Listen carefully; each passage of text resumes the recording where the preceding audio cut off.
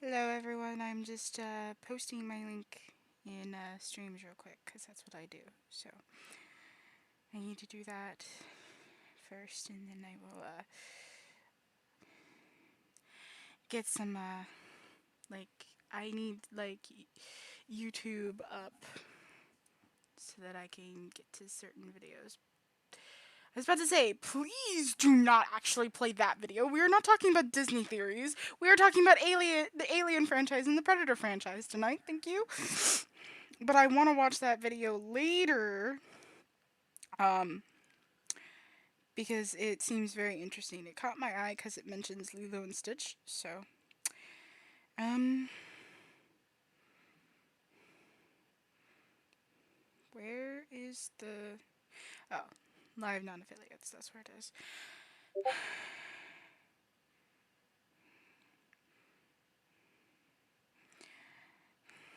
One of the servers I'm in kind of confused me a bit. So that's why it's taking a little bit longer because I got confused on that one particular server because I forgot where I'm supposed to post. So, but I found it and we're all good.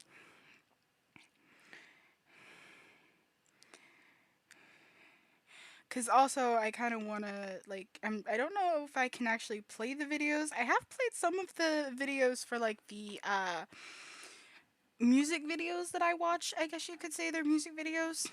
I have showed those on stream, but I don't know if I'm allowed to do that for like videos on like you know other videos besides music related videos. So yeah.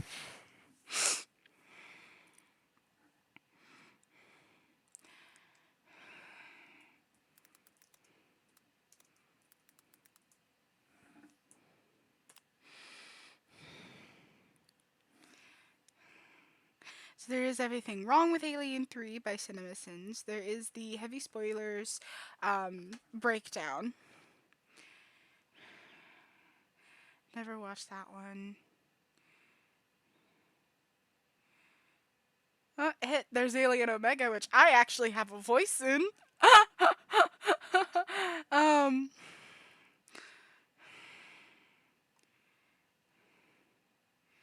not seeing the original video that I actually watched. I guess you could also say there is Dead Meat's kill count, which he does give a little bit of an. Oh, there it is. That's the one. So it's Alien 3 Why It Didn't Work. It was uploaded 10 years ago by a person named Sean McDougal. And that was actually the video that opened my eyes to Alien 3 because before I watched that video, I know I'm skipping right to Alien 3. But I mostly wanted to do this because of Alien 3. So, anyway,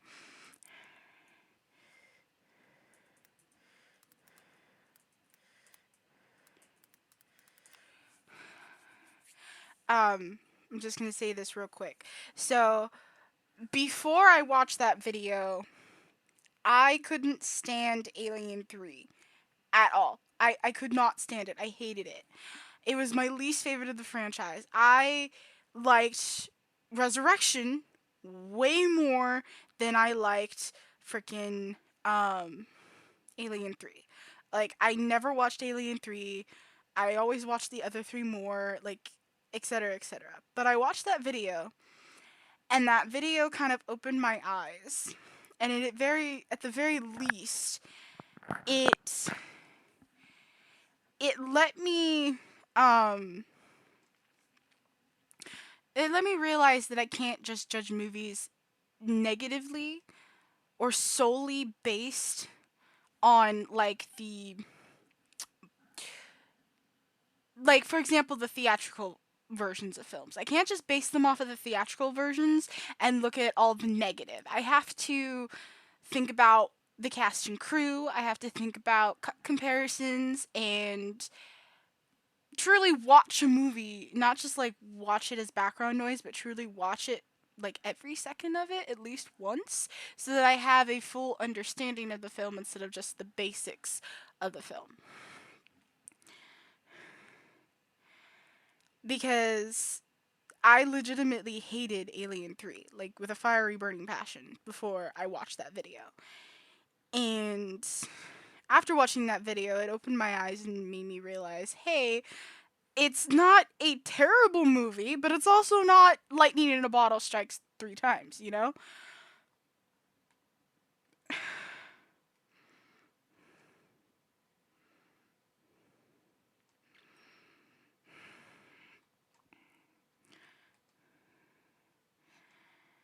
And specifically for Alien 3, that video opened my eyes to the fact that Alien 3 is one of those movies that has like a terrible behind the scenes story, and it's almost on par with all of the like religiously satanic and evil vibes that you get from The Exorcist and the original Omen. Like, it's cursed, but not in like a religious way. It's cursed in just a studio interfered way too fucking much kind of way, you know? So,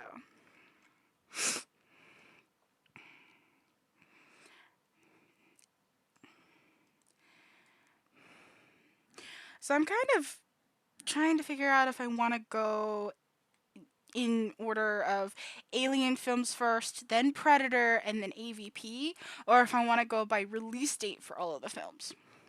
Or if I want to try to go in timeline order, or in the basic timeline order, which is actually technically Predator first, then with AVP in the middle, and then Alien.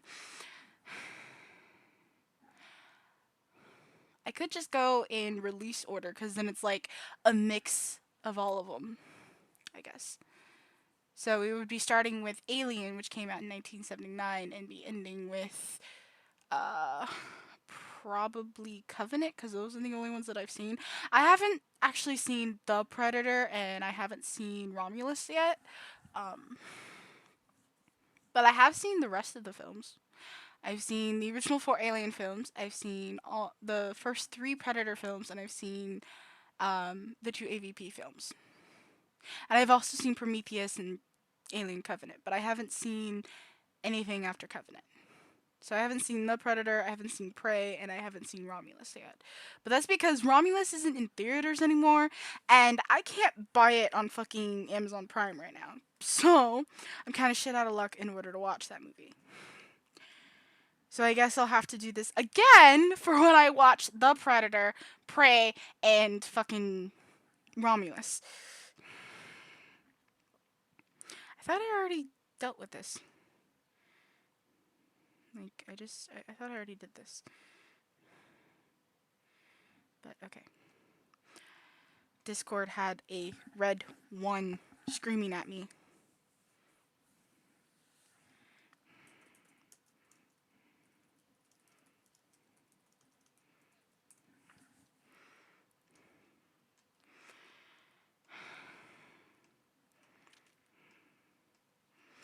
Windows capture properties. It's not the Google. There we go. So I'm just going to do that. I know it's technically YouTube right now, but mostly just need the Alien 3 ones, because, like, and the Minty Comedic Arts as well. Oh, the Alien search was down there. Because Minty here actually gives a lot of, he's neutral, but then he also gives a lot of positivity towards it, and he's also the one that has a lot of, like, um, he tells you a lot about he goes into behind the scenes for it all. And now that I've rewatched it, I realize that Resurrection is the one where he kind of talks about how each of the Alien films come in twos.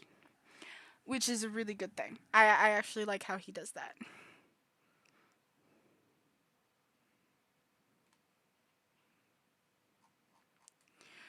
Um,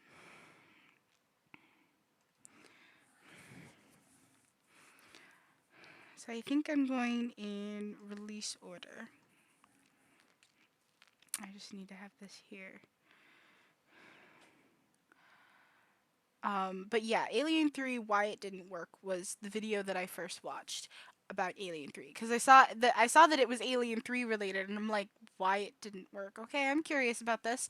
And I watched it, and it's like, okay, now I kind of understand why the movie isn't as great as the first two.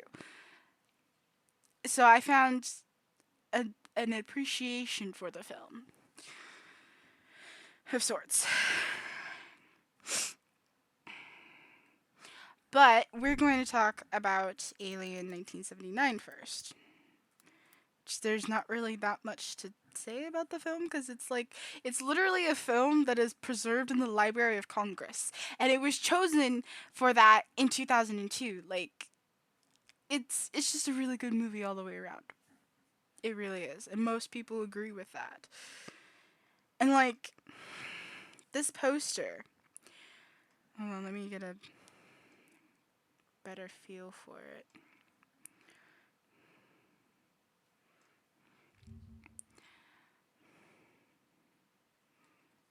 I don't know what, I've never been to this site before. But I mean, you see the poster there. It's literally an iconic poster. Like, that's one thing I've noticed is that Alien, that each of the original four Alien films has a color scheme. The first film is like green, the second film is blue, the third film is like yellow slash orange and brown, and the fourth film is like red-ish, like a rusty red. Or at least that's how it is for their Blu-ray.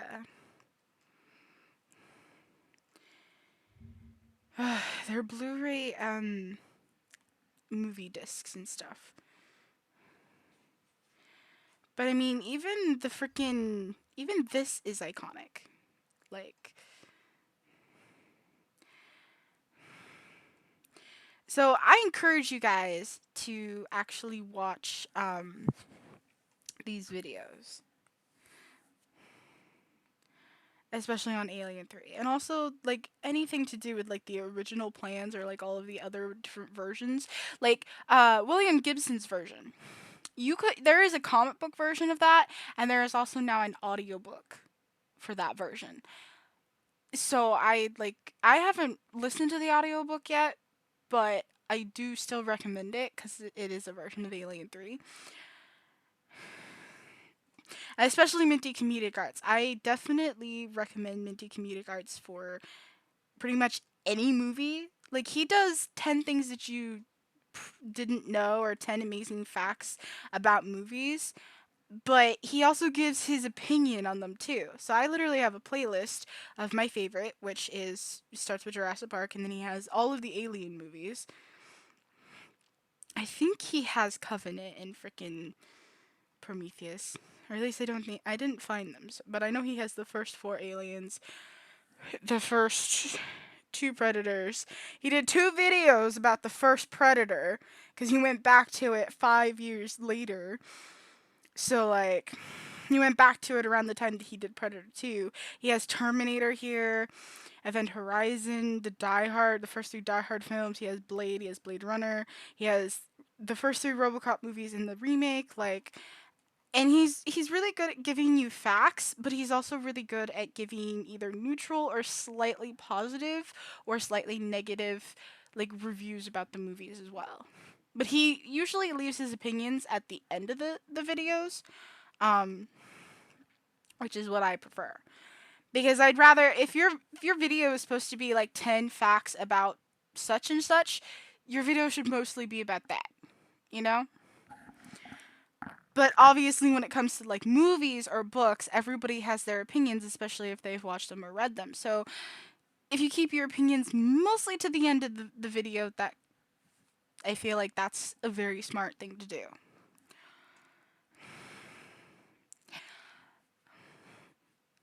So with the first Alien film, it actually is my favorite of the entire franchise, spanning all three, like Alien, Predator, and AVP. It is quite literally my favorite. There's just something about the first film that really resonates with me.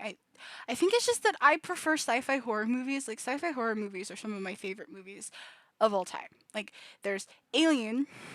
Well, I'm going to mention specifically sci-fi horror. That's actually pitched as sci-fi horror. So, Alien and The Thing are two of the greatest examples of purely sci-fi horror. And they're two of my favorite films of all time. I really like The Thing. Not as much as Alien, of course, but I mean, it. And what's kind of funny is with Alien, it started out. Dark Star was like the birth of the idea in Dan O'Bannon. And then Star Wars came out, and thus sci-fi movies were actually like legit again. Like, because sci-fi movies were kind of like dwindling in popularity. Nobody really liked sci-fi movies anymore. They were getting kind of stale. And then Star Wars came out, and it changed everything. It blew up so extravagantly that sci-fi movies were in demand after that. And 20th Century Fox happened to have Alien, and thus Alien was made as well. And it's probably one of the reasons why it works so well is that it was made after Star Wars. Because probably if it wasn't made after Star Wars, I mean, Minty says this too, but it's a really good point. If it was made before Star Wars, nobody would like it. Nobody would watch it. Everybody would be like, "Oh, it's just a B movie. Who fucking cares?" But because it was made after Star Wars and was a serious movie, it worked. But I think that's also, you have to give the director credit. Ridley Scott actually used Texas Chainsaw Massacre as an inspiration for the movie. I mean, yes, Dan O'Bannon used his previous film, Dark Star, as inspiration because he wanted to create a sci-fi horror movie that was more horror than comedy because Dark Star was more like sci-fi horror comedy. It was more emphasis on comedy than it was horror, but it was still technically a horror movie because it had a it's got a monster, but unfortunately the monster is a freaking beach ball. And not many people are afraid of beach balls. At least I'm not afraid of beach balls. I mean, it's supposed to be an alien, but it's an alien that looks like a beach ball. So like I don't think many people are afraid of beach balls. So like Dark Star ended up being more of a sci-fi comedy than a sci-fi horror movie. So Dan O'Bannon wanted to create an actual sci-fi horror movie. And that's what Alien is. It emphasizes the horror more than it does the comedy. Now that's not to say that Alien isn't funny. There are quite a few scenes where you can laugh because it is really funny. But for the most part, it's a very serious horror movie that happens to take place in space on a spaceship. So then it's also sci-fi because if it takes place in space, it's obviously a sci-fi movie because that's the way movie logic works for some reason. That or it has to be in a lab or in space, one of the two.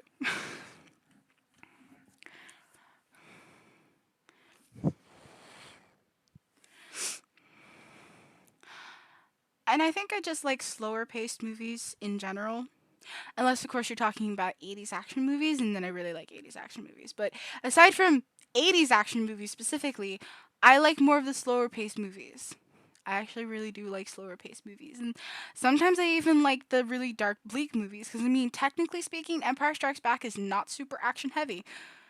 Empire Strikes Back first. I'm using Star Wars as a reference because Star Wars, everybody knows what Star Wars is. If you haven't watched Star Wars, you at least know of it. So that's why I'm using it as a comparison. And also, if it wasn't for Star Wars, we wouldn't have Alien. And if it wasn't for Alien, we wouldn't have The Thing. And we also wouldn't have Predator either. Technically.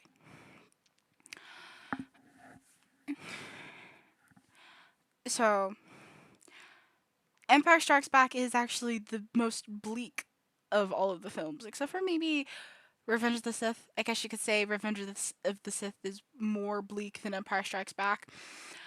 But my point is that they're more bleak than action heavy. Except for like the lightsaber scenes and some of the scenes on each of the planets where each of the Jedi die in Revenge of the Sith. Revenge of the Sith is very bleak. It's very dark. It's very not happy. Not happy, not action oriented. Like it's so and actually to be completely honest, other like Empire Strikes Back is my second favorite of the original trilogy. Return of the Jedi will always be my favorite. I don't know why I like that one so much. Don't ask me why. I'm not going into the reasons why because this is mostly Alien and Predator and AVP. Um, and then for the prequel trilogy, Revenge of the Sith is my favorite. I happen to really like Revenge of the Sith. I don't know why. I really don't, but I do. So I've always liked more of the slower paced movies. I like more heartfelt movies or more serious movies, like one of the two. And now that I'm older, I've realized that sci-fi horror is my favorite subgenre, like through and through. And Alien just like the creature itself actually does still scare me to this day because it's a very unique creature design and it's also a very scary creature design if you really look at it.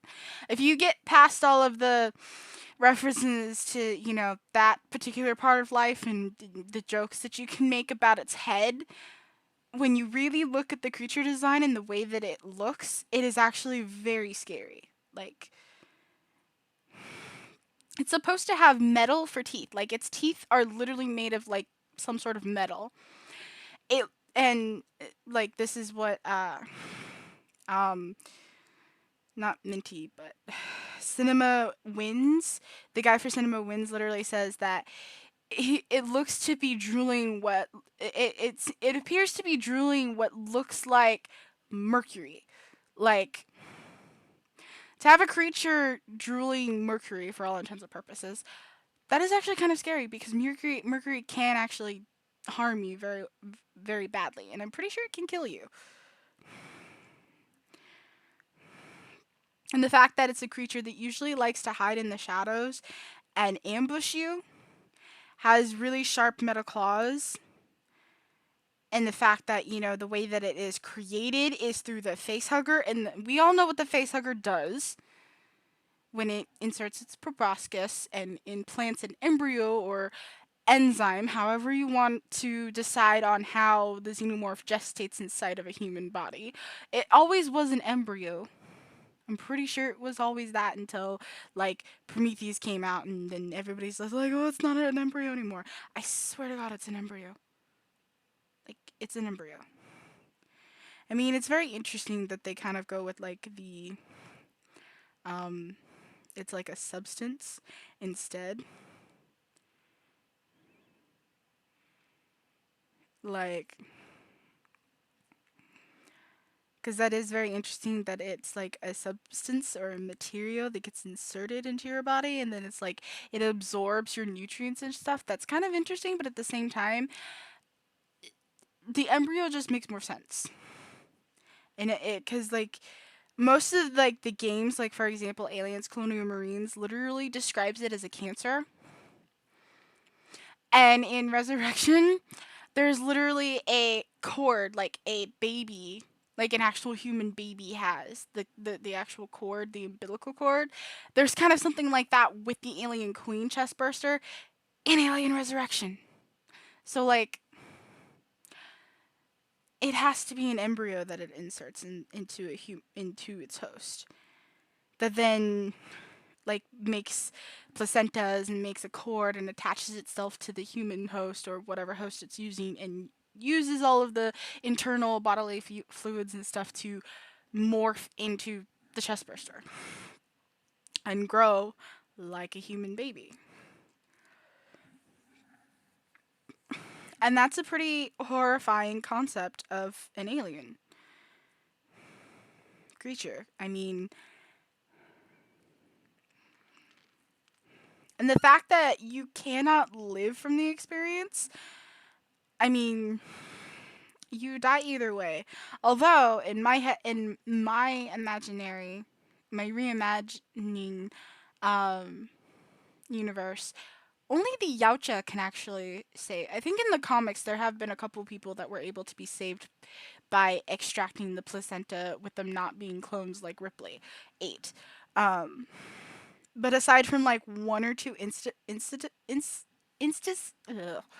instances, ugh, aside from one or two different characters in different comic books, nobody is able to survive a chest burster. And especially after it bursts through your chest, like there's no coming back from that. So the fact that you cannot live makes it quite scary. I don't know. You have to be desensitized not to be scared of the details in Alien. Like you have to be desensitized heavily, like my cousin. Hey Raven. Um so you literally have to be very desensitized to everything horror. Like you'd have to be so desensitized that Saw is not blood curdling to you or stomach queasy to you. Like what is a very body horror heavy movie that makes almost everybody vomit? Or I guess I could use The Exorcist as an example because there were literally people throwing up in the freaking movie theaters watching The Exorcist. They would throw up and then leave. Like you have to be so desensitized that even The Exorcist doesn't bother you. But I guess The Exorcist, it being a religious movie, then it'd be like you have to be atheist not to. I don't know. My point is, if you get queasy, then this movie is definitely going to upset your stomach. But I don't know why, but I think that's a good thing, at least in this movie's defense. Maybe in other movies, it's not really good to feel queasy, but in the Alien franchise, I think feeling queasy adds to the experience. I mean, I used to be terrified of the Alien franchise. Like, I couldn't even look at their covers for 10 years of my life. I'm pretty sure my brain was influenced by the death of my mother, but I think that my brain was also influenced by the fact that the xenomorph is terrifying. Like, the design itself, like, take it out of the movies and, ignore its elongated head, ignore the derpiness of the chest burster, and just look at it as an actual alien creature. And it's very scary. But also, if you watch it nowadays, it you can totally tell it's just a man in a suit. Because 1979 wasn't the greatest with like CGI and makeup and stuff like that. At least not as good as we can do now because the technology was not as good as it is now, obviously. But for its time, it was revolutionary. Like, and Balaji Badeo, I'm pretty sure that's how you pronounce his name, Balaji Badeo. I swear, both Cinema Wins and Minty just pronounce his name like they pronounce his name so strangely that it hurts my brain because I swear it's Balaji Badea. Or at least they butcher the last name. They get the first name right, which is Balaji, but they get the last name wrong. I swear they do. But he killed it as as the creature. He killed it as the alien. Like you do believe, at least for 1979 standards, that it's a real xenomorph. Also, that is very strange that it's John Carpenter. I would love to know more about that.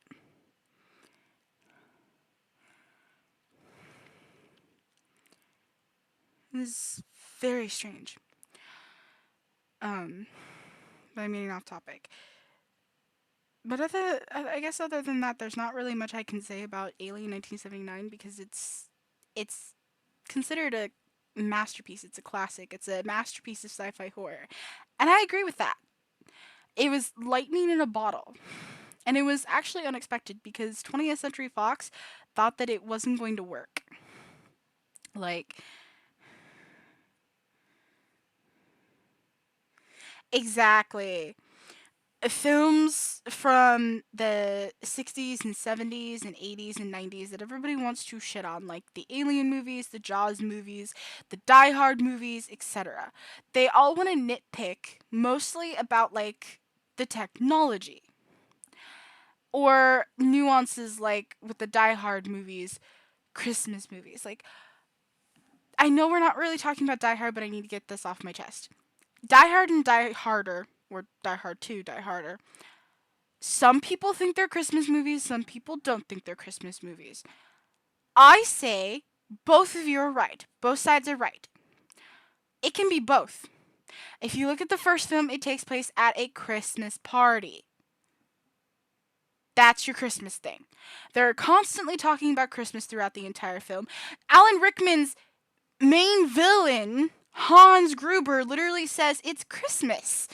It's the time of miracles. Like, but also I get it. It's just an 80s action movie to some people. Okay? And then the second film. He is she is literally visiting him for the holidays, for Christmas. Like, they both take place around the Christmas time. Like, it's kind of like the same concept as A Nightmare Before Christmas. They are technically in Halloween Town, okay? And they Halloweenify Christmas. But everybody swears up one side and down the other that it's a Christmas movie. Literally everybody except for maybe like 5% of the fan base. That's how I feel about Die Hard. It's both. You can have more than one thing in a movie. You can have more than one theme. Like, anyway, back to Alien. And your point, yes, the technology is not going to be the greatest, or is not going to compare to what we have now. And in my personal opinion, a lot of movies from the 70s and 80s and 90s are 10 times better than what the fuck they're putting out now, to be completely honest. I would rather take the shitty practical effects and the shitty CGI from the 70s, 80s, and 90s than take the shitty CGI from nowadays. Because sometimes the CGI nowadays is just so god awful that it hurts my brain and it makes me want to bleach my eyeballs. So,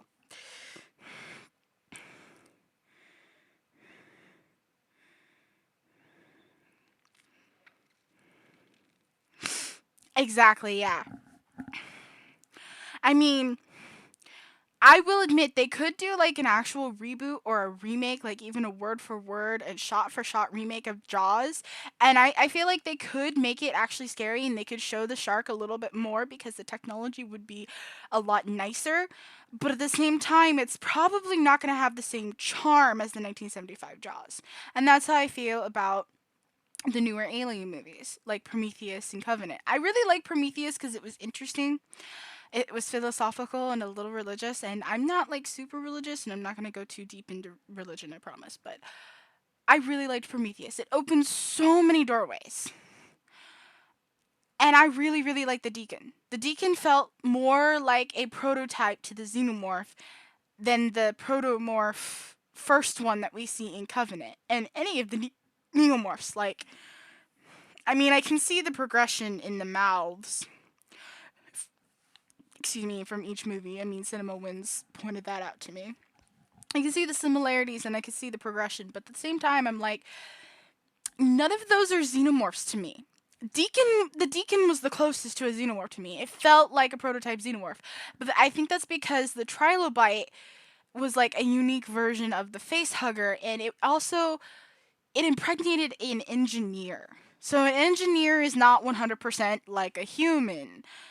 Sure, Prometheus opens the door that the engineers created mankind, but you don't necessarily have to believe that. That even though that scene was put in the beginning for you to see, that doesn't necessarily mean that it has to be true. You could still 100% believe that the Christian God Jehovah created all life on earth. It depends on what your religion is in real life and what you choose to believe what you're watching, you know? It's all up to personal perspective, especially when it comes to religion.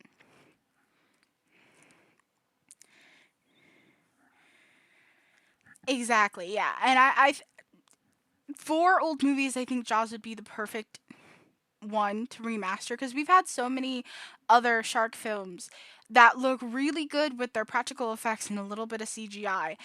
And but they don't really capture the same spirit as Jaws though. We're not really talking about shark movies. I would actually like to do that for another stream, do shark movies and talk about like Jaws and Deep Blue Sea and all of the other shark movies out there because I have lots of strong opinions, especially about Deep Blue Sea, or at least the first one, because there are 3 Deep Blue Sea movies. If you did not know that, there are 3 of them now. I've seen all 3 of them, and the second and third one are very interesting. But to keep that short, because it's mostly Alien, Predator, and AVP, um, Jaws would probably be the best example of like a 70s movie that could be remade and actually work. Because they tried Texas Chainsaw Massacre and that was like a 50-50 split. Half of the fan base hated it with a fiery burning passion because it was a remake and it didn't really live up to the expectations of the original. But it also wasn't really a shot for shot remake, it was more of like a reboot or a sequel. Just nobody really liked it. But then the other half of the fan base was like in love with the movie, or at least that's my perspective. I've never watched it all the way through. I've never watched any of the. For those like classic horror movies, I've only ever seen the remakes all the way through, and like a few of the original lineups here and there. I think the one of those original slasher films I've seen the most of Halloween movies. But that's because I was never really interested specifically in slashers. I think the only reason why I'm interested in slashers is because I like the Scream franchise, and I'm only really interested in the Scream franchise because of Ghostface. Followed by Dewey, and then Sydney, and then Gale. In that particular order, so. Yeah, that is one thing that I will say about the Alien franchise is you can totally see a progression or totally see the changes that were made. And I will get to that as I get to each movie. So, like I said, Alien 1979 is a sci-fi horror masterpiece and is considered a classic. Like I said, it was chosen in 2002. It was chosen to be preserved in the Library of Congress because it was either culturally, historically, or aesthetically significant. And I think it's because it's all 3 actually, because Alien really is culturally phenomenal. It is historical because it was a movie that ushered in that genre of sci-fi horror, and it helped revitalize the sci-fi franchise, like, or the sci-fi genre, cuz like sure, Star Wars started the revitalization of the sci-fi franchise. But Star Wars was more like a sci-fi fantasy drama with some romance and a little bit of war in it. Alien specifically ushered in the sci-fi horror subgenre, which is the genre that I like. So it was historical because brought it literally revitalized a subgenre. Not just helped revitalize the large genre of sci-fi, but revitalized a subgenre of movies because before Alien, all sci-fi horror movies were either like the B monster movies from the 50s or they were not taken seriously and considered trash movies from the 80s or from the 70s. You know? And so Alien is definitely historically significant. And I think it's aesthetically significant too because the aesthetic of Alien 1979 is iconic. H.R. Giger and Ron Cobb? I'm forgetting who did the human designs for Alien.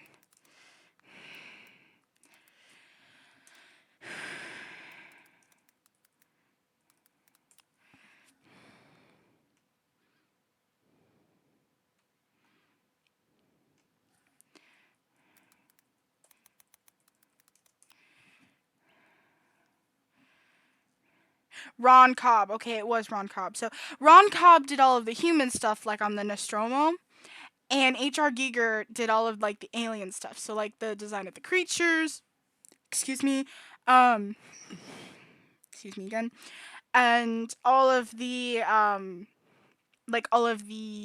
derelict ship stuff. That was all H.R. Giger. But all of like the human stuff in the ship, the Nostromo, that was all Ron Cobb. Like they both brought an aesthetic that hadn't really been seen before. Sure, they were mimicking Star Wars where they wanted to have like a lived in feeling, and like cuz Star Wars had kind of like an oily, rough lived in feeling, and that's what they were kind of going for Alien, but they didn't want to like completely rip off Star Wars.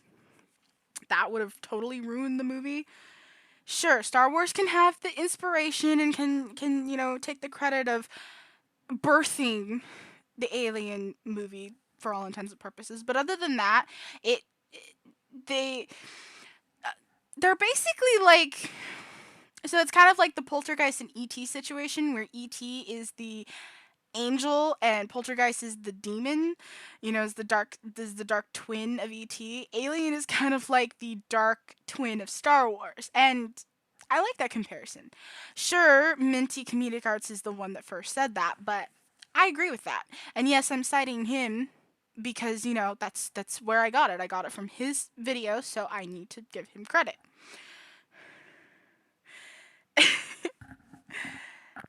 Yeah. So that's Alien. That's the first Alien film. That's how I feel. I guess I could say a little bit about the characters. The characters are all really fantastic, and they're all written really well.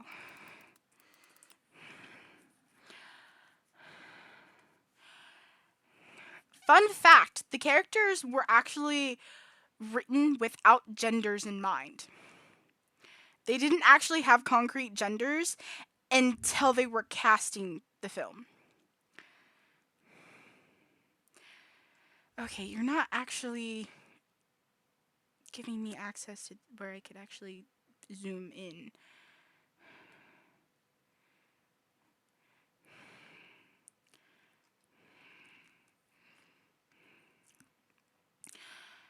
But yeah, the cast of Alien is phenomenal.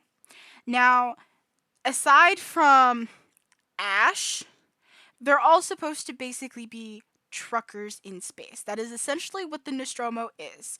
Because the first thing that you read in the beginning of Alien 1979,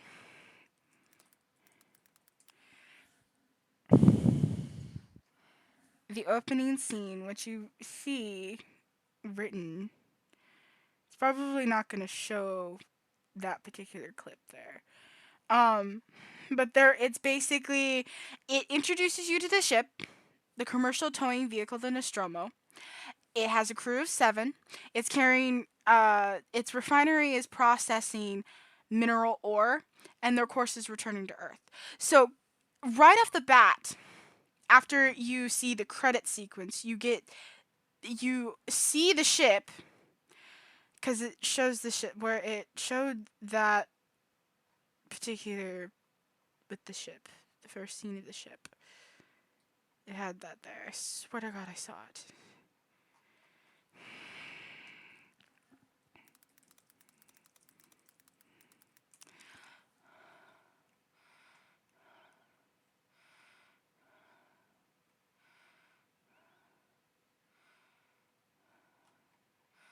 I guess this is like the closest we'll ever get to it. So if you can see that a little bit better. So it basically has this here.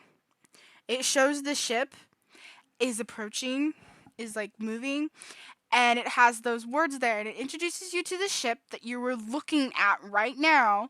It tells you the name of the ship, and then it tells you how many crew members there are, and that it has a refinery that's processing mineral ore, and then it tells you its course, which is returning to Earth. So you get the setup that the ship is returning from a deep space mining project, and it's returning to Earth with what they mined. So essentially, the characters are all basically long haul truckers, but in space. That is literally what they are. They are just working class people trying to have a paycheck. And Ripley specifically has this fleshed out in the sequel and then also the Alien Isolation film, that she is a single mother trying to support her daughter. Because I'm pretty sure in like facts about Alien Isolation and stuff, it is said that Amanda's father is nowhere to be seen.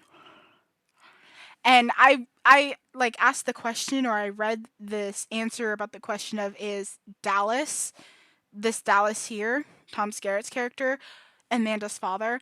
And no, no, Dallas is not her father. But he's more like a father to her than her biological father is, because her biological father went, "Peace, I'm out of here," and was Dallas is very close to Ripley, because I mean, originally there was supposed to be a spicy, let's just use the word spicy, a spicy scene between Dallas and Ripley in the film, and it was supposed to take place between I think it was supposed to take place between Kane's makeshift funeral and the gathering around to figure out what to do to find the xenomorph. And it was supposed to take place in the shuttle, the Narcissus. So basically, Dallas is in there thinking, and Ripley comes in and says, "I need some relief," or I need release." Basically, is what she says, and they do it in the shuttle. Yeah, that was supposed to be in the movie, but thank God it was cut, because oh my God, Alien does not need those scenes in it. That's one of the reasons why I hate Covenant with a fiery burning passion. These movies never needed explicit sexual content in them, because these movies were always more subtle, or you'd have to read between the lines, or you'd have to really think about it type of movies. You don't need to think, you don't need it in your face. Like, that's not what the Alien franchise is, okay? But anyway, yeah, Dallas is not Amanda's father. So you get that Ellen Ripley here is literally a working class single mother trying to put food on the table and provide a roof over her daughter's head. That is literally an everyday woman in today's society, and even in society back then, technically. So that's why we can relate to her, because she's literally a working class single mother. Like, there are so many people out there, so many women out there who are single mothers who relate to her because of that fact, you know? And that's what makes the first Alien work so well, is that the characters are literally just working class people that end up in a nightmare because the company they work for is evil. Unfortunately, literally, they are just working class people who unfortunately work for an evil corporation. As literally, that is literally the explanation. And Ash is literally the only one that stands out. But when you see him at first, he doesn't really stand out all that much. If you look really closely, you can tell that he stands out, but for the first like hour of the film, he doesn't really stand out. Especially if you're not looking for it, or if you're not, or it's like a first time viewing, or a second time viewing, or maybe even a third time viewing, you're not really paying attention to the fact that he stands out, and you don't, and it still surprises you every time it's revealed that he's not human, you know? And once you finally realize, oh, he's not human, he must have been planted there by Weyland-Yutani, then the pieces start to fall together that he does stand out. And if you watch it again after you realize that, you start seeing little clues in that first hour that he's not really on their side, you know? And apparently, Dan O'Bannon or Ronald Shusett on the like commentary literally rant and rave about the fact that they hate the android Ash twist with a fiery burning passion, although one of them, whichever one it is, they do say that it doesn't really hurt the movie. The movie is still a critical and a box office success. It's like a success all the way around. But and also it every other movie in existence that is related to the xenomorph, or in every game and every comics now, like they revolve around that thing. But, he really didn't like it. He basically called it's like the Russian spy type of thing, you know? It's like who cares about that? But, it works really well for the Alien film. So, I think that's one of the stronger points of the first Alien film. If you want to say that it has strong points and weak points, one of the strong points is its characters and the way that the characters are written. And like I said, fun fact, the characters were deliberately written with their last names because they didn't have genders in mind when they wrote the script. So actually, technically, Ripley was supposed to be a man, but they ended up casting a woman instead. They were all like genderless until they started casting. So, also fun fact, and a segue into Aliens, Lambert is actually a transgender character. It is revealed in Aliens that she's transgender, male to female. So, I'm sure people will like that. And Aliens is another great example of a good film.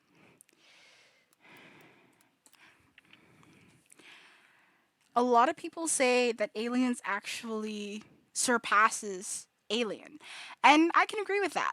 It is just as good, if not slightly better. But me personally, I do prefer Alien because I prefer the slower pace of Alien. But for oh, no worry, no worries, it's fine.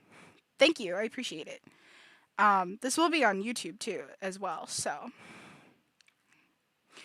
you can always rewatch it later.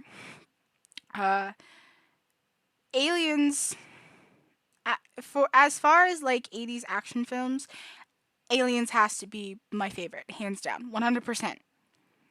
Like it surpasses the Terminator, surpasses Terminator 2, surpasses Predator, it surpasses RoboCop. RoboCop is technically an 80s action movie, but it's a lot of other things. Topic for another stream. Uh, it's even better than Die Hard, and it's better than Lethal Weapon. And Die Hard and Lethal Weapon happen to be two of my favorite strictly 80s action films because they are strictly action films. Although Lethal Weapon does kind of lean towards the buddy cop subgenre, but still. Um, its characters are really well written.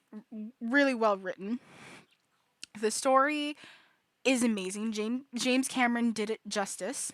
He created he expanded upon the world that Ridley Scott had helped to create, and the designs of the aliens are actually much better. I do actually like. I prefer the smooth carapace of the xenomorph heads, like seen in the first film. But I do like the ridges because I kind of have this head canon for. I have a head canon for both my reimaginative universe and the existing universe, that the ones with the smooth domed heads are drones, specifically called drones, and the ones with the ridges are called warriors. That's my headcanon for both my universe, or my version, and what's already pre-existing. That's how I feel, is that we're seeing the warriors in Aliens. We saw a drone in the first film. Now we're seeing the warriors. That's how I look at it. And that's also how Aliens Fireteam Elite looks at it too, because there are two different tall, what look to be birthed out of humans. There are the ones with the smooth carapace, which are called drones, and then there are the ones that, like Ridley Scott's, or not Ridley Scott, but James Cameron's versions, which have the ridge on their heads, and they're called warriors. And I like that very much. That really fits. Um, and the impact on aliens, the impact aliens had was massive. Sure, it took 7 years to finally come to fruition, but that was a 7 years well waited. Like, sure, fans back then were waiting with bated breath, but it was well worth the wait, and I can agree with that. Sure, I don't. Sure, Aliens is my second favorite in the Aliens half of the franchise. Um, Also, by the way, this was the cover that scared the living shit out of me. Like, tell me this does not look horrific. Tell me that this is not going to terrify people, especially children and minors. Tell me that that's not scary. Like, seriously, tell me that this is not scary. Like, this scared the ever living shit out of me as a kid. And was the main reason why I couldn't watch any of the movies, and my basically made my grandmother give them away is because that cover scared the hell out of me. I think it was mostly due to my mother passing away, and so in my little girl brain, because I was 3.5, 4, when she got rid of them, but in my brain, I saw my mother as every single character that was dying, even regardless of age, regardless of gender, regardless of height, you know? And so obviously that's what my little girl brain was, immediately thinking. But immediately after that, it was thinking that the creature looked extremely scary. And that cover specifically, that special edition cover, really scared the shit out of me. It was the blue light, it was the dripping drool, it was the drool over here. This always looked like an eyeball to me, even though that's just an indentation in their like skull and everything. But the DVD special edition for it literally scared the hell out of me. This is another version of it, the widescreen version. But yeah, it's just the blue outline, the drool, the this right here, like everything about this just scared me as a kid. And I was terrified of these movies until I was 14 years old. For some reason, my teenage brain got the funny idea that girls my age were watching movies like these, and if I was actually invited to a sleepover, which never happened. I don't know why I ever thought this would ever happen, but I could dream as a 14-year-old girl. Um, but if I ever had friends and they wanted me to come over and watch movies and they decided to watch scary movies, I didn't want to be the baby of the group and say I can't watch that, it gives me nightmares. You know? So I finally watched all of the movies. And ever since then I have had a very deep appreciation for them, especially for the first two Alien films, along with the first two Predator films. So, yeah, to say that, Aliens didn't have as much of an impact as the first film did on me is an understatement. To be completely honest, the second film had a bigger impact on me personally than the first film did. I've just grown to have a deeper love of the first film as I've gotten older. For the longest time, Aliens was my favorite. It did surpass the first one in every single way possible. But now that I'm older and I have more of a palette and I've watched more movies and stuff, and I've watched these movies over and over and over again, I find that I prefer the first film. The first film is actually my favorite. But Aliens is like number 2, 100%. Like there's no way any other alien movie could top Aliens. Like, and I think Aliens is just as culturally, historically, and aesthetically significant as the first film because it continues the same aesthetic as the first film. Um, and Aliens was kind of a phenomenon too because it was technically the first film. Um, well, I guess it's not technically the first film that got an action figure lineup. Um, I, release date wise, it was the first one because the movie release date, Aliens came out in 1986, RoboCop came out in 1987. So there was a year difference in movie release, but in action figure lineup release, technically RoboCop beat it.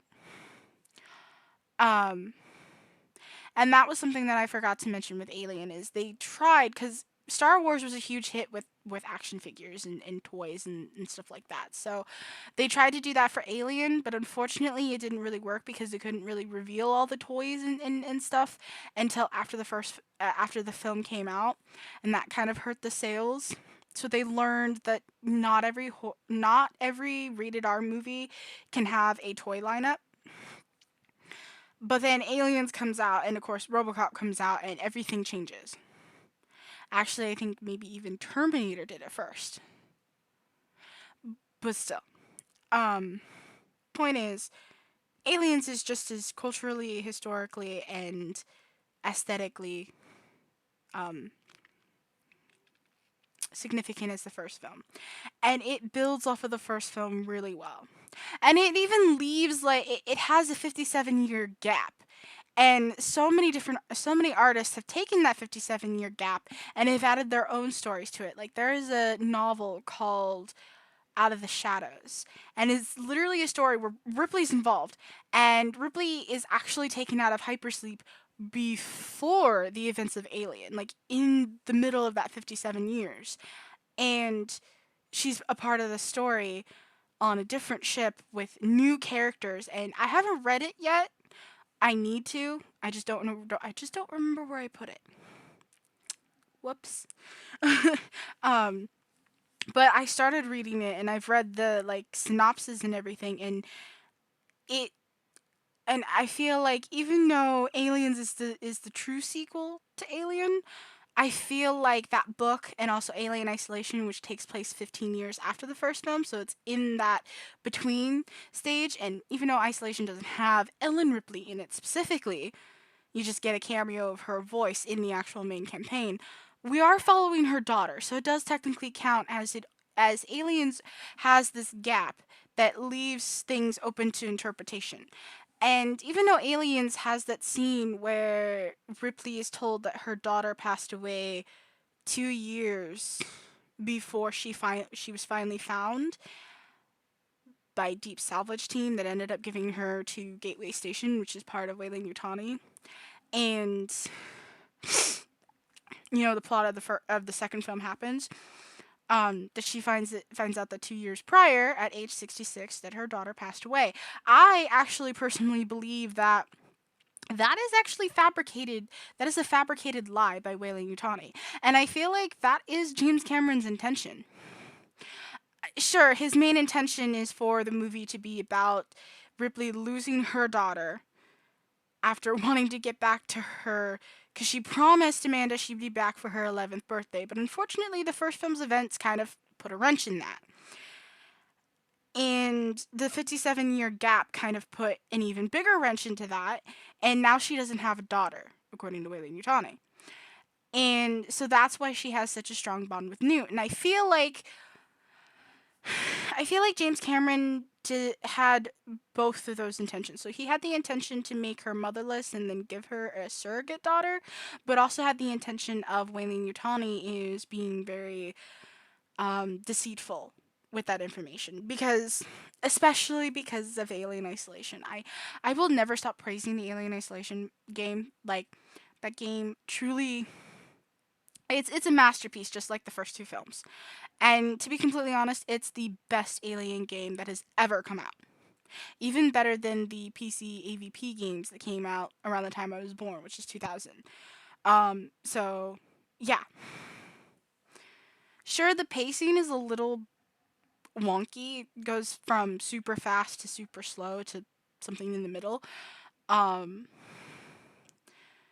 but compared to all the rest of the games, especially to Colonial Marines that came out the year before, with all of its terrible, terrible, terrible bugs just because of a freaking misspelling in the fucking code. Like, Isolation is a masterpiece compared to all of those games.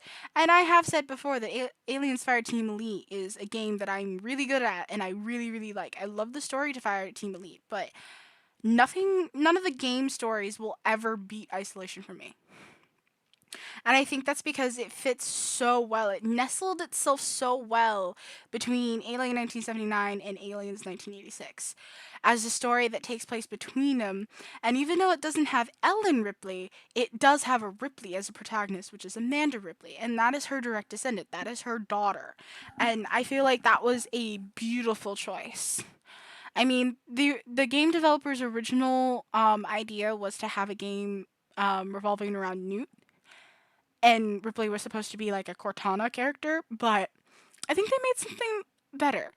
I would love to see a game based on that design, based on that concept, sometime in the future. But for 2014's Alien Isolation, I think they went with the right choice of using Amanda Ripley because she's already a pre-existing established character in the canon. I think she's only mentioned in the special edition of Aliens, but She's still a prominent character. She's still an actual established character who they took and they fleshed out in a story. Sure, Alien Isolation takes a lot of beats from the original film, but I mean, literally, while they were working on the film, they had the original film of Alien playing on loop so that they got the feel of the movie. And it is supposed to be a movie that's more in line with the sci fi horror subgenre than sci fi horror action. So, of course, Alien Isolation is going to be a lot like the first film because that was their intention. They intended it to be more like the first film. But there is also a lot of references to aliens as well. I feel like it's the perfect um I feel like the events that happened on Sevastopol are a perfect reason why Weyland Yutani would lie to Ellen about Amanda being dead. Like it feels like they're either holding her prisoner or have held her captive or she's, you know, like for example in my own little universe of, fan reimagining, she ends up in a different timeline on a different planet and she marries Dutch from Predator. So she's having her own little world during the rest of those years. So I guess what's 57 minus 15? Getting a calculator out. So for those other 42 years, she's having a different life. She has a child who then, has her own children, so she continues the lineage. But I think Weyland Yutani wouldn't want Ellen to know that because they're an evil corporation, and also because, they wouldn't want them to cross paths and both of them take out the alien creature together once and for all because what would they have for their bioweapons division, So, I, so Aliens definitely hits you in the feels a lot more than the first film because Aliens is a lot more about motherhood than it is about survival. Sure, Aliens has a huge theme of survival. That's literally what most horror films are about, is about survival. But the first film has a more emphasis on motherhood because the first film there wasn't really any mention of Ripley's daughter. It's like she didn't even have a daughter until James Cameron decided to give her one, basically. Um, which I'm very glad he did. Because then we have like one of the greatest game protagonists of all time, thank you. um, but Alien Isolation also expands on the first film because they literally take two scenes from the original film and they reimagine it in their game style. Oh my god, and it is perfect. But there are lots of like tapes recorded by the crew of the Nostromo, and like there's a lot of them from with aliens or by Ripley. Why is my computer not plugged in anymore? This is going to bother me if I don't fix it.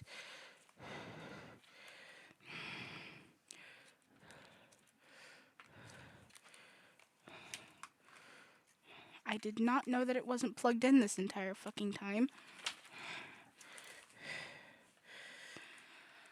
Hopefully it doesn't die while I'm doing this shit. I mean, I plugged it back in, so we should be good.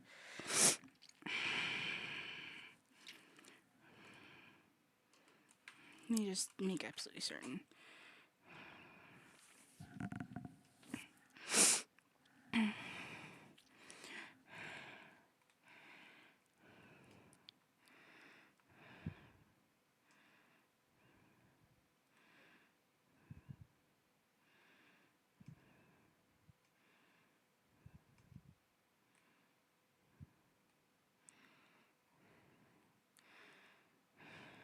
There we go. Well, it's okay. It is charging, so I turned on all of the energy recommendation shit. So I'm gonna have to be moving my mouse a lot. So if you see the cursor moving a lot, then that's the reason why.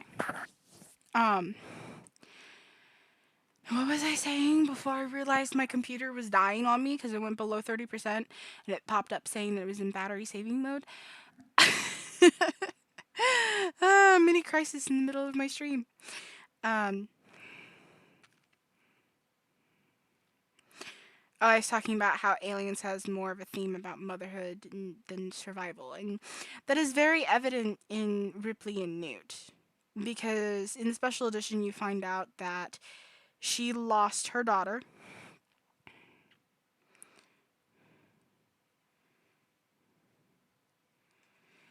Um, and then when she gets to that planetoid and she finds Newt and she gets Newt up and everything, and she starts to feel a familial bond because this little girl doesn't have a mother anymore. Her family is dead. She says as much. They're dead, all right. Can I go now? Like, Ripley immediately feels this motherly instinct that she needs to protect this little girl. She even risks her life, risks the life of Hicks and the android Bishop in order to go save her because the alien queen had her abducted by one of her warriors. Like that.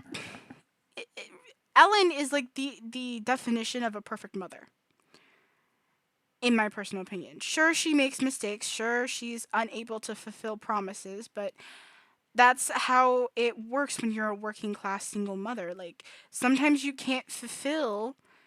um you can't fulfill every single promise that you make to your children, especially when it involves your job. Like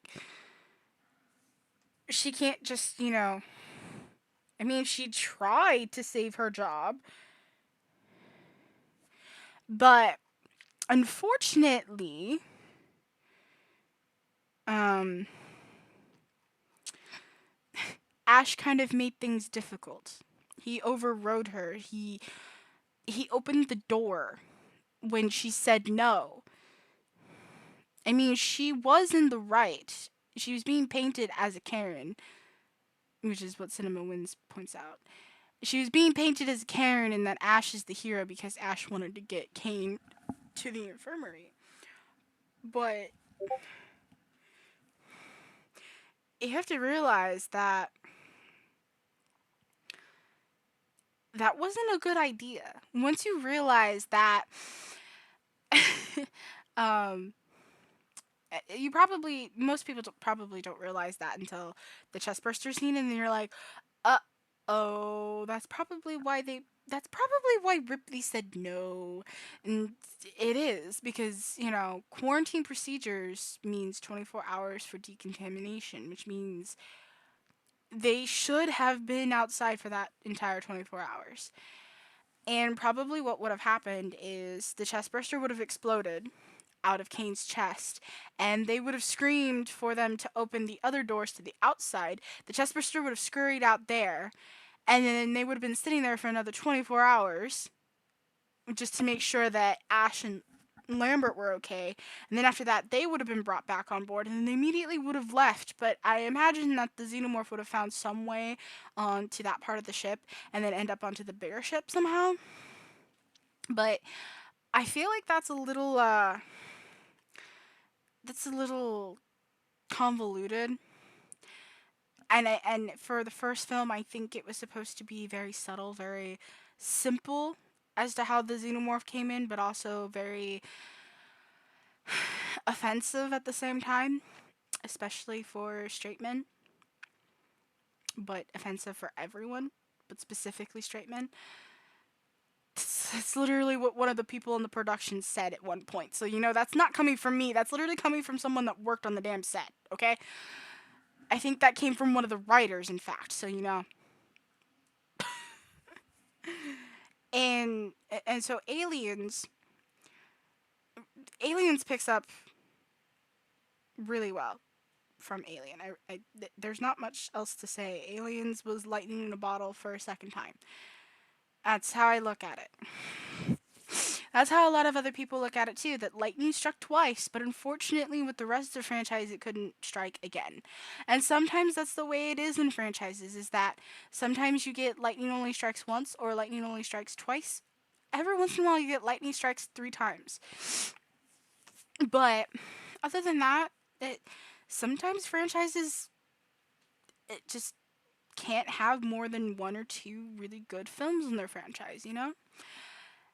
It's unfortunate, but that's the world keeps a spinning anyway. So, and again, the cast is perfect, and the characters are perfect. They are literally military people. So I get this from Minty's video. So Minty did the research, and sure, I'm taking it from his video, but I'm giving him credit.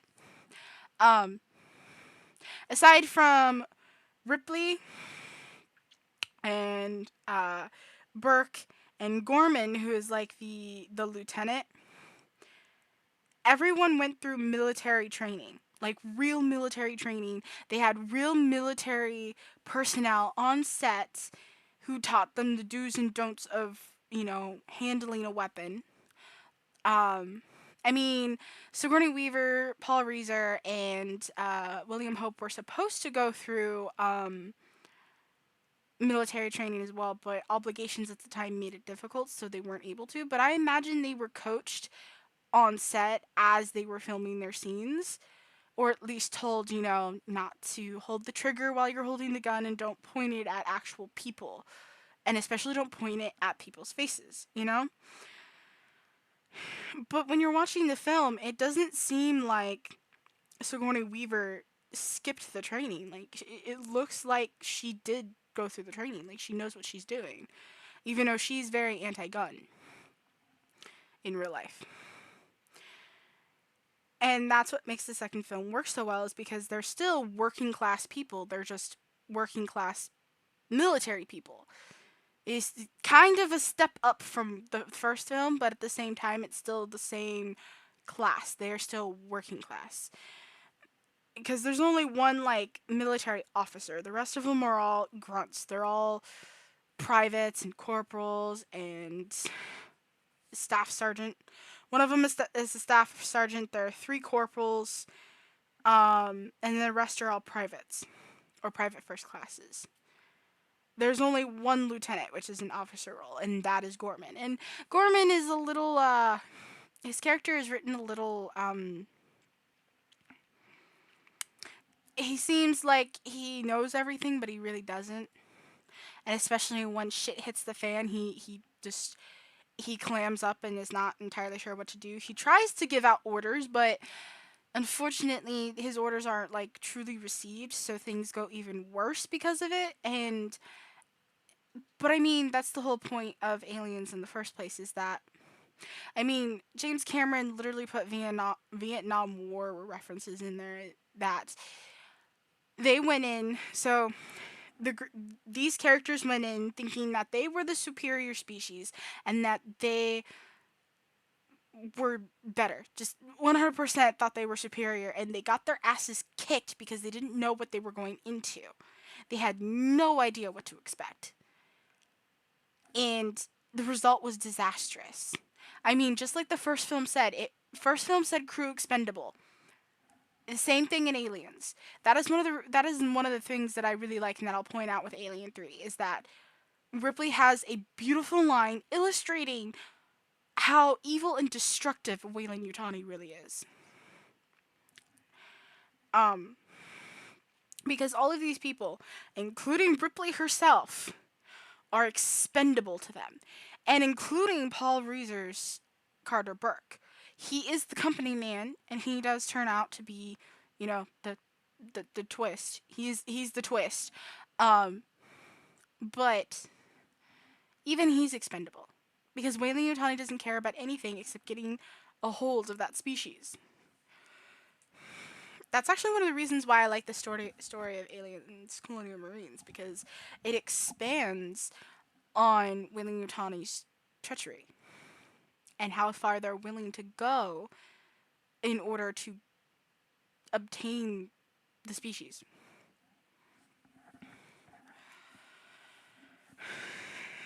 Like, They were willing to torture Hicks for weeks for information out of him. Like, if they were willing to be on that planet, they were willing to be there while there were xenomorphs everywhere. Like, even though they're evil, they're committed to being evil. You've got to give them that. Like, and even the characters that you don't spend time with, like Wierzbowski, who's like one of the first characters to die, he's still written quite well, even just as fodder, you know? Or Frost, which we get a little more screen time with. He is the African American man who gets burnt by Dietrich, which is the woman that goes into the nest rather than the one that stays on. Dietrich is the female corporal that goes with them into the nest rather than the female corporal that stays in the APC. That one's Pharaoh. Dietrich is the one that goes into the nest. And she is picked up and taken by a xenomorph. And she accidentally um, lets off her incendiary unit, her flamethrower. And she catches Frost in that. And then he falls over the edge, burning to death as he falls. So even Frost is written really well, even though he has less scenes than the rest of the characters. So even the smaller characters that are literally just there to be fodder or just there to die to fill the requirements of being a horror movie or a horror thriller terrifying movie, they're still written really well. And also Wierzbowski is a very interesting name. I don't know why they had to make that character the one that Hicks calls out to, because the name doesn't really roll off the tongue very well. Wierzbowski. I mean, Michael Biehn kills it, because Michael Biehn kills everything he's in. I mean, he was in Terminator 2 years prior, and he killed playing Kyle Reese. Like, you totally believe him, that he's a young man sent from the future, in love with Sarah Connor, and is there literally to save her life, and doesn't care if he dies in the process. You know? So, but couldn't they have had him call out to Crow instead? Wouldn't Crow have been easier? Just a thought. But I guess because he turns Crow's body over and it's Wierzbowski who's screaming, I don't know why they couldn't have flipped the names, but whatever. That's a nitpicky thing that I'm not really truly nitpicking. I'm just that I'm being stereotypical with, because I know a lot of people do that. I mean, there was someone in a video somewhere. I think it was probably Dead Meat James in his kill count for it. He complains that Wierzbowski doesn't really roll off the tongue very well, and it's like, why did they pick that name for Hicks to have to scream out more than once in a scene? And I actually just laugh at that nitpicky criticism, because it's just like, it's just a name.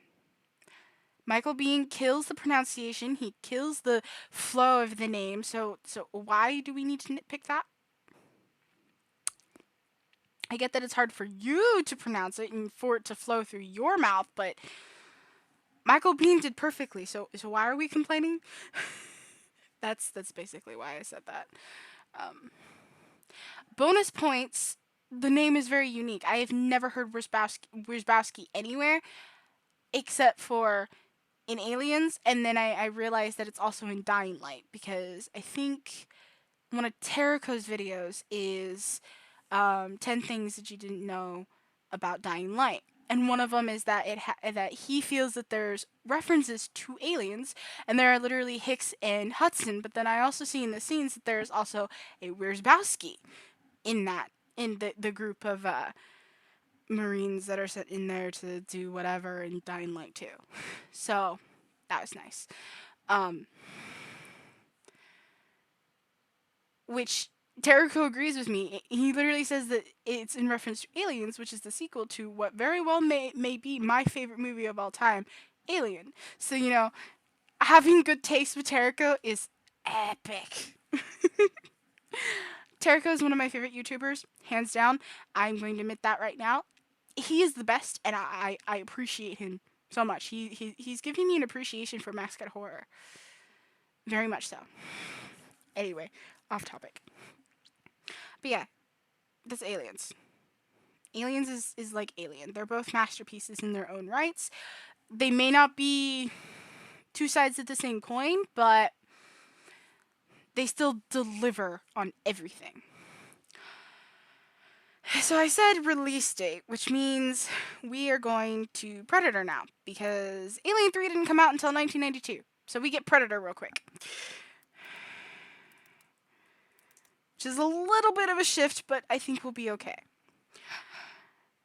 Now, I will start off by saying, which I got this information, I think, from Minty Comedic Arts and maybe another video, but this movie was originally created because of a joke. To have two muscle men fight each other. Like basically having Arnold Schwarzenegger and Sylvester Stallone fight each other, or one of them fighting like Claude Van Damme. You know? That was the joke. The writers saw potential in something like that, and thus we got the sci-fi action horror movie Predator. And I feel like Predator is along the lines of Aliens. They are technically sci-fi horror movies, but they also have action in them. And Predator has a very good subversion to it. So like the first like half of the movie is literally just 80 schlock movie because it's Arnold Schwarzenegger. It's literally like Commando 100%. But then by the middle of the film you start to realize, "Oh, wait a minute. This is a sci-fi movie, so there's got to be some sci-fi stuff in it, and we're gonna throw horror in it because it's a sci-fi movie monster or sci-fi alien who happens to be killing people." And I don't know if my like expectations or my personal opinions on horror, like if you have a creature or an alien killing human beings, it's a fucking horror movie to me. Like I don't know why horror has to be specifically slasher films like Scream and Halloween and Texas Chainsaw Massacre and Friday the 13th, Nightmare on Elm Street. I don't know why it has to be either slasher films like that or it has to be something like The Babadook. It has to be psychological. It's like creature features exist. Uh, like, and a movie can have more than one genre competing for attention. And if you really look at every single film that has ever come out, every single film has every single genre in it. It just has more of a few than others. Predator's a perfect example. Predator literally has everything, except for maybe romance. I think romance has the least. There's the least amount of romance in Predator, but it has the most of sci-fi, action, horror. Those are the top three in that order: sci-fi, action, horror. But it has comedy and I don't know what the other genre. What are considered all of the main genres?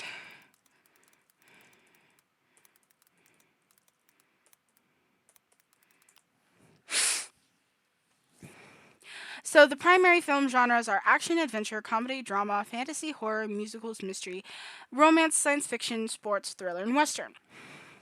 So now let's pick out the ones that Predator doesn't have, or at least doesn't have in spades.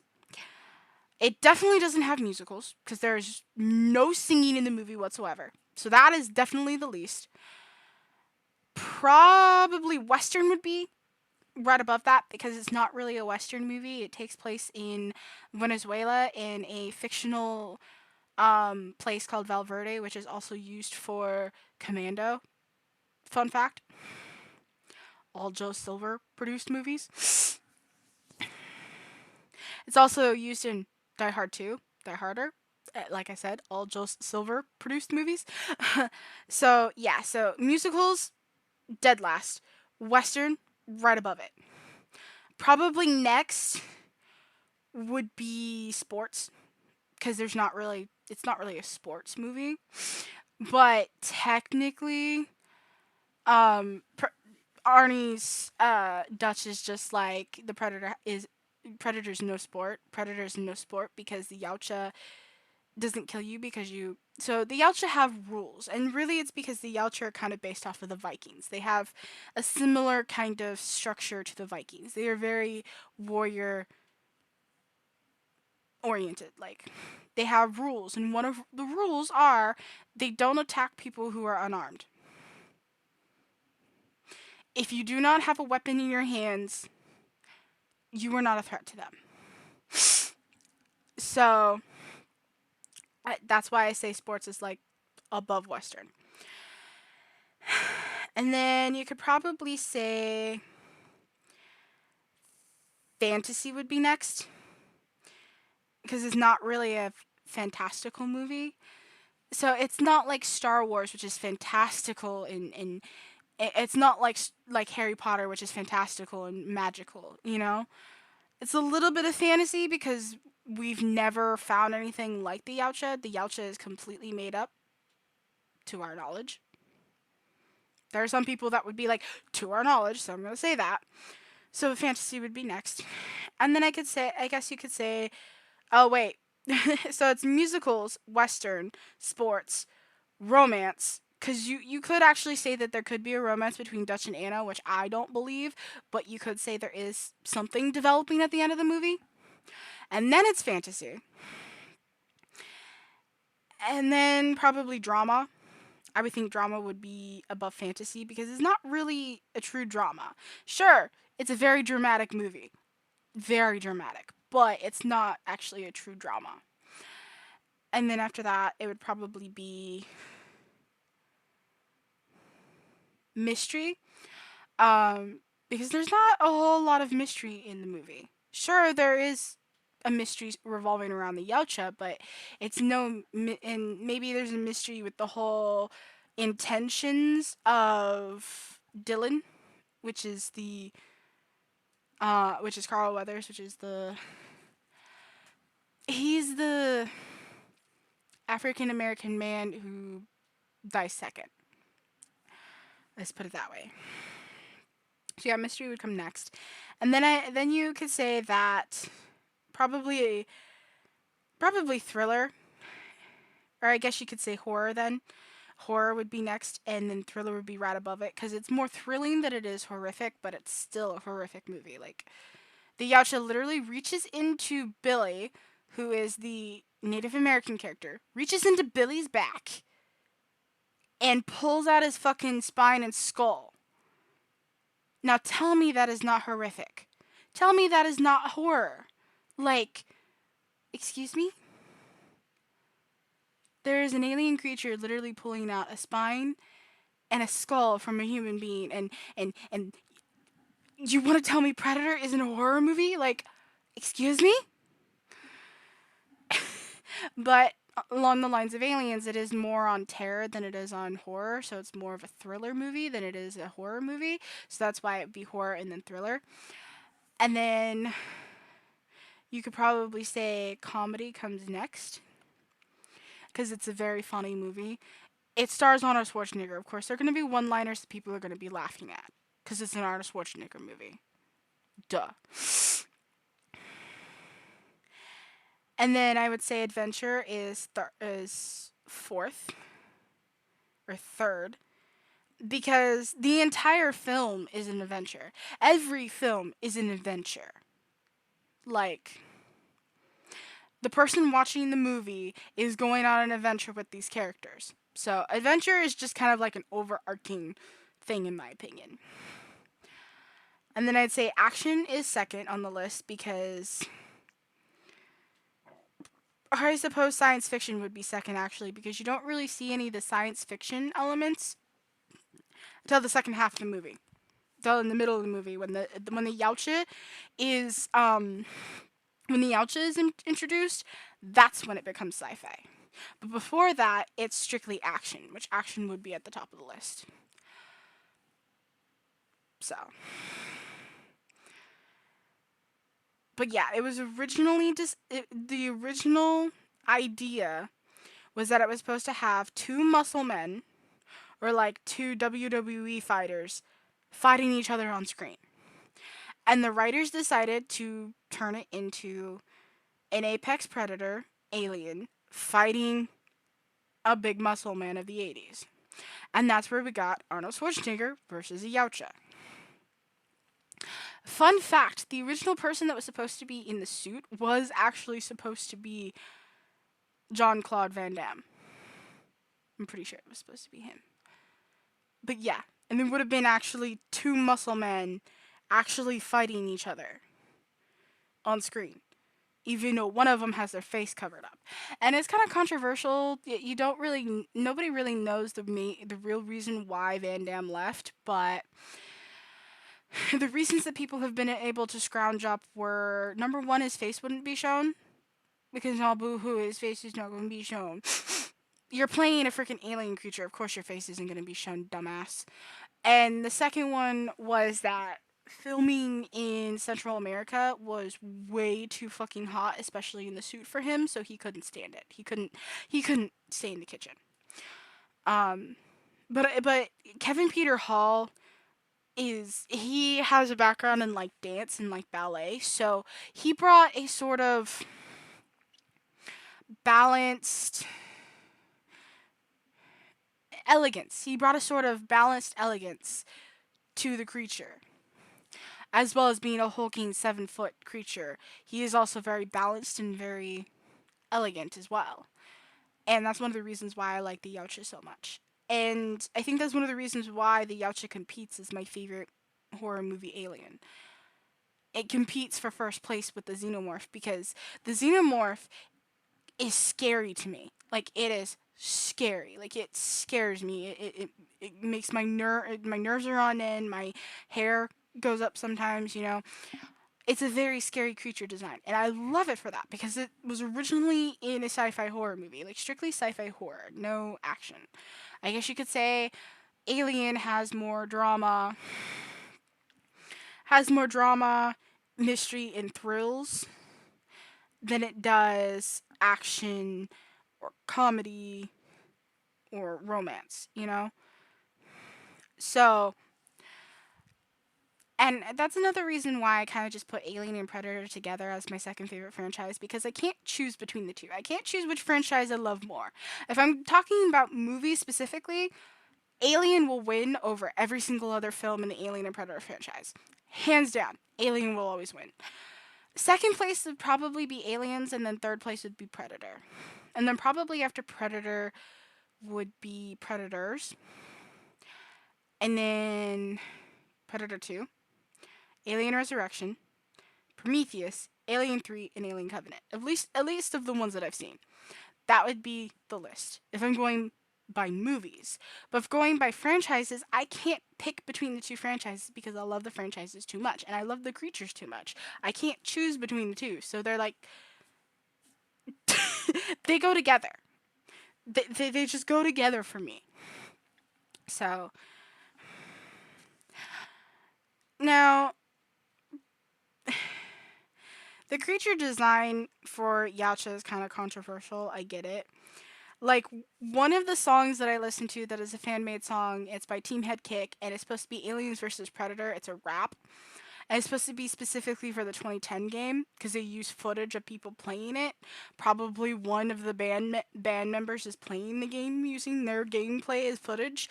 Um, and they put it so perfectly for the Yautja. They say that the face looks like a tooth-filled vagina, a woman's body part. That's what they say. And to be completely honest, when you look at it, it kind of does. But you also kind of see crab in there too because of the mandibles. But that's just what. But for me personally, that just adds to the uniqueness of the creature design. Also, fun fact: Stan Winston had, a hand in the final product of the design. By the way, he was talking to. Oh, who is he talking to on the plane? Is Stan Winston or James Cameron?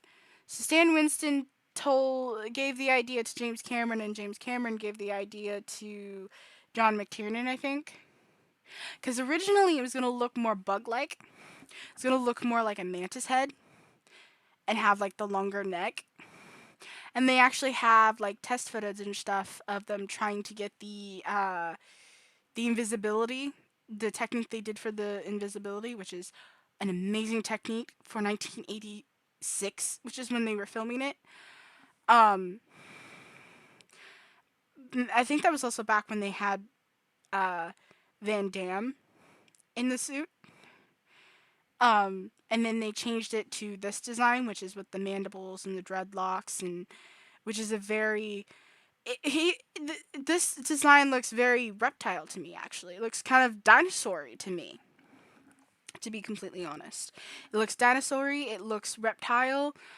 It actually looks more like a humanoid creature. The xenomorph, on the other hand, looks like an alien. It looks like a creature. It doesn't look like a human. It's not really humanoid, even if it's birthed through a human. It has some humanoid features, like arms and legs and hands that look human, but the rest is all alien. Like 100% not human. The Yautja could pass as human, to be completely honest. They didn't have as long claws, and if their dreadlocks were actually hair, and you take away the mandibles and give them like a human mouth, it would look very human, you know? The mask that it wears is like one of the most iconic masks I have ever seen. It's more iconic than Leatherface. It's more iconic than Michael Myers. It's more iconic than Ghostface. It's more iconic than Ghostface. And if anybody has ever watched my streams where I'm playing Dead by Daylight and I'm ranting and raving about Ghosty, you know how much I love Ghostface. You know how much I'm obsessed with Ghostface. And you know how, and if you've ever watched me play Valorant, you know how obsessed I am with Omen because he's literally just a blue ghost face. And even I'm saying the Predator mask is more iconic than that mask. Like, and but then again, Predator is a very different film to all of those other horror movie villains movies because Predator is a sci-fi action horror movie and it's not a slasher horror movie. But I mean, if you look at the first Alien and you look at the first Predator, they are technically slasher films in their own right. But instead of it being some human in a mask, it's an alien in a mask. I mean, the first Alien gets the moniker of being a haunted house in space.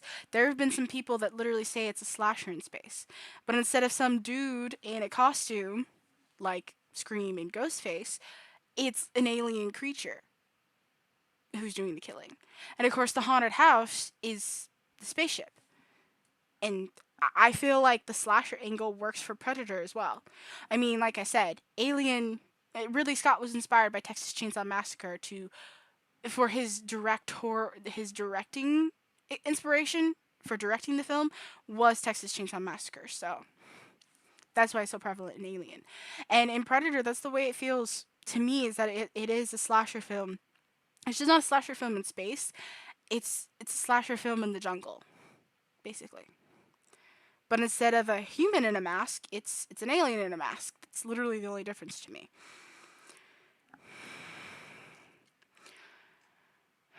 Of course, can't talk about Predator without talking about Arnold Schwarzenegger who plays Dutch. He is phenomenal in the role. Of course he is.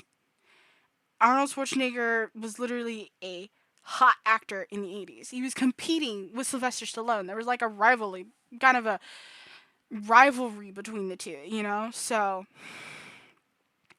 and he does really well as the character. Like he hits all of the action marks because he's, a big 80s action star.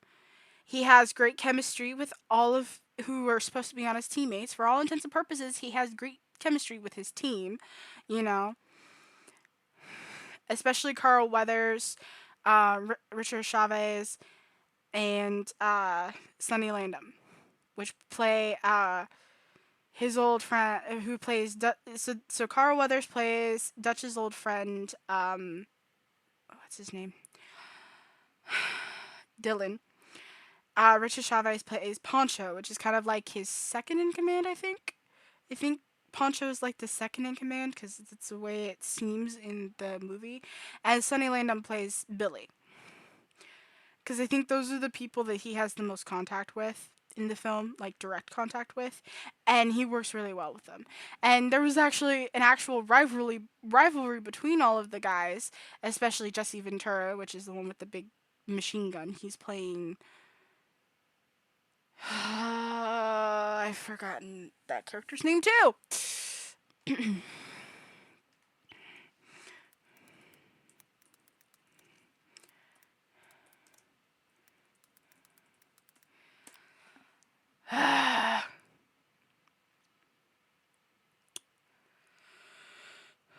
Blaine. That's the character's name. Blaine. Like Jesse Ventura, Arnold Schwarzenegger, and Carl Weathers were all competing with each other, getting up earlier and earlier to start training and working out so that they could be the biggest on set. So like, but it was all in good fun. It wasn't like they were truly like competing with each other.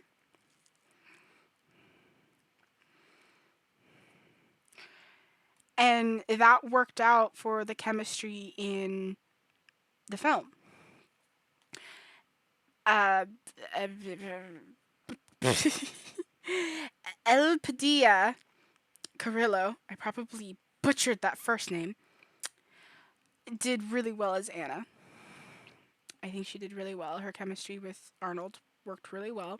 Some of these posters are like really good too. Muscle and masculinity. That's literally what Predator is. It's just a whole bunch of muscles and masculinity.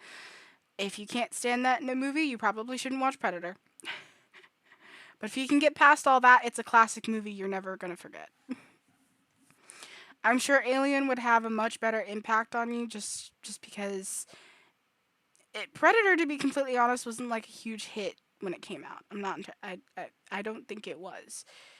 Cuz it was felt like it was too much like it was mimicking aliens, which to be fair, it does feel that way a little bit. But I find its uniqueness. I can find the uniqueness. Um it wasn't a hit like Alien was, but it was still very very good. So, oh, yeah, this is the original design. It looks very much like an insect. Like 100% like an insect, and I can't help feeling that they were trying to mimic the xenomorph as well. And so I'm glad that Stan Winston and James Cameron were just like, well, how about if you try this design? Because it was a new design. Nobody had ever seen a creature like this before, at least I don't think. So, you know,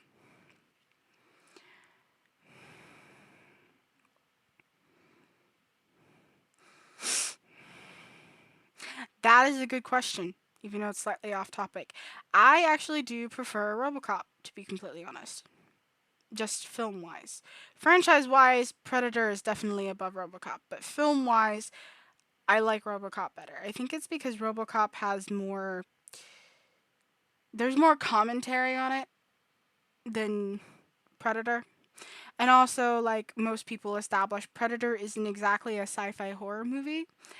Robocop is more of a sci fi horror movie, to be completely honest. Because, I mean, that beginning death scene, like Murphy's human death, sticks with you. It sticks with you, damn it. Like, for the longest time as a kid, I couldn't watch the first film because that beginning was like way too intense for me. And it's very gory in the extended version too, like very gory. Overall, the first Predator is a very good movie. If and it all depends on taste. All of these movies depend on your taste. If you are not into 80s horror or 80s action movies, you are not going to like Aliens, you are not going to like Predator. But and then also if you are not a sci-fi horror fan, you are not going to like Alien. Like it all depends on your taste. But I have a taste for this type of movie. And I mean, I like the fact that Predator specifically, it starts out as your typical Arnold Schwarzenegger 80s action schlock. And then it presents you with a twist. Oh, we have sci-fi now because there's an alien creature. Okay, okay. We had seen a couple of hints of horror there because of the skinned bodies that they found of Jim Hopper and his crew. Fun fact, a lot of people say that the Jim Hopper in Predator is the Jim Hopper from Stranger Things. I don't know if I agree with that because I don't want to kill off that character, but the creators of both franchises, of both the series, the Stranger Things series, and the movie of Predator, have never confirmed nor denied it, so it could actually be true. That's a fun fact. But anyway, so you get hints of horror here and there, and but for the most part, it's just an '80s schlock film, with Arnold Schwarzenegger at the helm. But then it takes a turn for the sci-fi. Also, that's a Commando thing, not a Predator thing. See, and that's from Predators as well. So that's neither of these two things have anything to do with the first Predator film, except for the fact that it's a Yautja and it's Arnold Schwarzenegger. But I like that they subvert your expectations by making like the first half of the film or the first 30 minutes of the film just an 80s action schlockfest with Arnold Schwarzenegger. Everything you could think of with all of the squibs popping all over their body and everything. But then it subverts your expectation and it goes into sci-fi territory. It's just like now it's a sci-fi movie because it has aliens. It has an alien creature now. And then it kind of gives a little bit of more of horror because this creature likes skulls, likes to collect skulls. And like I said before, it literally reaches in to the back of Billy's body, obviously breaks the spine at the hips, and butt bone there, breaks it there and pulls it out of the body, skull and all. Like, how much more horrific can you get? That and the skin bodies, like,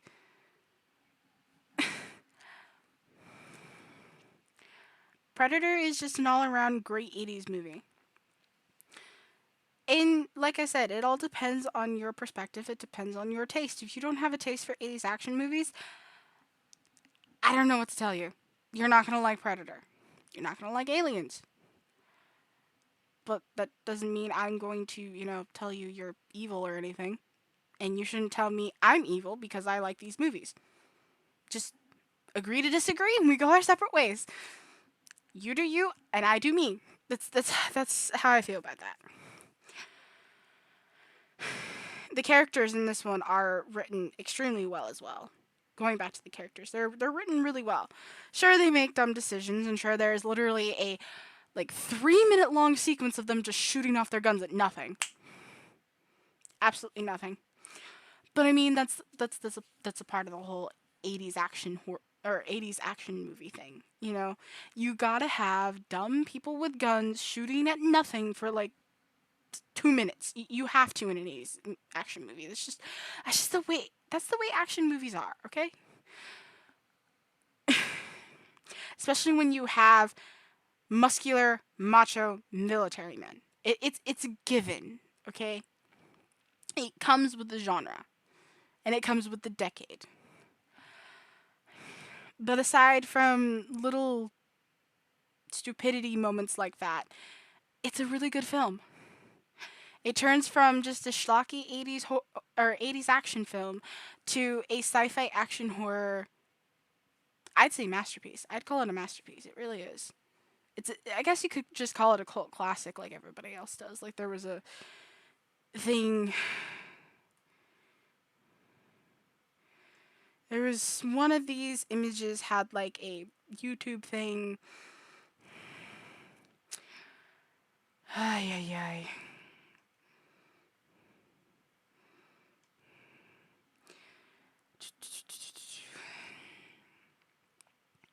And like that one said, the three movies I've talked about still hold up really, really, really well, especially by today's standards.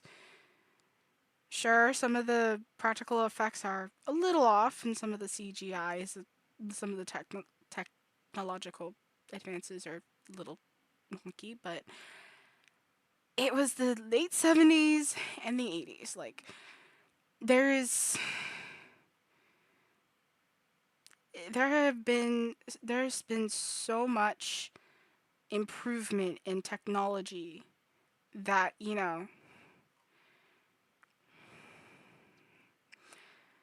you can't really blame a movie or say that a movie is terrible just because of the technology that's being used, because you have to look at the time. You have to look at the era.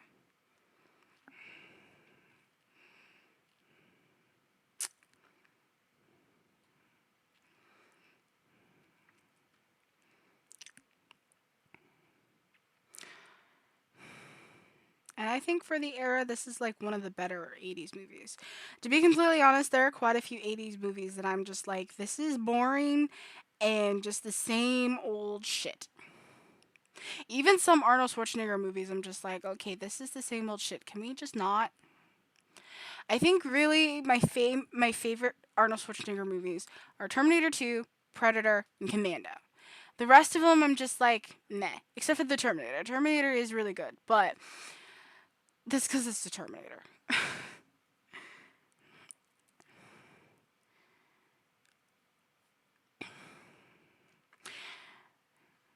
So I guess that's all for Predator, because Predator is literally just in it's in the same league as Alien and Aliens. It's a classic, and it's a classic for a reason. And I'd rather just jump to Alien 3 because there's so much more that I need to talk about Alien 3. And that is the main reason why I decided to do this, even though it's freaking 4 o'clock in the morning now, is for Alien 3. Because Alien 3 is the most controversial one in the entire franchise. It's even more controversial than Alien Covenant, which I personally hate Covenant with a fiery burning passion. I can enjoy it sometimes, but it's really until you get to the second finale, because that second finale was not necessary. Especially the stupid shower scene where they're blasting R&B music. That is so not necessary. The shower slash sex scene. It was so not necessary. It did not need to be there. And it especially did not need to have the xenomorph stick its tail tip up between her legs. That was not necessary. We didn't need that. But anyway, we're not there yet. I'll go more into screaming and ranting, not really screaming, but ranting and raving about that later. What is this? Oh, that's a covenant. This is Alien Covenant. um, but Alien 3. So, most people hate Alien 3 with a fiery burning passion. They hate it so much that they think Alien Resurrection is better, and that Alien Covenant is better, and Prometheus is better. But there are still a lot of people who think that Prometheus and Covenant are like the worst. So, me personally, Alien 3 is second to last on my list. I like it better than Alien Covenant, but I don't like it more than the other films because the other films have something more going for them. Like, for example, Alien Resurrection is a little more fun to me, which I will elaborate more after. Um, you know what? I totally skipped Predator 2. Oh well, Predator 2 will be between Alien 3 and Alien Resurrection. Um, I mean, Alien 3 was the set piece and was the main reason why I wanted to do this in the first place. So, like, I felt like I should, and I felt like I needed to go back to the Alien franchise. But anyway, um, Alien Resurrection is fun. It's just fun. Prometheus is interesting. And, of course, Alien and Aliens are masterpieces.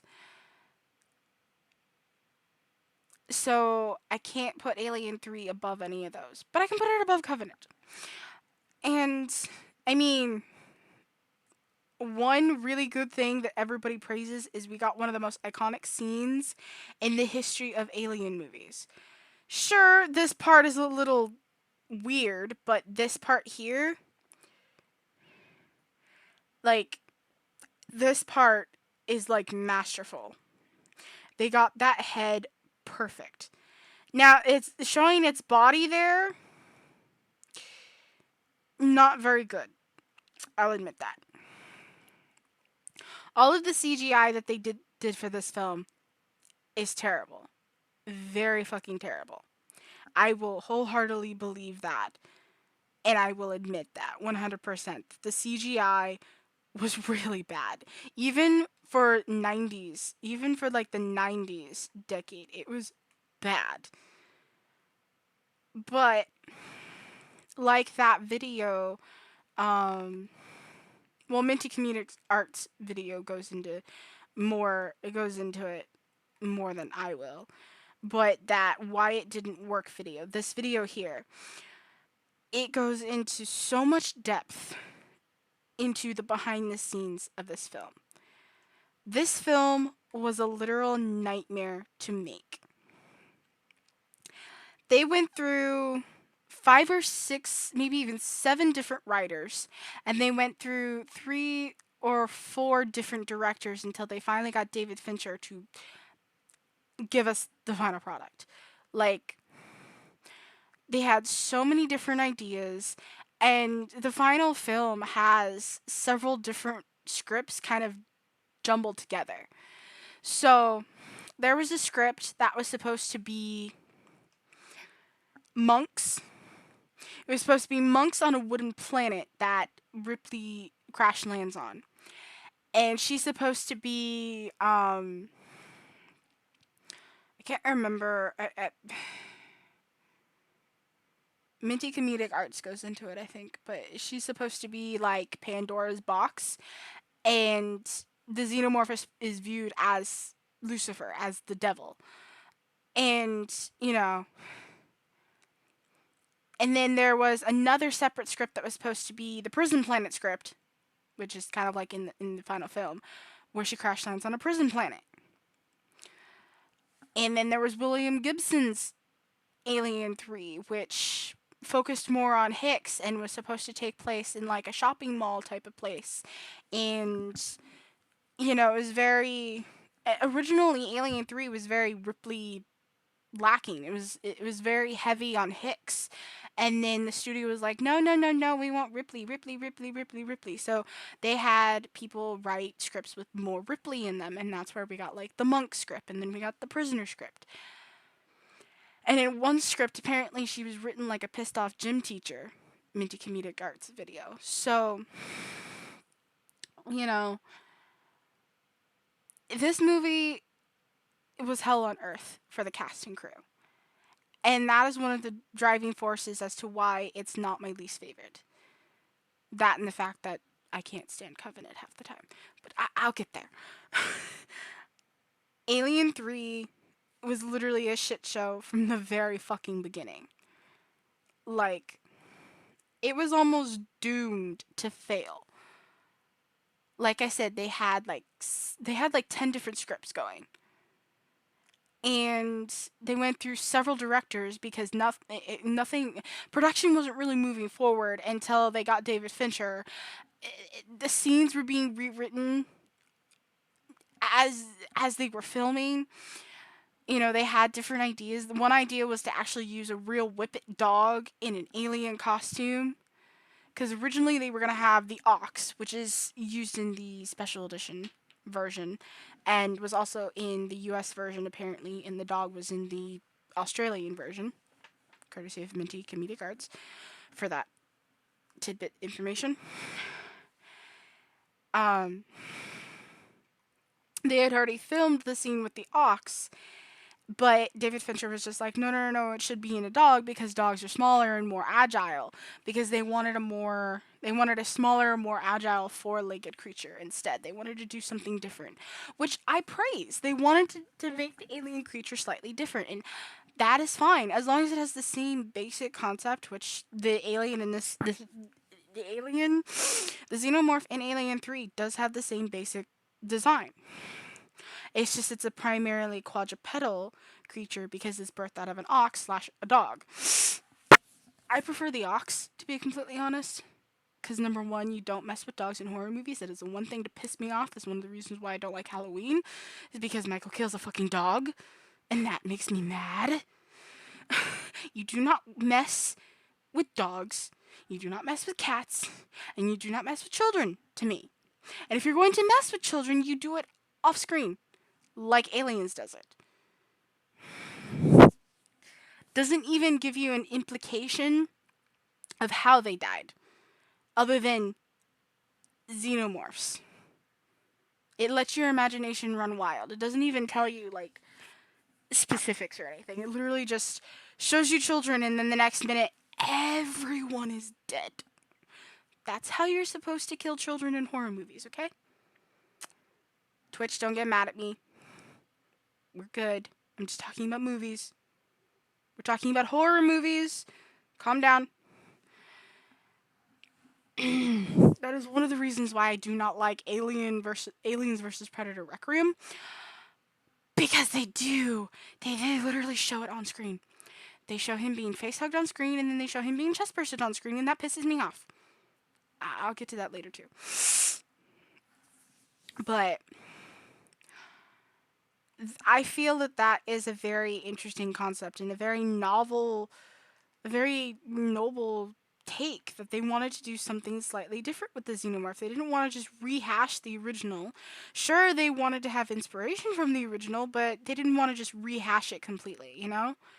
Which is to say, a human-born xenomorph starts killing people. Blah, blah, blah, blah, blah. You've seen Alien. We've talked about Alien.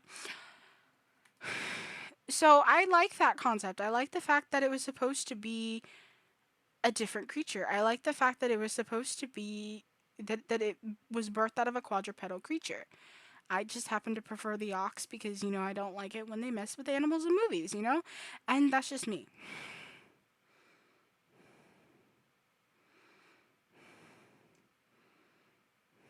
This is from Aliens, which is a very good shot. That's Prometheus.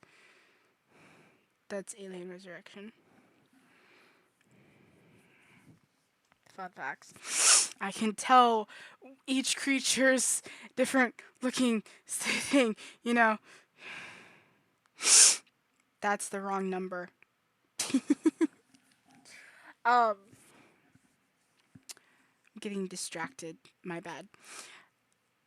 So first of all, so yeah, I think that was a novel concept to make it slightly different than the original, having it a quadrupedal um, version, because up until this point we had only ever seen bipedal versions, which were birthed out of humans. And I think that having it birth out of a four-legged creature is very interesting.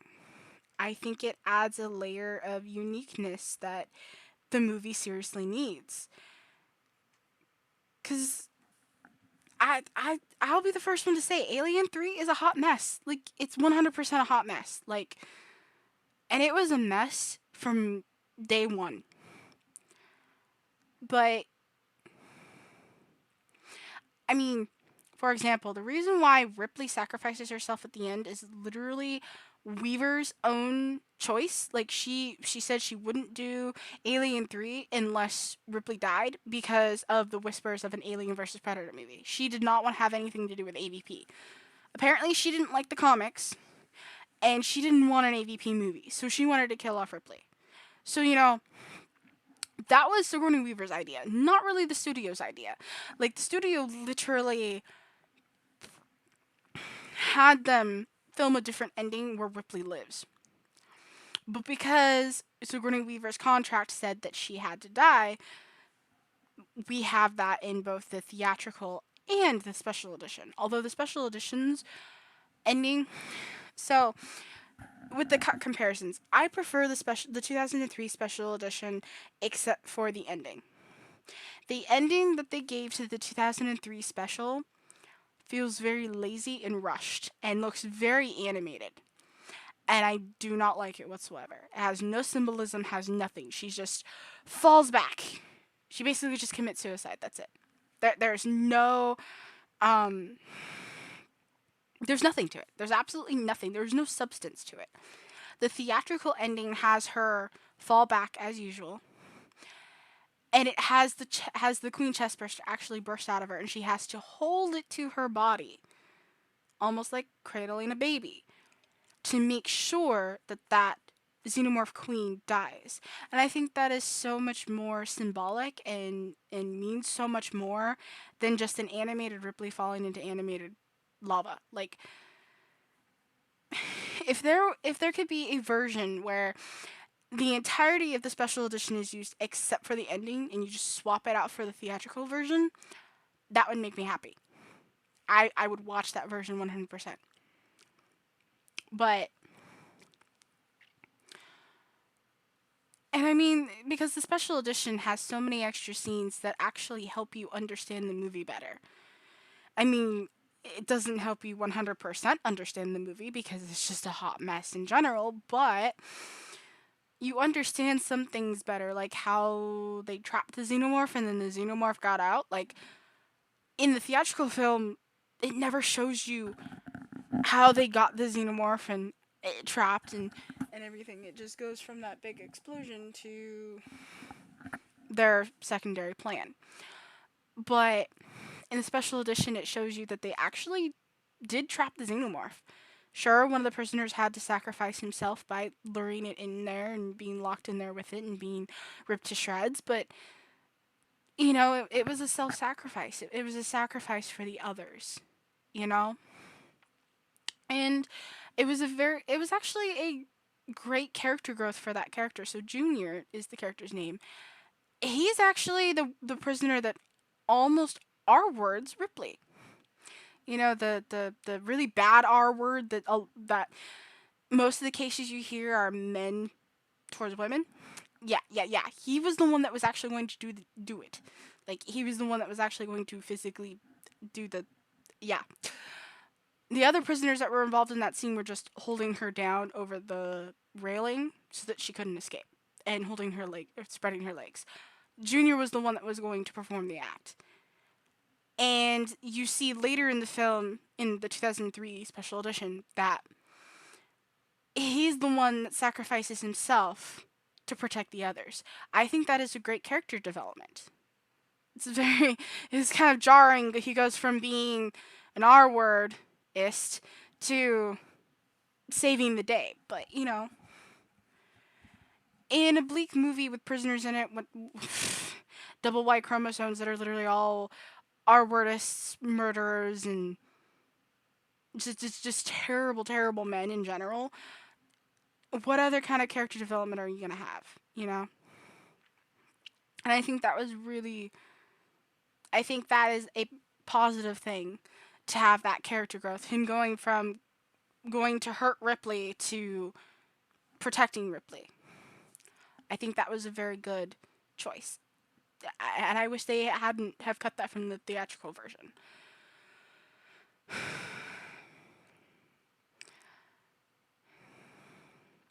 Um, it also shows how the xenomorph can sometimes psychologically um, have a psychological effect on people. It's not like the xenomorph is actually doing it. Like, one of the concepts for the original film was that it was supposed to be super intelligent, be able to like read minds and speak telepathically, even attracted to Ripley at one point, because of course that was one of the ideas. But even though it's not doing it that way, its mere presence and its mere appearance can have a psychological effect on people, you know? And it shows that really well in the character of Gallic, who sort of kind of starts to worship the xenomorph, as he calls it, the dragon. He starts to worship it like it's a god, you know? And like it's telling him things. Not obviously he's having issues with his brain. The chemicals aren't working properly, whatever you want to say. I'm being nice because I'm on stream, but you can say whatever you want. You know, Because obviously, the xenomorph is not a god, it's an alien. Duh. Um, but I liked that it showed more of that. Because you see a snippet after he witnesses Boggs' death? Is the black guy named Boggs or is the white guy named Boggs? I can't remember. No, not Alien 2, Alien 3.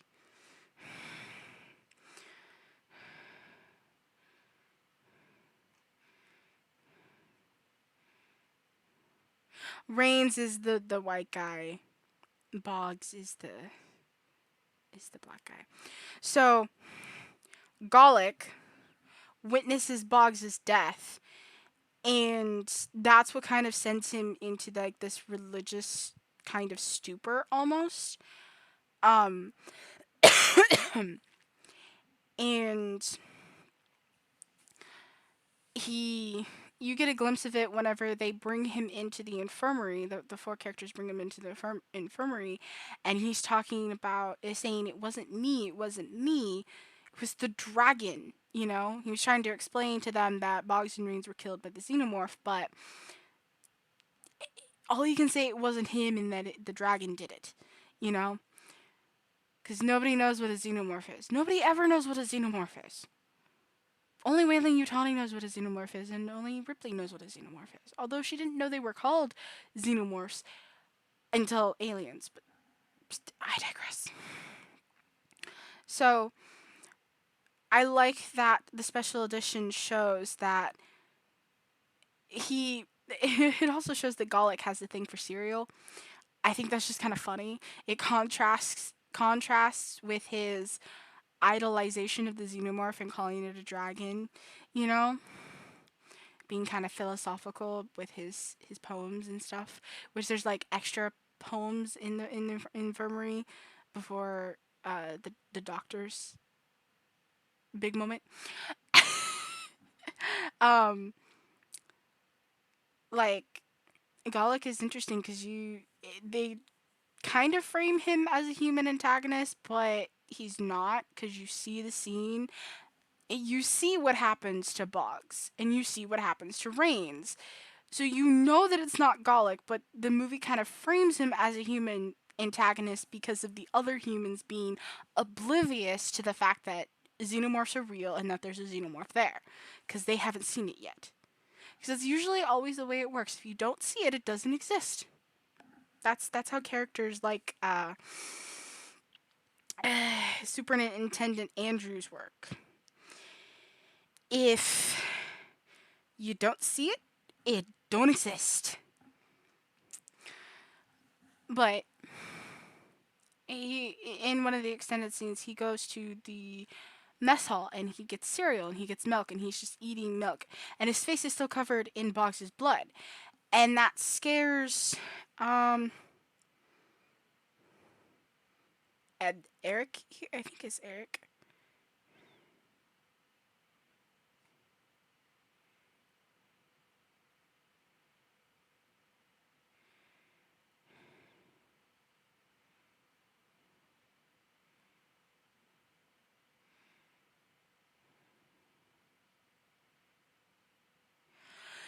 Yeah, it's aliens. Or not aliens, but Eric. Excuse me. It's Eric there. So he scares Eric, who drops plates, and he goes and tells them about the blood and everything, and then it actually shows them. Shows the doctor, superintendent, Dylan. Yeah, a second Dylan. This Dylan, this one, um, and Aaron grabbing him and putting him into a straitjacket, which leads straight into the infirmary scene where they get him into the infirmary and Dylan's trying to get the truth out of him, and Andrews is just like, oh, we should have had him locked up. He's stark raving mad, and Aaron just agrees because Aaron is one of those characters. Because Aaron is nicknamed 85 by the prisoners because that's his IQ, and they're making fun of him, which I don't really like that because that's really mean to make fun of somebody because of their IQ. But at the same time, Aaron is literally just a yes man. He's a yes man and a lapdog to Andrews. And you can totally tell by the way that he repeats everything, especially when it's like commands or demands or questions that Superintendent Andrew asks, you know? Alien 3 has these moments that are really unique compared to the first two. And that's one of the reasons why I like it so much. Is it has unique scenes. Sure, it's very downbeat, it's very depressing, it's very controversial because of the opening credits, which I will get to in a minute. But it has some standout moments. And like I said, having the xenomorph be primarily quadrupedal instead of bipedal was a very, very cool and interesting move that I appreciate very much because in the first two films, we'd only ever seen human born xenomorphs. And sure, James Cameron changed the design slightly, especially with changing the smooth carapace of the head to ridged domed head. You know, instead of a smooth dome head, it had ridges on its elongated head. And that was cool. That was different, you know. And one is a drone and one is a warrior, but this one is a runner. And we get to see a xenomorph that's supposed to be faster. Now, granted, the CGI is absolutely fucking terrible. It's like the most terrible CGI I've ever seen, especially in an Alien or Predator movie. Like it, I shudder when I see the CGI, and I don't normally shudder at CGI that's from before 2010 or before I was born. But Alien 3's CGI was just oh. They were supposed to use more puppetry, have more puppets, but unfortunately they had to put so much CGI over it that it just kind of ruined everything. I'm pretty sure if it was just a puppet, a very beautifully sculpted puppet, it probably wouldn't have been that bad. But unfortunately they had to add CGI. And I think that was probably a studio demand because CGI was becoming more and more prevalent as we went into the 90s.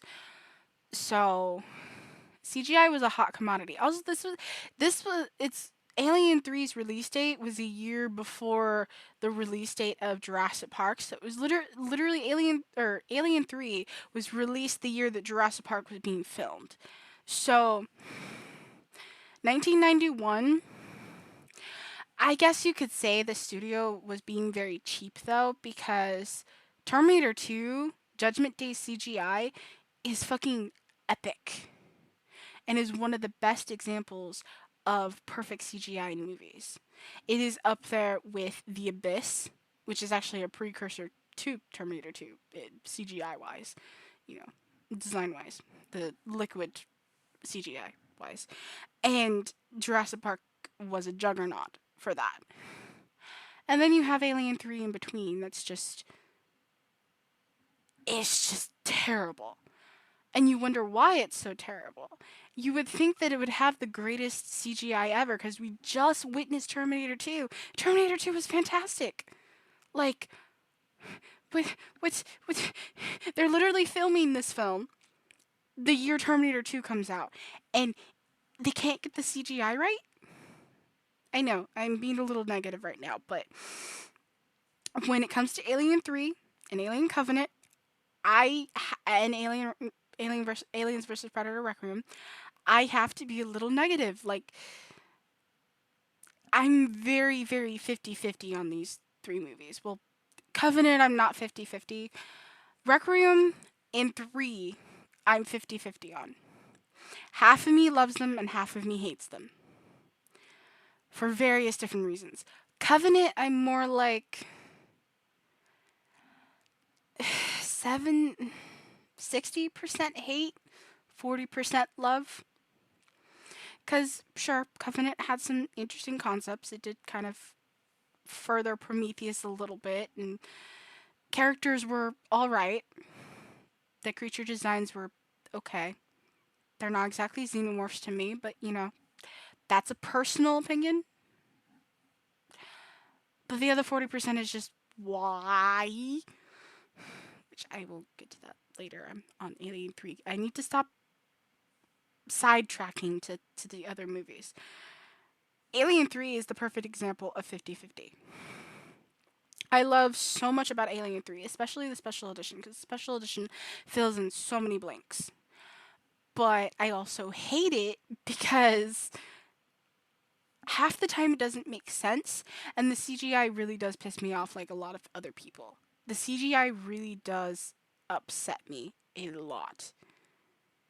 Like like I said, we had Abyss in 1989, and the CGI was quite phenomenal. And the whole water CGI thing with the face changing water, the aliens controlling the water, was literally the precursor to the liquid metal Terminator and Terminator 2. Because I know I'm talking about Terminator a lot, and I'm using it as examples a lot right now because I'm talking about CGI. But James Cameron wanted to have a liquid metal Terminator in the Terminator back in the early 80s, but he felt the technology was just not ready yet, and it wasn't. They could barely get the T800 to work because the stop motion is a little iffy when you look at it through a nowadays lens. But for the most part, the Terminator is definitely phenomenal in practical effects. But the CGI with the stop motion is it's a little questionable, just a little bit, especially nowadays. So Cameron had to wait until the technology caught up enough that he could make the Liquid Terminator, and the Abyss showed him that he could do that. The technology had progressed enough that he could make moving liquid. So we went from that breakthrough to Terminator 2 Judgment Day's breakthrough, and then we get Alien 3 in 1982 that is just kind of like, why even bother using CGI in the first place? And then again, you get this juggernaut of CGI in Jurassic Park. So it's like, what happened? What happened? Like, why? It was a very it's a very disappointing thing. And it's not really that I hate it really or that I'm, really really angry with it. It's so disappointing.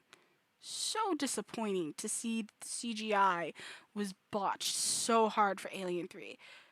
It had so much potential and it was just wasted.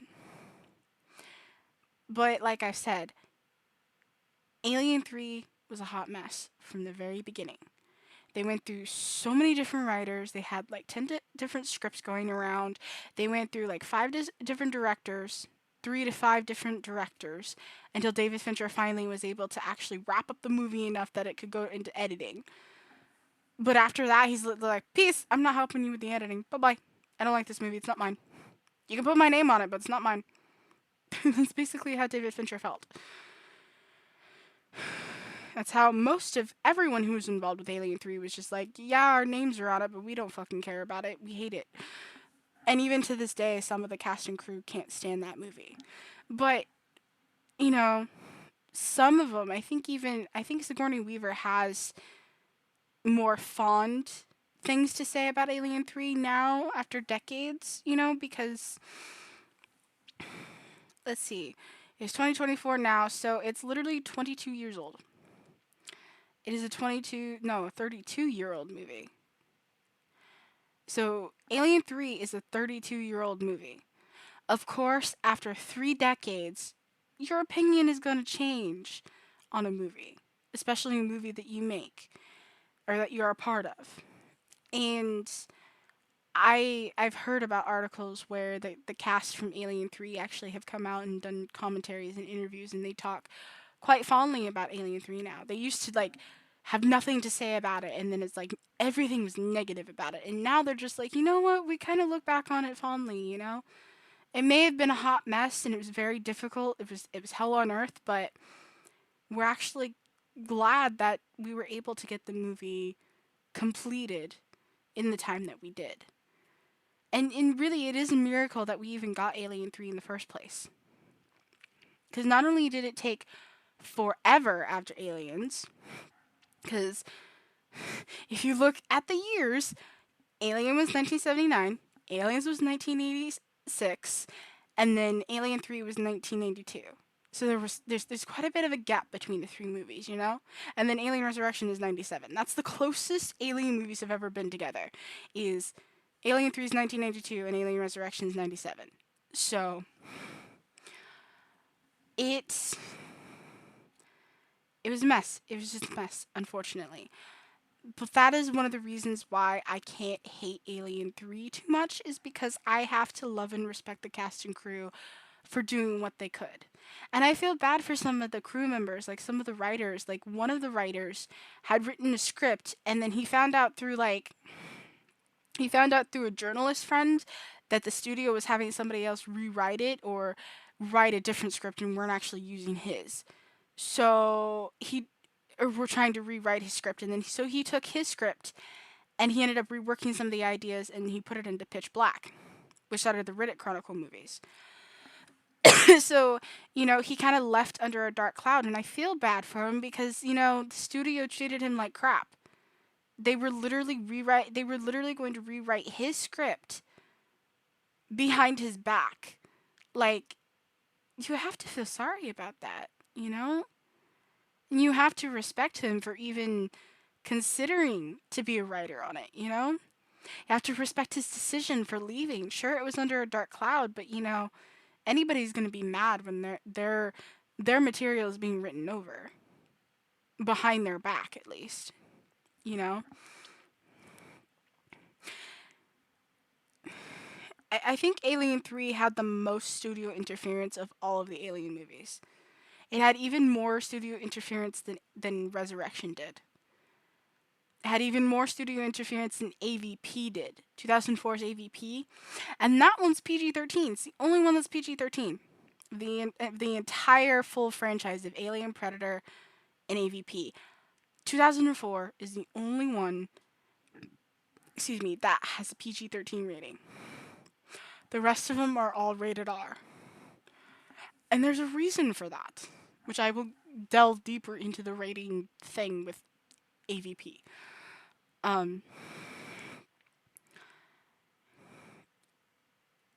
but the Alien 3 is a perfect example of why studios need to butt out of a project and let the creatives work on it. I think I prefer movies where the creatives listen to fans, but also keep their own unique ideas and don't listen to the studios. I like movies where studios keep their nose out of it and where fans and creatives can work together to create a great movie. Obviously, a first film in a franchise is going to be all on the creatives, but any sequels, they should take fan ideas into consideration and maybe adding that to it, Because that's who you're making the movie for, or at least that's how it should work. It should work that movies are being made for fans, not to line your pockets. But unfortunately, that's how most people feel. And that's how most studios feel as well, is just to line their pockets. They just want money, which is sad. And that is literally what Alien 3 is. Alien 3 is literally just for money. And it shows, unfortunately. It shows because it was such a troubled production that it's a very troubled movie. But I can find little pieces of the film that are really enjoyable that I can't hate. And I know I'm a broken record with the xenomorph choice, but making it a runner, which is mostly quadrupedal, was a great idea. It was a great addition to the franchise. And they've expanded upon that with Aliens Fireteam Elite. The runners are the main xenomorphs that you are attacked by in that game. Runners, and then you have bursters, which are more green and they have little pockets on their heads. And just like their names, bursters, they burst. and explode. They explode, and they explode acid everywhere. And then you have what is the big red one? I can't remember the big red ones for some reason.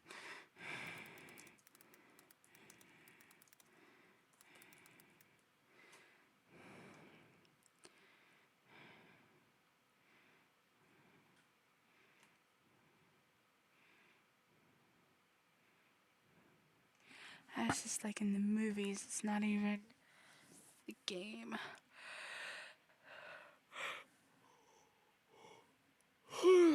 Excuse me. I keep wanting to say Crusher, but that's from Colonial Marines.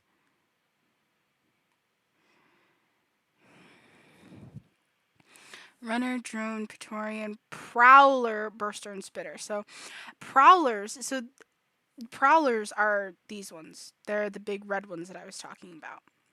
They're mostly quadrupedal. Like the runners. And then you've got the bursters that are quadrupedal. And Alien 3 gave us that. If Alien 3 hadn't have created the idea of a runner, which is a quadrupedal and slightly smaller xenomorph, then Aliens Fireteam Elite probably wouldn't have had such a diverse cast of xenomorph types, you know? And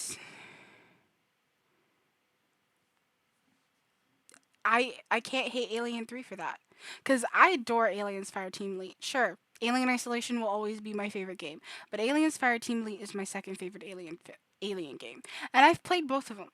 So, of course I'm going to like those two more than I do any other Alien games cuz the only other Alien games besides those two that I've played is Aliens versus Predator 2010.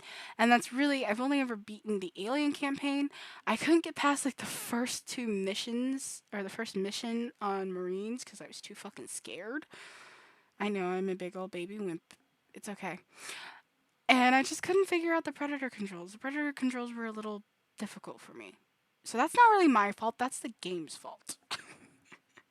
um but if it wasn't for Alien 3 having the bold making the bold move of using an animal born xenomorph that's primarily quadrupedal, we wouldn't have those four different types from Aliens Fireteam Elite. We wouldn't have those. And so I have to love Alien 3 for that. And again, broken record, I have to love and respect the cast and crew for even going through with it.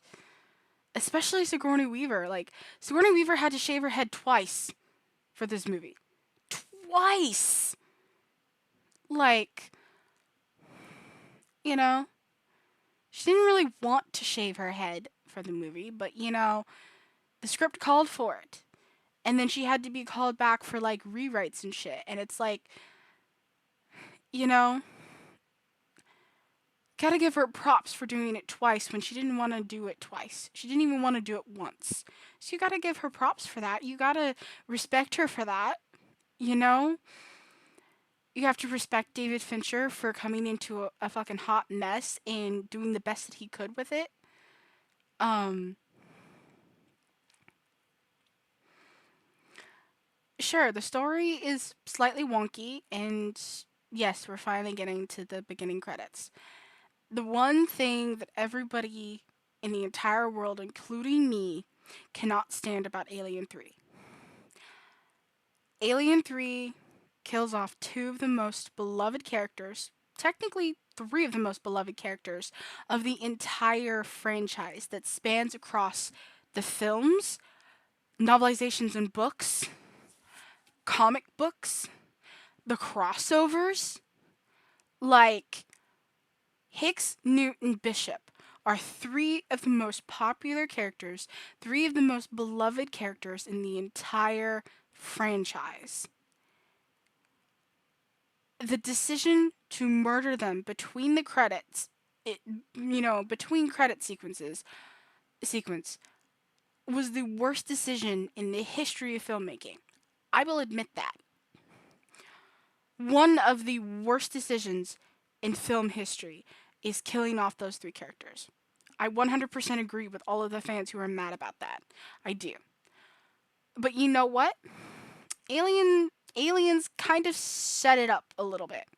Because if you watch the entirety of Aliens and you watch the entirety of the end credits and you go until the very, very end where it has like a logo or it just says Aliens or something, or 20th Century Fox, something to do with that, there's a little logo in the middle of the screen. If you listen closely, you can hear an ovomorph, aka an egg, opening,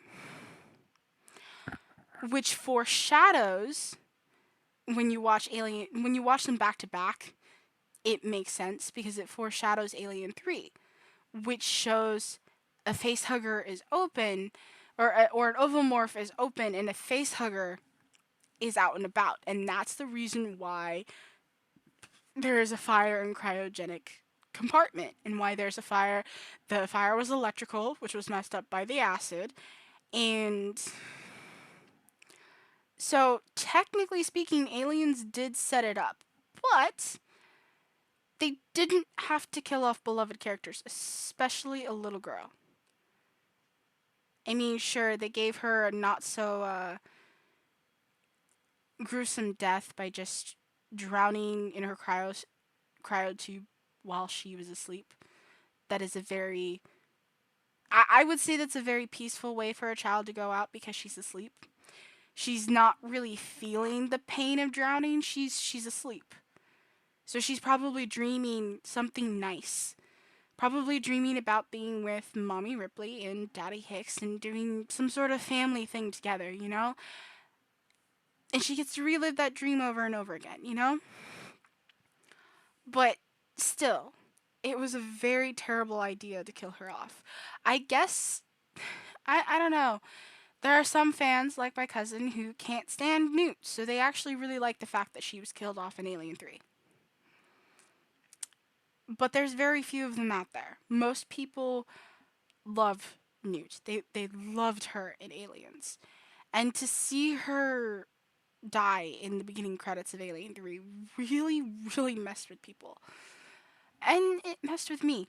I will definitely give this one whole negative section to Alien 3. That is the most negative thing that I have to say about Alien 3 is that they killed off Hicks, Newt, and Bishop. Sure, Bishop had a little cameo later on because you have his torso and his face, and you got Lance Henriksen, and then you see a different version later. But for all intents and purposes, he was killed off. Aliens, unless other than that very very end where you hear the face hugger or the ovomorph opening, Aliens had a very hopeful ending. You really truly believe that they were going to be picked up by good people, or they were going to be able to wake up and fix Bishop and everything would be okay. You know? And then all of a sudden Alien 3 just punches you in the face and tells you nope. I can totally understand where people hate that with a fiery burning passion, and that is the reason why they can't like Alien 3 in any shape, way, or form. But the fact that the cast and crew went through the hell and it was a miracle that the film was even completed and that we were even able to see it makes it to where I can't hate it. So, me being a writer, this gave me the opportunity to rewrite the story a little bit. And I think that fans would actually appreciate it because Newt and Hicks don't actually die. So, first of all, I used the Aliens Colonial Marines game. I really, really, really like the fact that instead of Hicks, it's actually a guy named Turk. Sorry to Turk fans, but Hicks is way better than Turk. Hicks cannot die. I'm sorry, but Hicks is not allowed to die. Sorry. So that's the biggest attractor to me for Colonial Marines as to why I want to play it, because I've watched several people's like long plays of Aliens Colonial Marines, and I really like the story. The story is phenomenal, actually, to be completely honest. I think Aliens Colonial Marines is a better sequel to Aliens than Alien 3 is.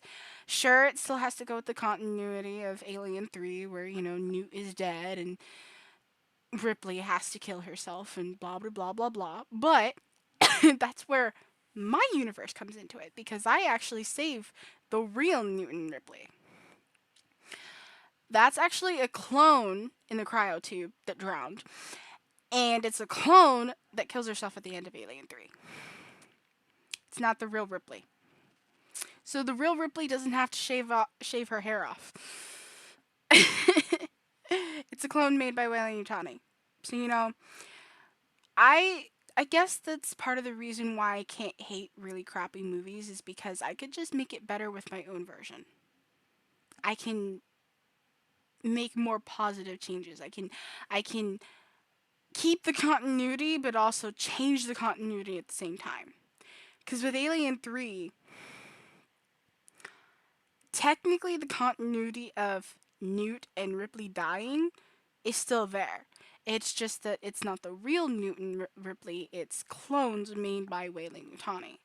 And it's very probable that they have the ability to clone them perfectly because Newt would probably have a lot of samples, like her blood samples and stuff would be sent to Weyland Yutani. I imagine it's been done at least once when she was born or something. Or when she got sick as a kid or something. Like it makes sense that they would have her DNA on file. Like they would have to because she's a child of somebody who works for Weyland Yutani. Like it is very conceivable that Weyland Yutani would have her DNA stored somewhere. And same with Ripley. Like they literally had her on Gateway Station and were taking they had to have been taking blood samples, they had to have been taking like stool samples and urine samples and everything because she literally just came out. She had been in hypersleep for 57 years. They want to know why. They want to make sure that she's healthy. That the being in cryosleep for such an extended period of time didn't actually mess with her body type of thing. So I can see Weyland Yutani cloning Newton Ripley for that. So and I mean for all intents and purposes, they I could see them cloning Ripley and Newt in order to get xenomorphs. Like I could see them doing that. I really do. Like I find it very conceivable for the franchise. I find it very conceivable. I mean, if Weyland Yutani is willing to murder innocent people, crew expendable, Marines expendable, like I don't think them making clones of Ripley and whoever else that's necessary would be a stretch. So, technically Newt dies, but technically she doesn't. It's just a clone with no feelings. It's literally a clone that's pretty much sent to die. That's literally what it is. It's just a clone.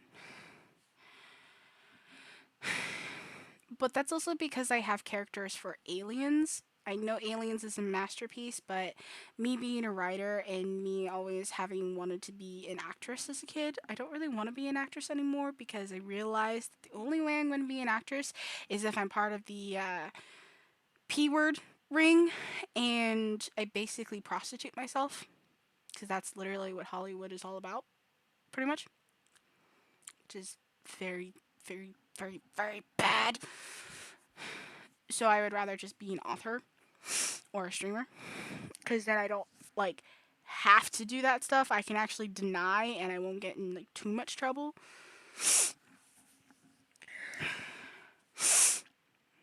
So I have characters for Aliens and I do save a couple of canon characters from Aliens as well. I have like 3 different versions of freaking Aliens. So I have one version of Aliens which is kind of like my original version, which is where I only save one. So I have 2 characters for Aliens. I have a lieutenant character that is the fiance of Gorman, and then I have a younger sister of Newt. And in like my original version, Faye, which is what. So the little sister's name is Jessica, but she goes by Faye. It's kind of the same concept as Newt. Nobody calls her Rebecca, and nobody calls her Jessica, except their brother. Everybody calls them Faye and Newt. Um, and then it's Michaela Jackson, or Mickey is the lieutenant character.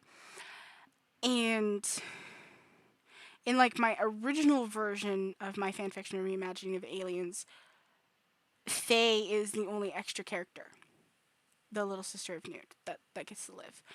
In like a special edition version, I saved the two lieutenants, which is my character Mickey and the canon character Gorman. And then in like a special edition, which I call the Montgomery edition, which is Montgomery is the last name of an empiring vampire. So empiring vampire is my own original vampire species.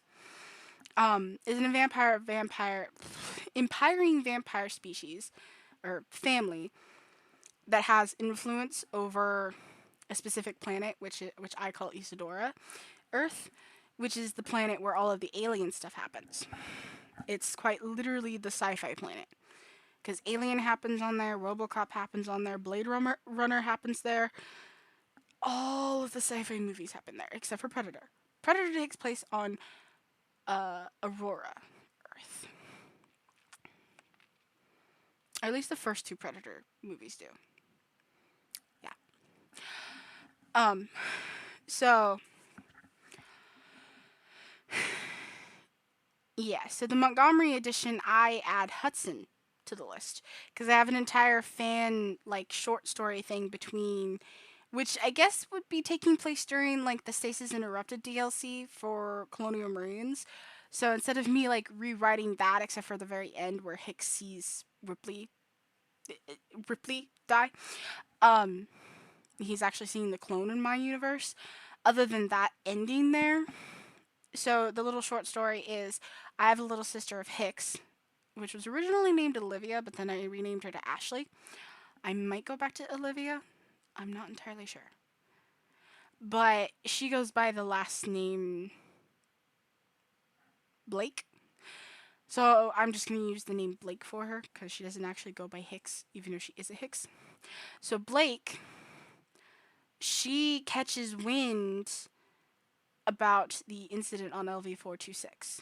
And the fact that her brother was a part of that expedition kind of makes it her obligation to help.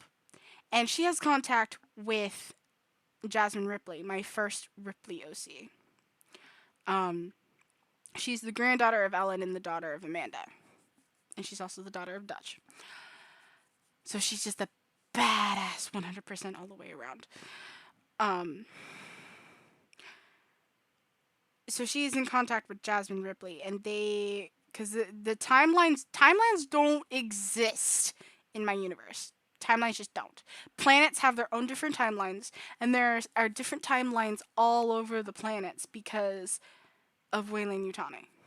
They control the media, and they control a lot of the information that's being put out. They control the governments. Yeah. So. And because Jasmine grew up on Aurora Earth with a completely different timeline, Isadora can have a faster timeline than Aurora. It does have a faster timeline than Aurora. Isadora is definitely way more technologically advanced than Aurora is, because Isadora is the sci-fi futuristic planet. I think the most modern thing that happens on Isadora is freaking Blade Runner. Or probably like Supernatural. Like all the vampire stuff. Yeah. That's a whole other can of worms for a different story. I'm focusing on the alien parts. So Blake is in contact with Jasmine, and they form a plan to save Hudson, Gorman, and Michaela from LV-426 because they were all able to escape. Hudson is a little iffy because I'm not entirely sure. What I have going right now is that the xenomorph took a very strange path, or was taking him away from like the nest or something. I don't know where the xenomorph was taking him. The xenomorph just took him somewhere, and it took him away from the blast. Let's just put it that way. Maybe the xenomorphs realized that Hadley's Hope was about to explode, so they went to make a nest somewhere else. And that's where the xenomorph that took Hudson was going, was to that nest that is out of the blast radius. Um, because I guess that's the only explanation I have as to why Hudson lives, and that it's a clone that you see in Cloning Marines. Um, and then Gorman and Mickey just run. They just run. They got cornered on the roof for a minute, and then they got down to the ground and they just ran. They just ran. Hadley's Hope exploded, basically, and then they go back to like the rubble and shit. And so Blake ends up finding them first, and then they find Hudson, and then they realize, oh, there's a clone of Hudson now. Yay! The Xenomorphs take the clone because continuity for Colonial Marines, I guess. Because Blake is also in that one. I do rewrite Colonial Marines too. It's not really rewriting, it's reimagining. I call them reimagining because I put my own spin on them, but yes, I am taking a pre existing story and I'm adding and subtracting to it. I don't just add shit to it, I subtract a lot of things too. So that's why I call them reimaginings, because I'm reimagining the story in my own way, basically. Anyway, so yeah. So thus for Alien 3, the Ripley in Alien 3 is not the real Ripley. That is a clone made by Weyland-Yutani. And the newt that you see in Alien 3 that has an autopsy performed on her, which not so fun fact. Originally, that autopsy scene was going to be more on screen. We were actually going to see Clemens cut into that little girl's body, but test audiences were like, no, absolutely not. That is way out of line. Like, no, absolutely not. No, no, just no. It's literally it's practically what they said was just no. You are way over the line with that. So they had to trim it and like have it implied. You hear it, but you don't really see it. You see the bloody instruments and stuff like that. So, which I still don't like. I wish they could have just cut that out entirely. But I get the reasoning why, because Ripley thinks that the face hugger impregnated Newt, but she doesn't realize that the facehugger went after her, and blah blah blah blah blah. If you've seen the movie, you know exactly what the fuck I'm talking about. So I find it an unnecessary scene, but hey, at least it's not as gory and on screen as it could have been. So I don't know where someone got the idea of actually putting a child's autopsy on screen. Like, why? Most people don't even like adult autopsies being on screen. So why would you put a child's? Like,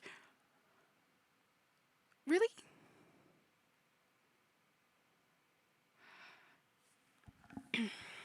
So, yeah. Instead, I make them clones. Which I think is an interesting take. Like, everybody collectively hates the fact that Alien 3 killed off Hicks and Newt. Even James Cameron was disappointed in the studio for doing that. He insisted it wasn't David Fincher's fault. And it's not David Fincher's fault. Why I keep using hot mess is literally because of James Cameron and Minty Comedic Arts. Like, James Cameron literally said that David Fincher walked into a hot mess of a production and basically did the best that he could with what he had. So, the treatment of James Cameron's characters was not David Fincher's fault. It was 100% the studio's fault. And it was. It was studio interference. Also, kind of fun fact, Michael Biehn got paid way more to not be in Alien 3 than he did for being in pretty much all of Aliens. Because Alien 3's production was going to use like a life-size dummy of him, but he went, no, you're literally killing off my character. What the hell, man? You can't use my likeness. And they decided to use his likeness anyway in an image, which you can't even really see that it's him because they had to, like, they weren't really allowed to use his likeness, but they kind of used it anyway. You can totally tell that it's supposed to be Hicks, but at the same time, it doesn't really actually truly look like Michael Biehn. Um, so literally just that image alone, and he got paid like twice as much for just that image than he did for starring in almost the entirety of Aliens. Which I kind of find funny, but at the same time, that's a pretty good deal for just having your face in a movie. Like, not ideal, but it's still money. I mean, Alien 3 is literally just a cash grab, to be completely honest. It really is just a cash grab. It's an attempt to make money off of the Alien name, and they kind of succeeded, but not really. Alien Resurrection technically was the least grossing film out of the entire Alien franchise, including the AVP movies, but I'm pretty sure Alien 3 is probably right above it. It's either Alien 3 or AVP Requiem is above it. Like, those three are definitely at the bottom of the barrel. They definitely have to be at the bottom of the barrel. You know? Resurrection is obviously the least, like, definitely the bottom of the barrel, but above it, it definitely has to be AVP Requiem, and Alien 3 is above it. Like, just above it, you know? I guess I could just look that up.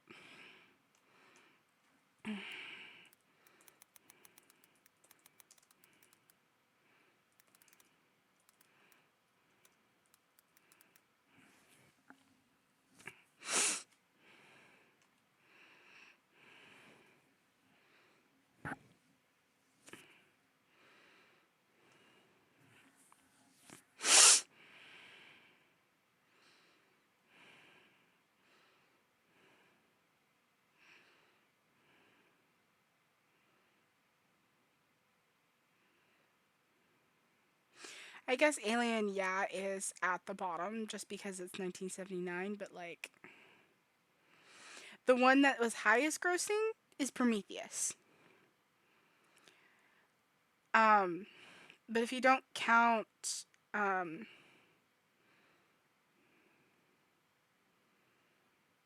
yeah, Prometheus is just the highest of everything.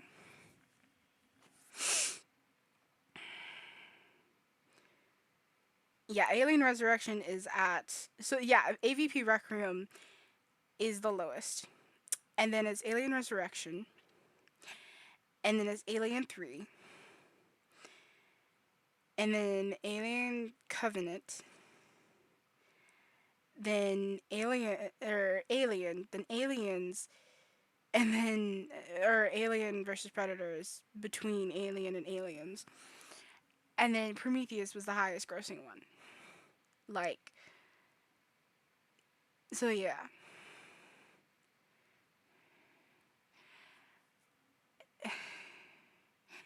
Alien 3 is definitely in the bottom three. So it's Requiem, Resurrection, and then Alien 3. Like, legitimately. They are bottom of the barrel, box office wise. So you can totally say that Alien 3 is just a cash grab, just like Alien Resurrection. But I still maintain the fact that Alien 3 still deserves love and respect, at least for the cast and crew. You don't have to love and respect the story. You don't have to love and respect anything but the cast and crew. That's literally all I ask of fans, is that you love and respect the film for the cast and crew at the very least. Because it was hell on earth making that movie. I'm pretty sure if you asked any of the cast and crew from that film, was it heaven or hell making that movie, they're 100% going to say hell, or say even worse than hell. So yeah, but Alien 3 does deserve more love and respect than it gets. Because it's not a terrible movie, it's just not an amazing movie either. It's somewhere in the middle. And also, it definitely does depend on your personal tastes too. Because if you like bleak, downbeat, depressing movies, you're going to love Alien 3. Like, you're gonna love it with all your heart, regardless of whether the reason is for the cast and crew or not. You're just going to love it if you like dark, depressing movies. Most people don't really like dark and depressing movies, though, so. Or bleak and depressing movies. They don't really like those movies usually, but there's an audience for them because there's quite a few movies that are very bleak and dark and depressing and downbeat and literally like Alien 3, you know? I think Alien 3 was trying to channel Alien and just failed. I don't think it failed miserably because I do feel dread like you're supposed to feel an alien. I do feel very, like the first few times I was watching it, I felt very nerve wracked. I did feel a little scared, you know? But it wasn't as drastic as Alien and Aliens. And Alien 3 didn't exactly, give the biggest imprint on me like the first two films did, or even like Alien Resurrection did. But as I grew older and I started to learn more about the behind the scenes and how hard it was to bring us this movie, I couldn't help but change my tune a bit. I'm still very, very pissed off about the killing of Hicks, Newt, and Bishop. I I don't like that Ripley was killed off, but at the same time I understand why. Sigourney Weaver wanted to kill her because of rumors of AVP. And I can respect that. I don't really understand why she hates AVP so much. I mean, the movies didn't really help, give ground to what AVP could have been, but that's a topic that's coming up. But the comic books started in 1990, around the time Predator 2 came out, and Predator 2 teased it. So it was something very prevalent in the 90s. Like, there were comic books for AVP being churned out almost every month, you know? It was a very big phenomena in the world of comic books. And there were so many fans that were demanding it. Fans were just like, we would love an AVP movie. Please give us an AVP movie. Oh, we want an AVP movie. Can we have an AVP movie? And it's like, you know, I get it. Sigourney Weaver and James Cameron cannot stand AVP. I get it. But also, why'd you have to kill her? Like, why? Why'd she have to die? It wasn't really necessary. Like, I get the symbolism of her having the queen inside of her because she's a strong-willed character. She's a queen herself, so of course she's gonna have a queen inside of her rather than just a normal drone. And I get the kind of it continues kind of the motherhood thing because then she loses Newt in Alien 3, but yet she's got the alien queen inside her, so she's still got a baby, she's still got a child, she's still a mother. If you want to look at it that way.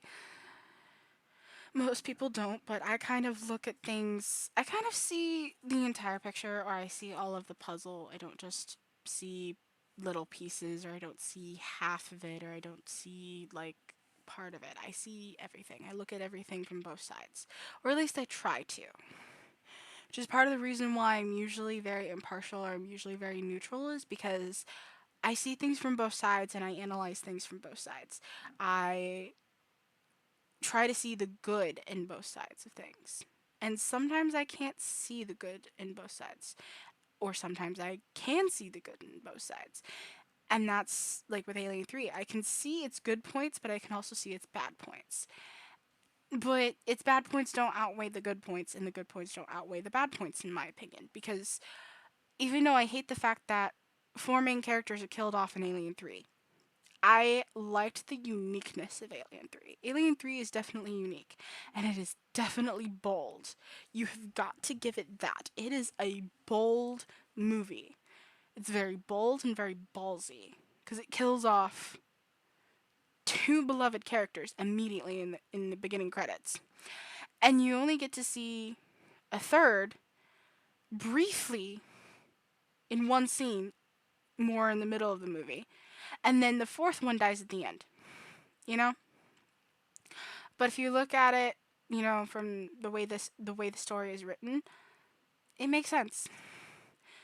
Hicks was impaled by the safety device, and at least he didn't know what hit him. At least he died peacefully in his sleep. Sure, his body looks like shit and looks very body horror esque, but at least he didn't know what hit him, you know? At least he didn't feel the pain because he was asleep. Same with Newt. She drowned in her cryo tube while she was asleep, you know? Or at least that's what Clemens thinks. And that makes sense to me. They were all sleeping. Ripley was kind of in and out of sleep because, face hugger, but Hicks and Newt were both asleep, like dead asleep in their cryo tubes. So, you know, Hicks was impaled, and usually when you're impaled, it either happens super fast or you bleed out super slow. And for him, it was super fast, and he didn't know what hit him because he was asleep. Newt drowned in her cryo tube, and it was while she was asleep, so she wasn't even feeling the pain while she was drowning. So at the very least, the characters didn't have to feel the pain. You know, at least they wrote it to the point where they didn't have to feel any pain from dying, and they were probably dreaming something really happy with Ripley, Or at least that's my canonical headcanon. Let's just put it that way. So they were dreaming something beautiful with Ripley and Bishop, you know? Especially Newt. Newt was definitely dreaming something beautiful with Ripley and Hicks as her new parents. Like, she had to have been. Because she was like, "Can I dream?" She's like, and then Ripley's like, "Yes, honey, I think we both can." So, being able to dream, like, also originally Newt was supposed to be 6 years old instead of like the 10 to 12 years old that she appears in the movie. So, telling a 6 year old that she can dream, a 6 year old girl that lost her biological parents and now has two surrogates, she's definitely going to be dreaming about something beautiful with Ripley and Hicks and like a family thing, a family unit type of thing. She has to, you know? And I imagine Hicks was dreaming of something with Ripley in it too. Maybe it's a little more adult than Newt. Maybe it's more family friendly. Who knows? Because he's an adult. He's a man. He's attracted to her. They're obviously a couple. Like, if you watch Aliens, you can totally tell that he has got a thing for her. He is falling in love with her from the moment he meets her. And he respects her. And he understands her. Like, you can totally tell from the moment he meets her that there is a connection there. It may be hesitant at first, but it's there. And maybe she doesn't really reciprocate until later on in the movie, but still, you could totally tell. Like, come on. You have to be blind not to see it. Anyway, so at the very least, the studio allowed them that one kindness that they were asleep when they died, which I think is much better than having them be awake, to be completely honest.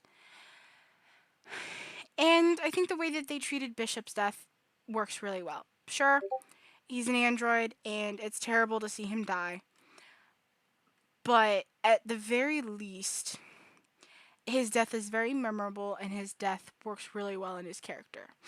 So he's brought back to operation so that Ripley can find out what happened on the Sulaco and what happened on the EV and all of that stuff and find out that there was an alien all along and blah blah blah blah blah. And then Bishop is just like, he basically says that he's a glorified toaster at one point, and then he's just like, "I could be reworked, but I would never be top of the line, and I would rather be nothing." And that fits with his character. It does. And it hits you in the feels. It does. It hits you in the feels just like Hicks and Newt's deaths do. And Newt's autopsy does hit you in the feels too. It makes you want to cry. Sure, you're a little angry while you're crying, but you still want to cry. Because the poor girl is getting chopped up, you know? Sorry, Twitch. We're talking about horror movies. Um, so yeah, Bishop, and then he's like, he said he tells Ripley, "Do it for me," and she shuts him off. She lets him die, and I think that was a good way to handle his death. Sure, should never have killed him in the first place, but the way that they handled all of the deaths is perfect. The way that they wrote the deaths and the way that they handled them, that the studio allowed them the kindness of allowed Hicks and Newt the kindness of being asleep, allowed Bishop the kindness of not being reworked and not being top of the line, which he didn't want to be, and allowing Ripley to have, at least in the theatrical ending, a symbolic, significant death with the chest burster, the queen chest burster and everything. I like the way that they were executed. I don't like the fact that they were executed in the first place, but the way that they were executed was really well done.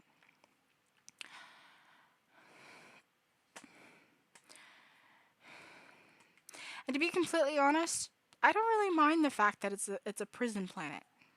It makes sense. It's a Weyland-Yutani backwater prison planet. Like, it makes sense. It's in continuity of the franchise with Weyland-Yutani. So, I mean, I would have preferred seeing the monks.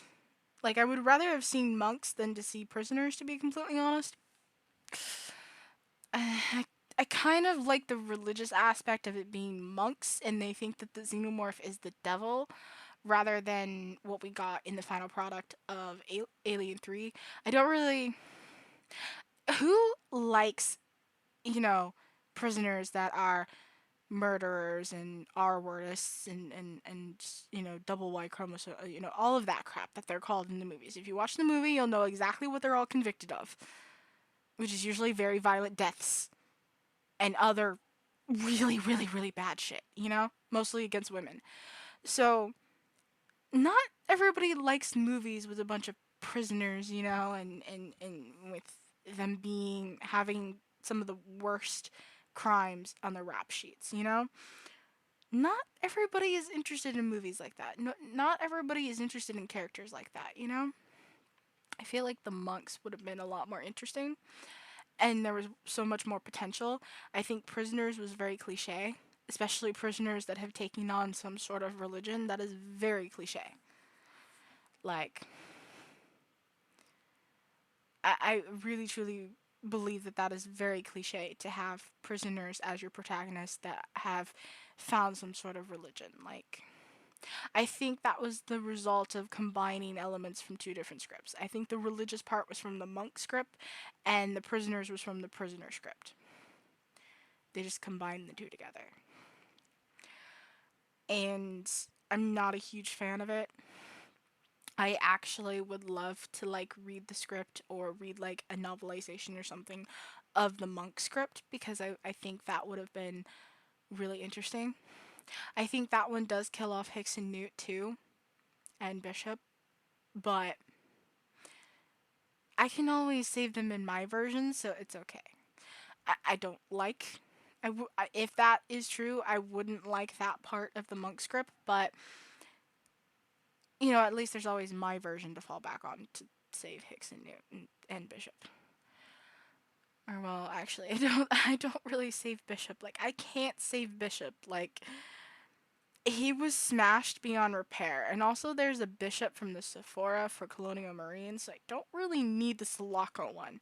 They're voiced and portrayed by the same person. So as long as it has the same voice and the same face, does it really matter? They're the same model. They're the Bishop android. Like I think that's fine. But definitely Hicks and Newt. There's always my version to save them. I don't necessarily need to read a script where they're saved. Although I would prefer a script where they're okay, you know? Um,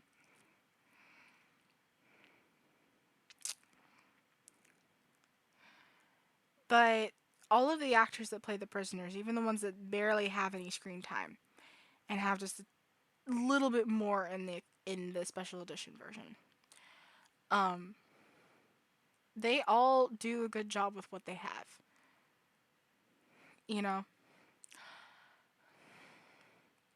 Like I touched on earlier with the Golic character, I really like the fact that Golic, they're trying to subvert your expectations even though you already know that the xenomorph is obviously he's not an antagonist, but they're trying to make you think he's an antagonist because the other characters don't want to believe him.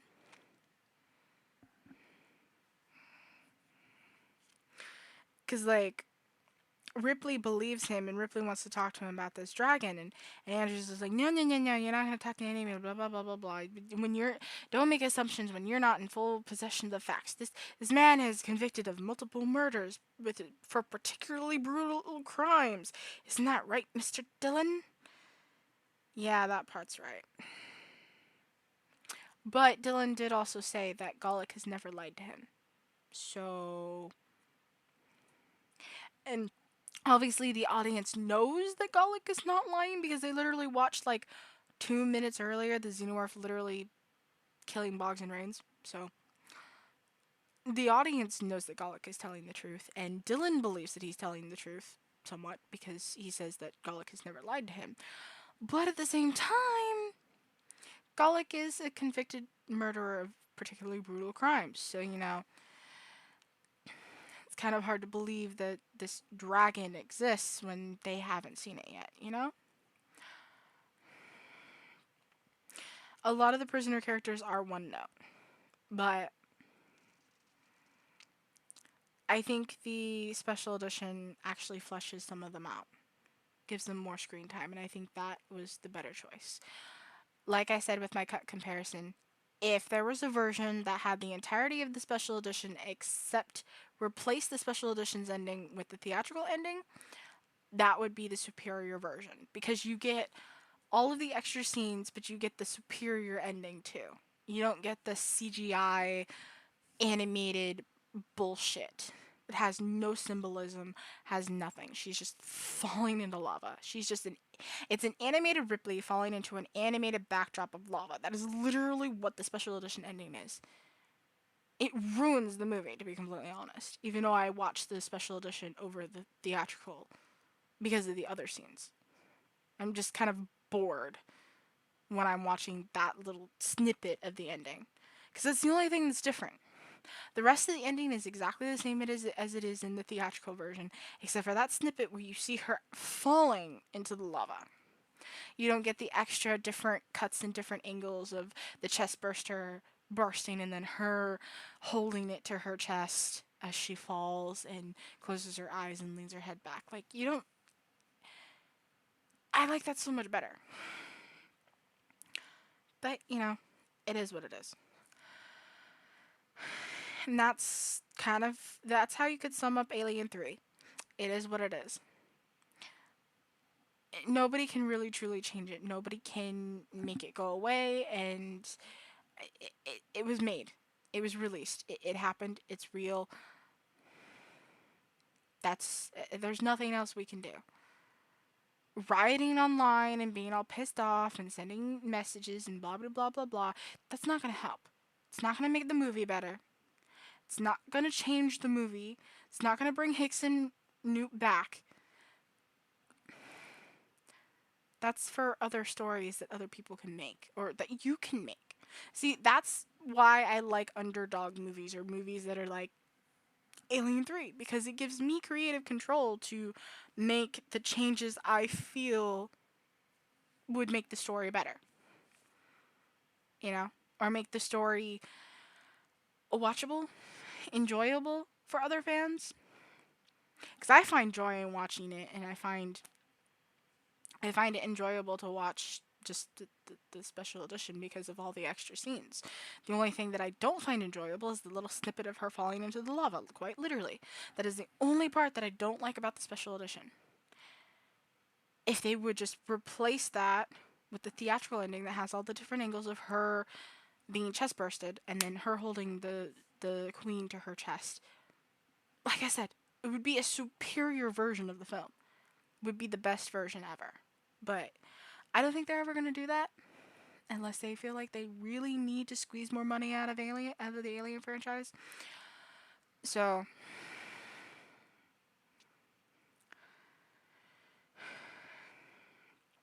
Also, the special edition gives rise to the concept of royal facehuggers, which can have multiple embryos in them, which means they can actually impregnate multiple times if necessary.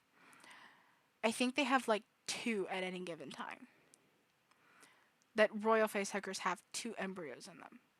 And that explains why there was only one facehugger in the special edition or in the ox version. But in the dog version, they had to add a second facehugger because it's like that there was the other one was left on the ship or something. I don't know. Maybe that was still a royal facehugger, but it didn't look like a royal facehugger in the dog version, which is the theatrical version. It actually looks royal in the ox version or the special edition because it's darker than your typical facehugger, which I like that. I like that concept, just like I like a quadrupedal runner xenomorph. That opens so much potential into the comics and in the books and in games. So, and of course, we have this iconic scene, this iconic image from the franchise. Like,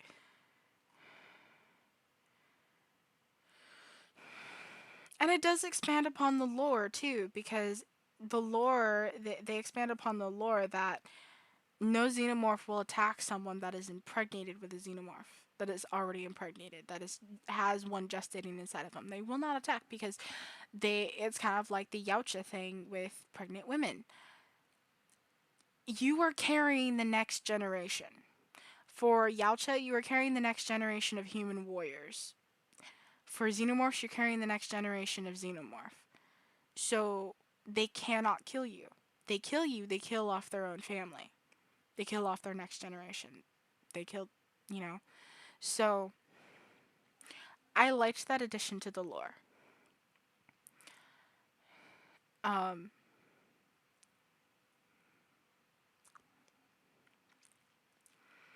and even though the CGI of it showing the whole body in that particular scene there is a little wonky, the close up on the face that's like right next to her face and that whole entire getting close, opening the big mouth, bringing out the small mouth, and it's kind of tilting its head a little bit, kind of touches her head a little, lingers, and then leaves.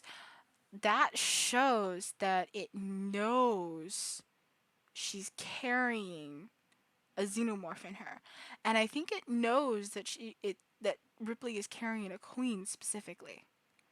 So if you really look at that scene, initially with the wonky CGI half, it looks like it's going to hurt her, but when you watch the practical effects half, you realize that it's actually kind of like sensing that she has a queen inside of her. And so, thus, it's kind of affectionate towards her with the gentle head butt and head slide a little bit, putting slime on her sweaty face. Um,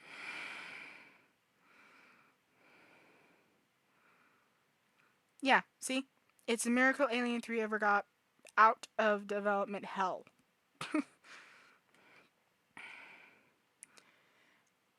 Such a nightmare.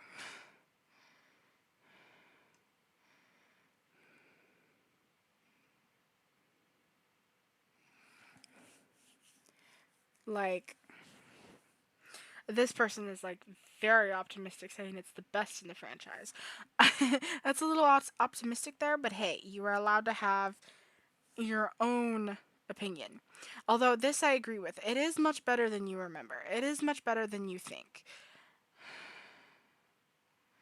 You know?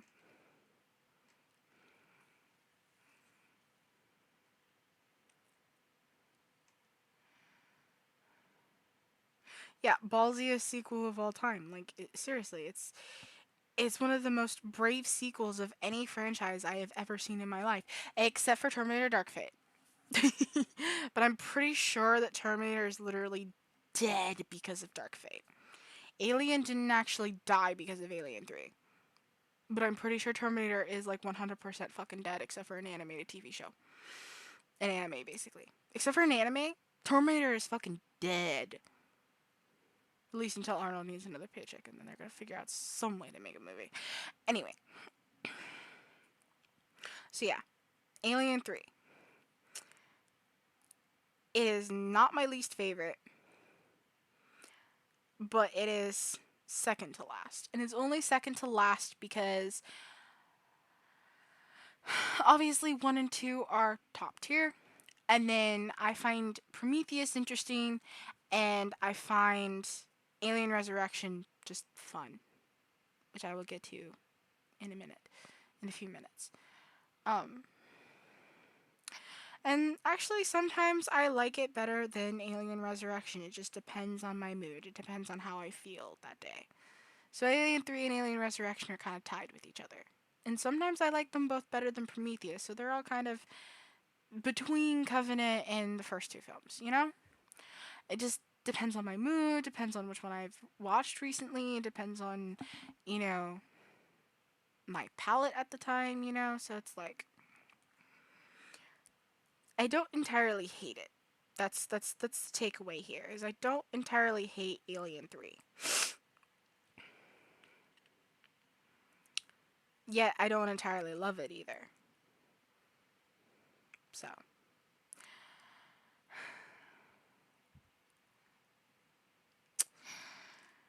okay, we are gonna move on to Predator 2.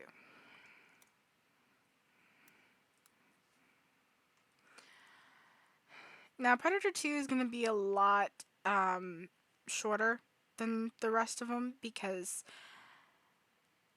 I Predator 2 everybody says that it's the worst in the Predator franchise. Like, it's absolutely the worst. But I don't think it is, to be completely honest. Even though I haven't seen The Predator or Prey, I've just read synopses and stuff. And to be completely honest, Predator 2 is leagues better than both of them. I've heard from, like, fans that The Predator is literally a piece of shit. It's literally a pile of shit. Like, all the fans, like, universally hate The Predator. Which is funny because it was written by a dude that starred in the first film, Shane Black. I think he was going for a Night of the Creeps or Fright Night vibe, and he just kind of missed the entire point of the Predator franchise, I guess. But I can't make a full comment on the Predator and Prey because I haven't watched them from start to finish. Predator 2 is a very different film from Predator. I will admit that. But it's not terrible like everybody says it is. It's a very underrated gem from the beginning of the 90s. Like, it expands upon the Predator lore very nicely. You get another Bill Paxton character like the one in Aliens. You know, the cast is phenomenal. Kevin Peter Hall returns as the main Yautja. You know, you get to see more than one Yautja. It teases AVP. It is probably what sparked the first artist to create the first AVP comics. You know what? Let me look that up.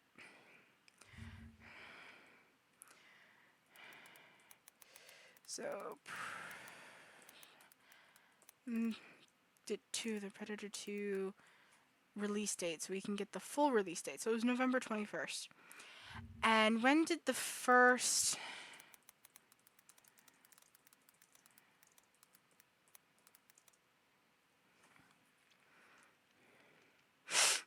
February. Okay. So they had already had the idea.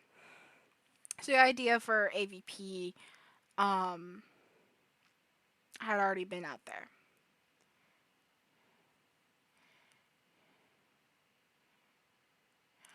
So it was there in February of 1990. So Predator 2 didn't really introduce it. But Predator 2 like hyped it up because I think the conclusion to a three-part story here, when it was introduced, it was really just an introduction. It was kind of like to test the waters a little bit, you know? And I don't think anybody was like 100% on board until Predator 2 teased it, you know? That it teased that it could actually be canonical in the film series of Predator at the very least. So, you know, you have to like the lore that predators have been hunting xenomorphs, you know. They hunt xenomorphs and they hunt all kinds of creatures.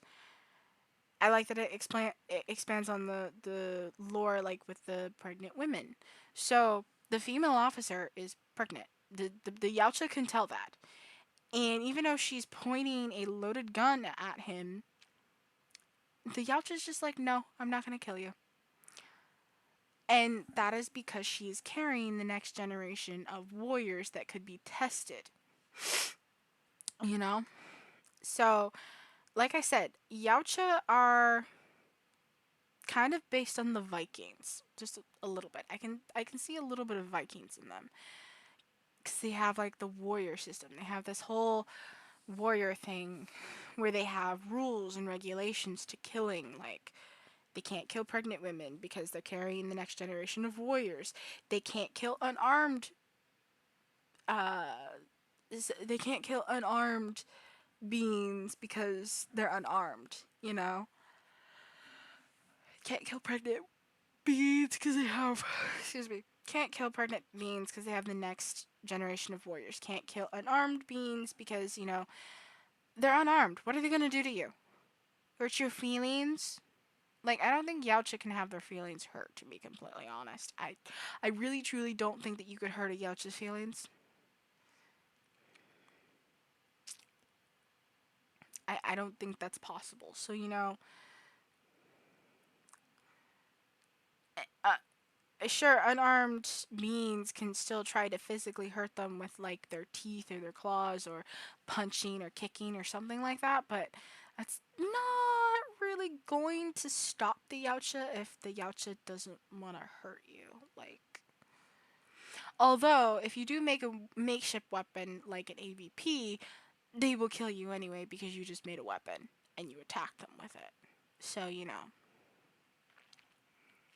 actually that wasn't really he Charles Bishop Whalen wasn't exactly unarmed because he did have the makeshift flamethrower, but that's a different story. That adds different things to the lore. We're on Predator 2 right now. Um, Predator 2 is one of those movies that you just need to shut your brain off and have fun with it. You don't really need to watch it with a critical eye. Because if you watch it with a critical eye, everything is going to piss you off because it's not like the first film at all. Sure, it's I mean, a police officer or detective is similar to military, sort of, not really. You know, and it's a big 80s name star because Danny Glover is he is a star. Like, he's got star power. And by the time Predator came out, he had superstardom, pretty much. And he's known for 80 movies because he was in the Lethal Weapon movies. And two of those movies were in the 80s. At least I'm pretty sure they were in the 80s. Or maybe Lethal Weapon and Predator 2 were both in 1990. Anyway, or no, Lethal Weapon was probably 89. Anyway, point being is Danny Glover is seen as either a dramatic actor because of the color purple, or he's seen as an action star. So a lot of people think that Predator 2 is trying to rehash the first film because it's an action star fighting an alien. It's just the concrete jungle instead of the jungle. And that's not really true. Because if you look at it with a critical eye, you will find that that's not true. 100%. And even if you don't even look at it as a critical eye, you just look at it as a fun popcorn movie, it's still nothing like the original. It's unique. I like when sequels are unique, to be completely honest. I don't like sequels that rehash and rehash and rehash and rehash and rehash. I think that's one of the reasons why I would like to revisit Terminator Salvation as an example. Because almost all of the Terminator films are literally just car chase movies. Sure, it works really well for Terminator 2 and it works quite well for Terminator 3, but I'm sure that Genesis and Dark Fate are definitely people. I'm pretty sure people are like very angry about both of them because they're just car chase movies that kind of fuck with the continuity way too much. like, um,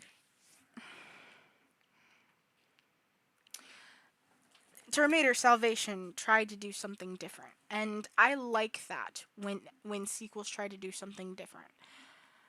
Because if you're just trying to rehash the original, you're not really making a sequel, you're making a remake or you're making a reboot. And most of the time, remakes and reboots never work out. Although there are rare instances that remakes do actually are actually better than the original. Case in point, The Thing. The Thing originally for like the big screen originally came out in the 50s and was called The Thing from Another World. And it was one of your stereotypical B horror movies of the 50s. It was literally just a guy in makeup. Guy in makeup, that's literally it. Maybe a little bit of prosthetics on his head, but and his hands. But other than that, it was literally just a guy in normal clothes with weird makeup on his face. But it's considered a classic of the 50s. It's one of the more classic B horror movies rather than a schlocky movie or a bad movie. When John Carpenter remade it in a more truly grotesque horror way, it was actually a box office bomb when it first came out, but over the years it became a cult classic. And it is considered better than the original. Even though the 50s version is still considered a classic, 1982, The Thing, is far superior. So there are times when a remake does work, but most of the time remakes don't work. So I like that Predator 2 wasn't trying to be a remake. Sure, the bare bone structure of a character fighting an alien in some sort of jungle. Sure, that is the same as the original. But it is not an actual jungle. It is the concrete jungle. And it's LA. Like, it also gives more lore to the fact that the Yautja like to hunt humans during the really hot weather.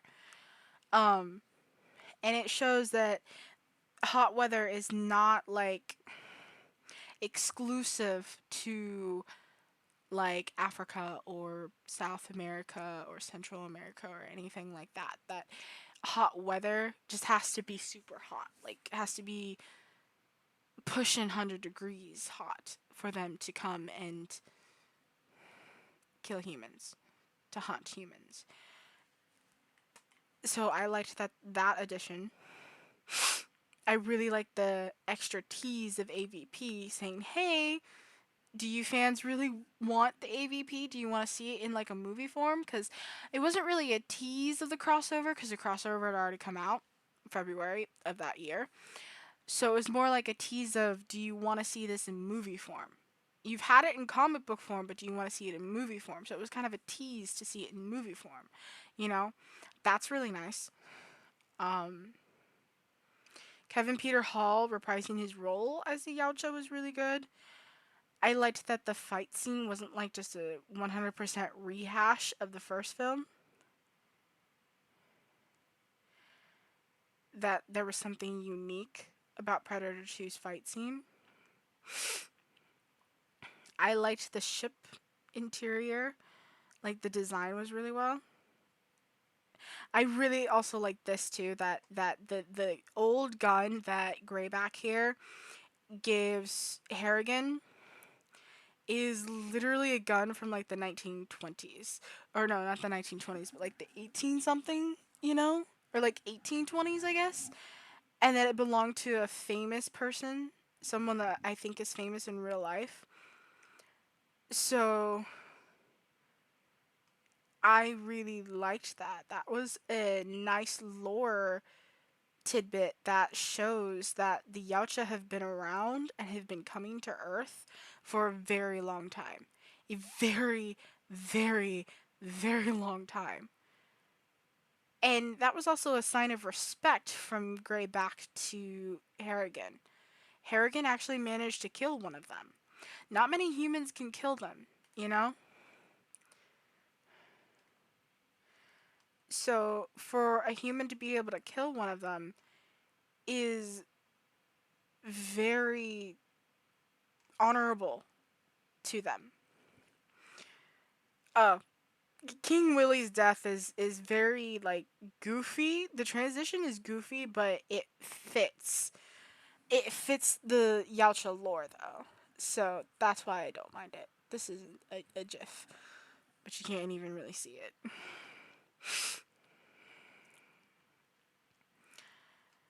Because that's Yautja's whole thing is warriors. They like to fight warriors. They like to um that is their whole thing.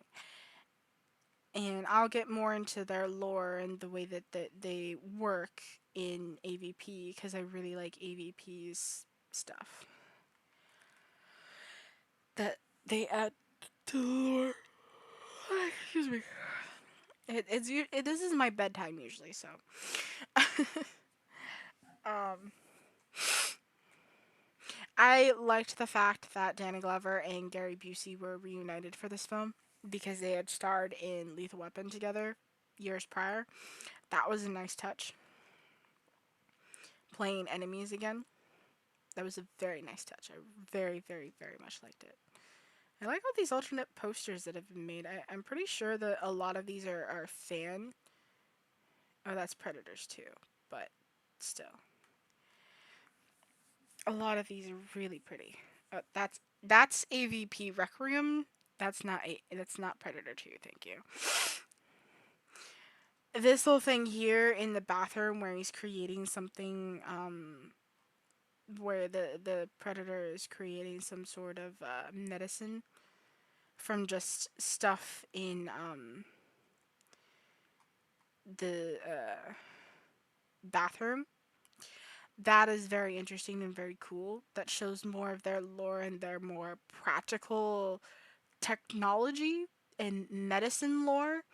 Because Yautja are supposed to be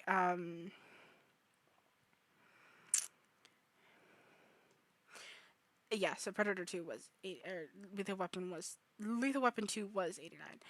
So the Yautja are supposed to be technologically more advanced than we are, and they're supposed to be medically. They're supposed to be far more advanced in technology and medical and in medicine than we are. They're supposed to be like 10 times more advanced in medical technology and just technology in general. So I really like that Predator 2 showcases that.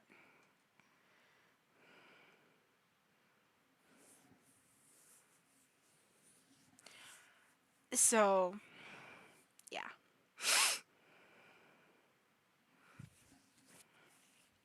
that was a very interesting thing. What is this? Oh. Why? Keith David is just as old as he is. Like, what the fuck? Some of these things are kind of pissing me off. But yeah. I mean, it makes sense that there is a drug war between one faction of people and another faction of people, and the police are caught in the middle of it. Like that. That makes total sense to me. I don't ever see a problem with that. I mean, obviously, the problem I have is that it's a drug war. Drug wars are bad. Duh. Like, obviously, it's bad. But for the context of the movie, it makes sense. It's not like completely out of the realm of possibility, basically. Especially in LA. LA, New York, Chicago. Those are like some of the most violent places in the United States. Chicago is probably the most violent, but still, they're probably the most drug induced drug. They're the ones with the most drugs. Let's just say it, let's just put it that way, and have the most variety. So like it makes sense that there's a drug war between two different drug factions, drug cartels. Like the Jamaican accents are a little off, according to my cousin. I don't know if that's true or not. That's his opinion. I'm sharing that. It doesn't really seem the same as Jaws: The Revenge, which actually takes place in Jamaica, and has like I think the dark skin actor in that movie Mario Jr. or something. I can't remember his name because I don't really watch Jaws: The Revenge. I don't really like that movie. It's the worst of the Jaws franchise, and I'm pretty sure everybody will agree with me.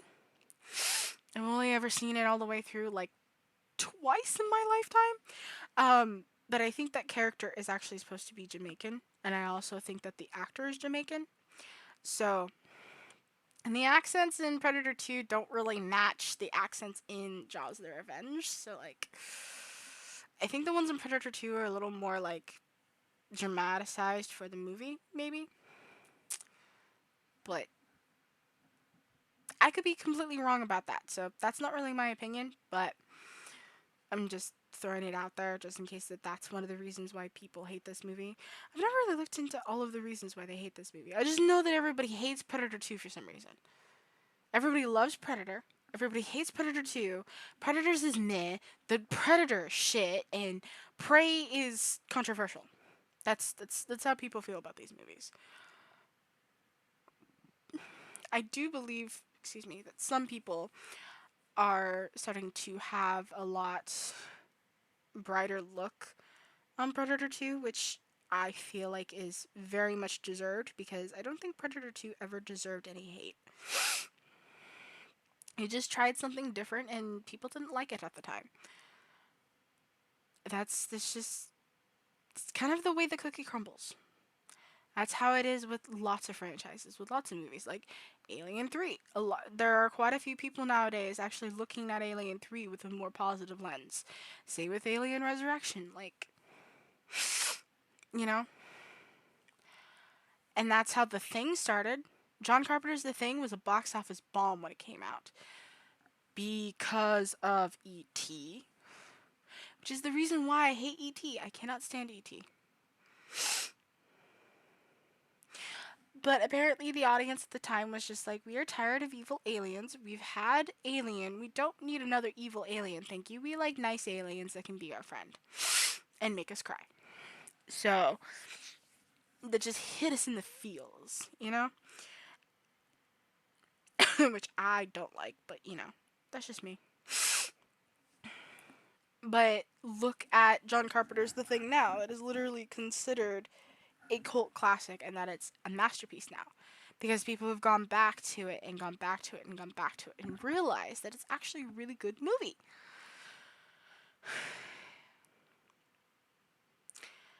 And the casting is phenomenal. Like Danny Glover is always good in what he does.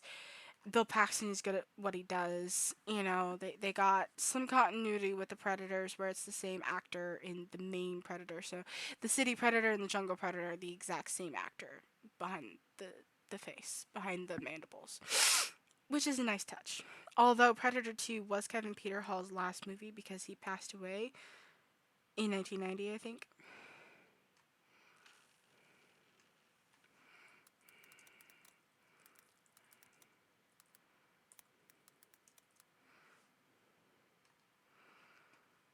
Oh, he passed out, or he passed away. Sorry. He passed away the year after Predator 2 came out. But still, he passed away very young, but he left behind a legacy with Harry the Henderson here and with Predator. And Predator is no longer a lasting legacy, I've noticed. But Ian White does a phenomenal job because I think Ian White did a lot of the Predators in the AVP, played a lot of the Predators in AVP. So,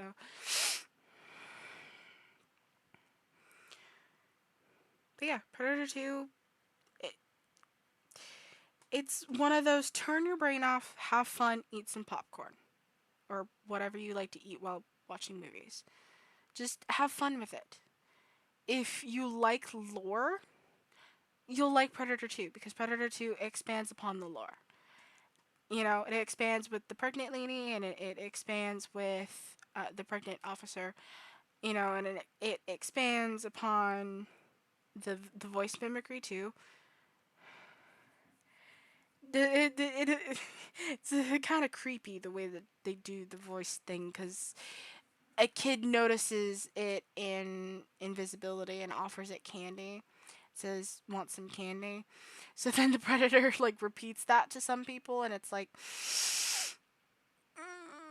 that's why I call it a Yautja because sure it's a predator but it's not a predator. Like it's a Yautja, it's an alien. It's a technologically advanced alien from another world.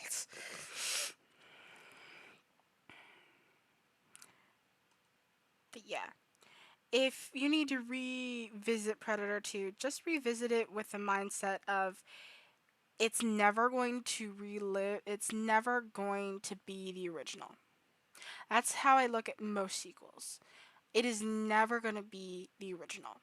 So look at it as its own thing first, and then judge it based on its own characteristics. Don't try to compare it to the original in its franchise. Unless their names are Aliens and Terminator 2, do not compare them to the original. That is my advice with most sequels is do not compare them to the original. If you're revisiting or you've never seen and you're listening to all of my spoilers in this video.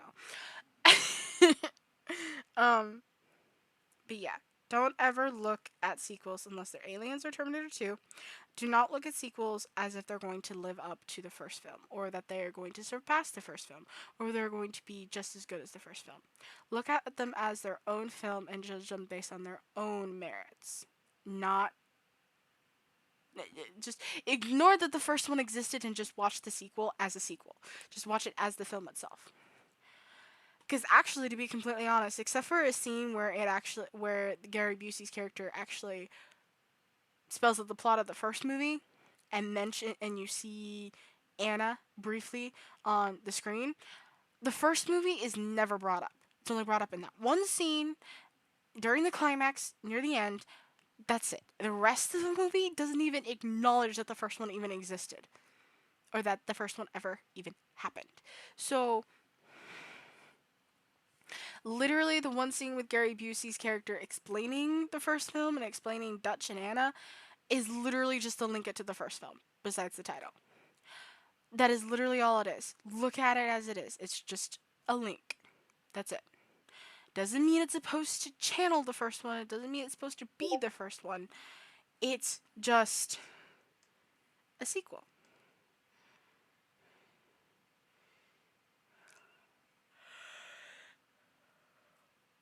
But yeah, that's Predator 2. Okay. So now Alien Resurrection. 1997.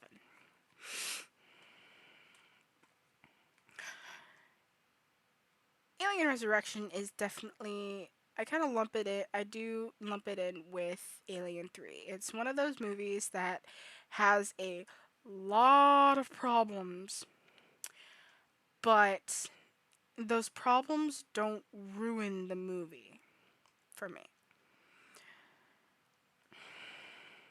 As said in Minty's 10 Things That You Didn't Know in his research, it and with like Joss Whedon penning the script, there was this attitude that Alien Resurrection needed to right the wrongs of Alien 3 and try to be more like the first two films. Me personally, Alien 3 feels more like the first film. If it's going to feel like one of the previous films, it feels more like the first one. It's just a lot more bleak and with a different color scheme. to be completely honest. And it's also just a hot mess, like I said before. Alien Resurrection, on the other hand, feels a little more in line with Aliens, with a little bit of alien in it, you know? And that's not a bad thing, in my opinion. To be completely honest, that's a good thing. Because Alien and Aliens are both phenomenal films, and they are considered as such. So to try and emulate that is not a terrible thing. It's not, it's actually a really good thing.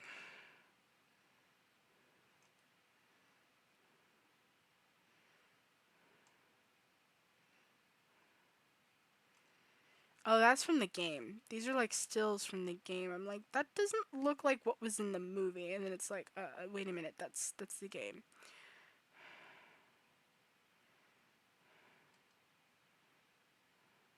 That is a very interesting take on the xenomorph. So,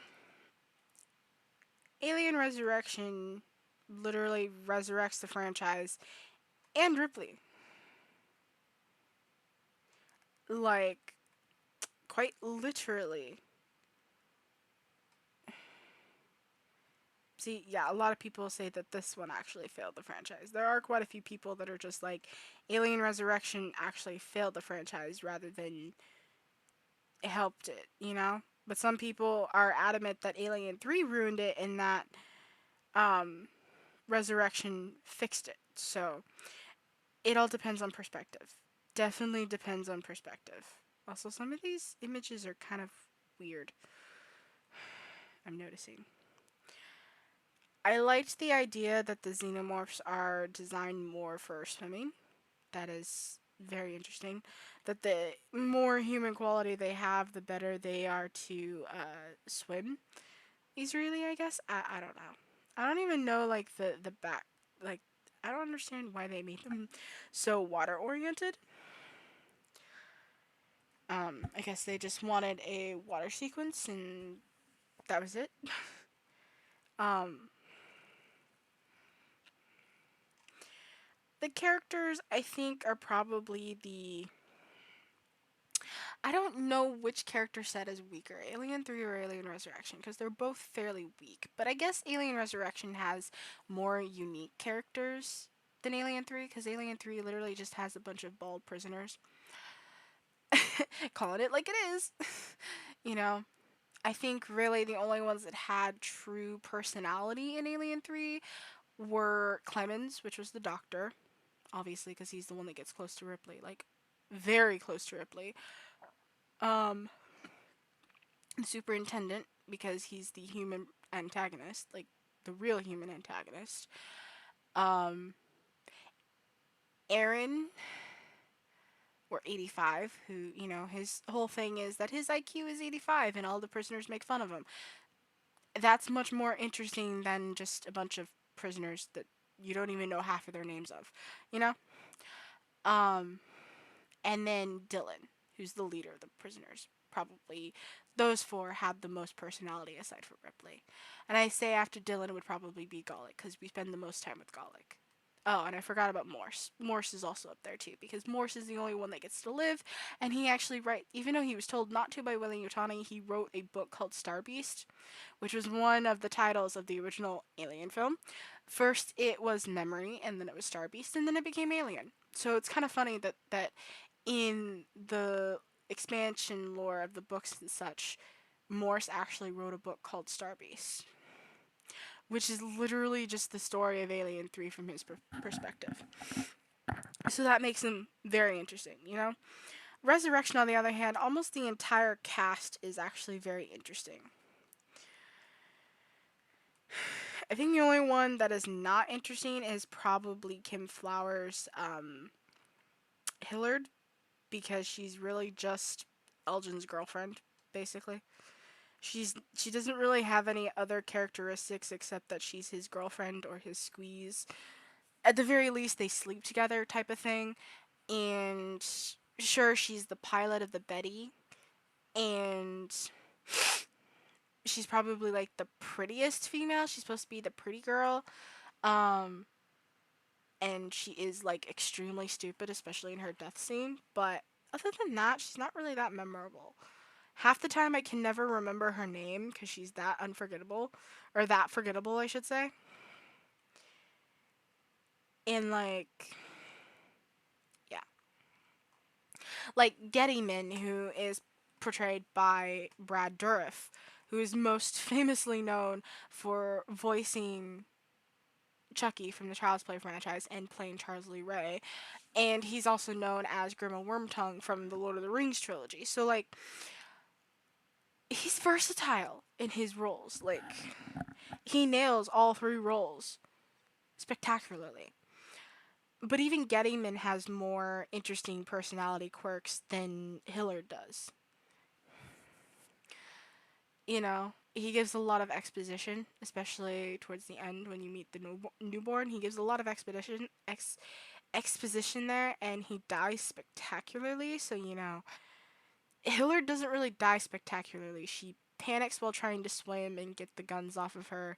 The xenomorph grabs her leg, and then she just screams and then kind of like moans and groans and is pulled away. And it's like, it's not really an interesting death. And you can't even really tell if she drowned or if the xenomorph was able to actually get her out of the water before she drowned and she became a chest burster, or what happened after that. After it cuts to Ripley and her unique bubbles coming out of her nose and then her moving away and such. It's a very uninteresting death. At least the rest of the characters had interesting deaths. Um, the cast, it's almost an all-star cast, to be completely honest. You've got Sigourney Weaver, you've got Winona Ryder, you've got Raymond Cruz, who would become famous for Breaking Bad. You have Leland Orser, who was also in Seven. If you've seen that psychological thriller, you know who he plays. Um, you have Ron Perlman, who I think at that time was famous for playing Beast in a TV show, Beauty and the Beast. Um, and he would later be known for playing in Blade 2 as Reinhardt, and he'd later be known as Hellboy, the definitive Hellboy from 2004. So, it's kind of a star-studded cast.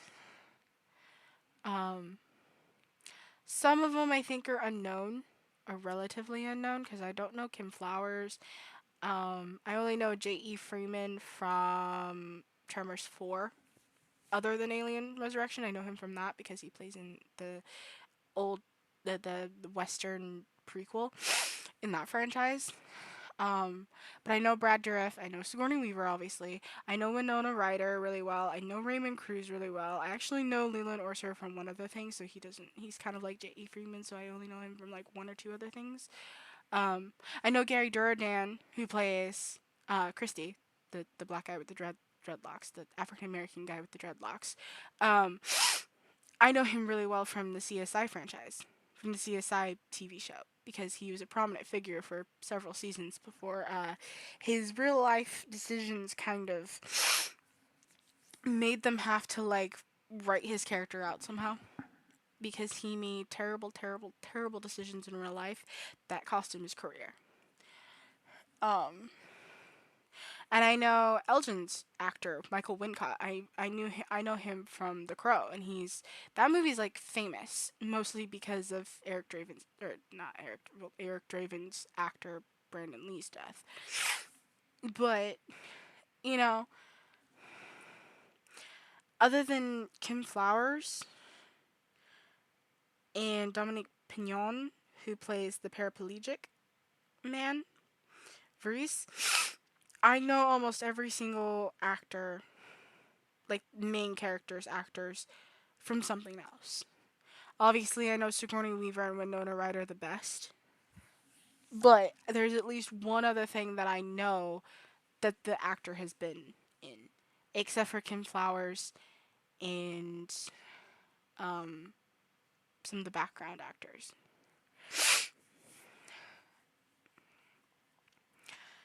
And again, Resurrection gives me creative freedom with my own universe. That way, I can reimagine it and make it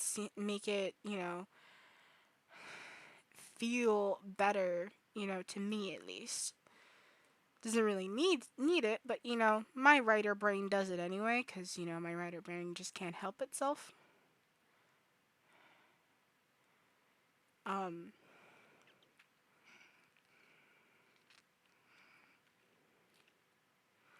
I think the alien designs were really good. They didn't use CGI like in Alien 3, so that's a step up.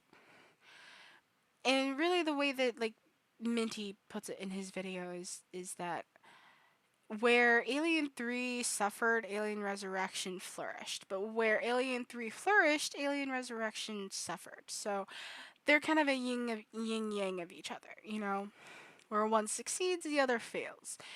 And that was even the attitude of making Resurrection, is trying to redeem themselves from Alien 3, because Alien 3 was a disaster. It was hell to make. It was a disastrous box office. Like, it's a universally hated movie, pretty much. Very few people actually speak positively about Alien 3. Same with Alien Resurrection, because it's kind of just slipped in alongside Alien 3. But, that was the attitude of the Alien Resurrection, is correct the wrongs, r- right the wrongs that occurred from Alien 3. And you can totally tell that's what Alien Resurrection is going for. It's trying to fix what Alien 3 ruined, And in a lot of places it succeeds in that. You still have a ruthless evil corporation. It's just not Weyland-Yutani anymore. It's the United Systems military. So it's a little more military focused. That's why I say it's a little more aliens, but it has just a touch of alien in it. I mean, even Sigourney Weaver herself actually feels like Resurrection is more aligned with the original two films than Alien 3 is. Like, Alien 3, she said she feels that Alien 3 is way more of a departure from the original two films than Resurrection is. Resurrection is definitely way more of an alien movie than Alien 3 is. And I can kind of agree with that. I think Alien 3 is still an alien movie. Excuse me. Sorry. But so it's got that going for it. At least it's not like a complete disaster. I don't think it's a complete disaster. Even though the box office says otherwise, Alien Resurrection is not a complete disaster,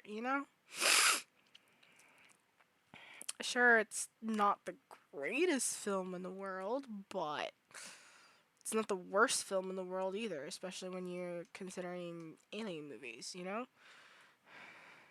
In my personal opinion, Alien Covenant is the worst. So, that I don't think 3 and Resurrection are terrible, but I also don't think they're amazing either. And you have to give props to the cast and crew of Resurrection as well. Because it was almost hell to make Resurrection.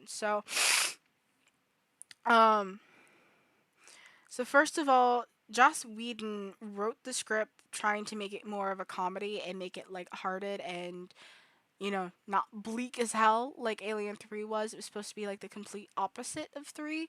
So that's the way he wrote it. But Jean-Pierre Jeunet, the quirky French director, he directed it like a serious movie. So you kind of have comedic writing conflicting with serious directing. And actually, I think it works really well. Kind of. Some of the dialogue is cringy as hell. Like Ripley literally asks, who do I have to fuck to get off this boat?" And it's like, I know it's not actually Ripley, it's Ripley 8, but like, why does she need to say that? Why is that necessary? And why is it necessary for Ron Perlman's Johnner to go, "I can get you off"? Maybe not the boat, but why? Why is it necessary? Why? There are just some dialogue choices that I'm just like, Joss, why?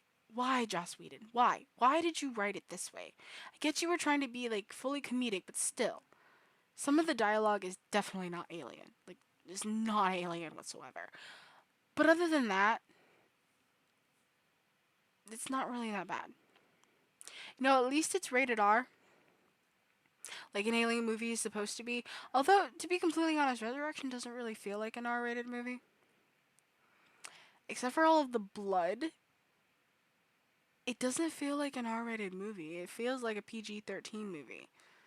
Except for the language, actually. Even the blood seems like PG 13 tame to me. Like, it's really just the language because they say the F word a lot. So.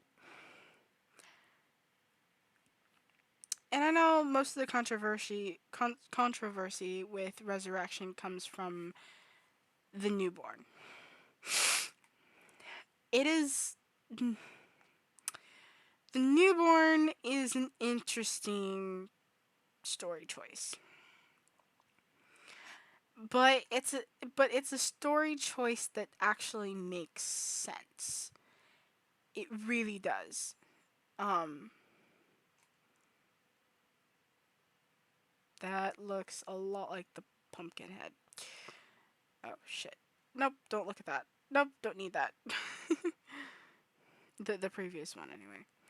Um but like I don't find the the the newborn makes sense. They did gene splicing from the DNA found on Furina 161, although they call it the wrong number. They say they call it something wrong. They say 16, which is not true because it's 161. It was Furina Fury 161. That is what the words in the beginning of the film said of Alien 3. And then Resurrection calls it something Fure something 16. And it's like it's not 16, it's 161. And that is a continuity error that actually pisses me off. Most of the time I don't care about continuity errors, but that one actually does make me mad. Because it's the wrong numbers. Like, it's 100% the wrong fucking numbers. Like, or the wrong number. Why? What is going on, Discord? Okay. Discord is okay again, I guess. So, the newborn makes sense if you actually watch the movie and you understand the fact that they took the blood samples and they were trying to clone her with the xenomorph inside her. Naturally, there's gonna be a little bit of gene splicing. They even mentioned gene splicing if you watch the special edition, which I like watching the special edition. Except for the Resurrection and Alien 3 are kind of the opposite. Alien 3, I love the entirety of the special edition except for the ending. The ending bothers me. I prefer the theatrical ending. Resurrection is the opposite. I love the entirety of Resurrection except for the beginning, the alternate beginning. I prefer the theatrical beginning. Which the theatrical beginning is the weird, grotesque stuff in the beginning and then goes to space. I like this better. But in the alternate beginning, they show this person on duty. And so it starts out, you think you're looking at a xenomorph mouth, but it pans out to show like a fly or something, some sort of bug. And this officer who's sitting there doing something, I don't even know what the hell he's doing besides sipping on some sort of drink, he squishes it with his index finger. He doesn't even get all of it off of whatever the device he squished it on. Has some of it on his finger and he's just looking at it like, ew, ew. And then he puts his drink down, he pulls out the straw and he makes it stop dripping at one end and then he puts it into the end that he was drinking from and it goes onto the window. He blows it onto the window. Like, why was that necessary? You could have. He tried to flick it off of his finger. It's like, why don't you just You have pants. I don't care if it's gross. Just rub it off on your pants. Like, you can always wash your pants later. Like, that whole opening sequence is just disgusting to me. I like the whole parallel with the xenomorph mouth to the bug mouth because xenomorphs are considered bugs. But other than that, it's just so gross. I hate it. I prefer the theatrical beginning, which is this here. The theatrical opening credits were so much more interesting. Sure, they were a little weird, but it was interesting at the very least. It wasn't like disgusting. And it went along with the theme of this movie. Like, it went along, like, I always thought that this was an insight into the process of them trying to get to Ripley 8. Like, I feel like these are supposed to be like Ripley's 1 through 7. Or actually, it'd be 2 through 7, technically. Or 2 through 8, and Ripley 8 is actually Ripley 9 because the original Ripley is number 1, but you know. Yeah. So that's what I always thought that the theatrical beginning was we were getting sneak peeks into Ripley clones 1 through 7 before we see them on full display later on in the film. That's what I always thought, you know? This scene particular, you know? And it fits the theme of Alien Resurrection, which is supposed to be kind of icky and gross. I don't like the whole genre hitting on Ripley 8 thing. You know, I don't really like that. I mean, the Ron Perlman and Sigourney Weaver nail the scene really well. I just don't like it. I do not like it whatsoever. I hate it. It bothers me. But it showcases the fact that Ripley 8 is not afraid to be violent. And it also showcases that she has acidic blood too. That's the first time that you catch it. Watch the movie and you'll totally see it. um, or rewatch the movie and you'll totally see it. But I guess you could say that the beginning scene, there's a scene, deleted scene closer to the beginning that's not really necessary.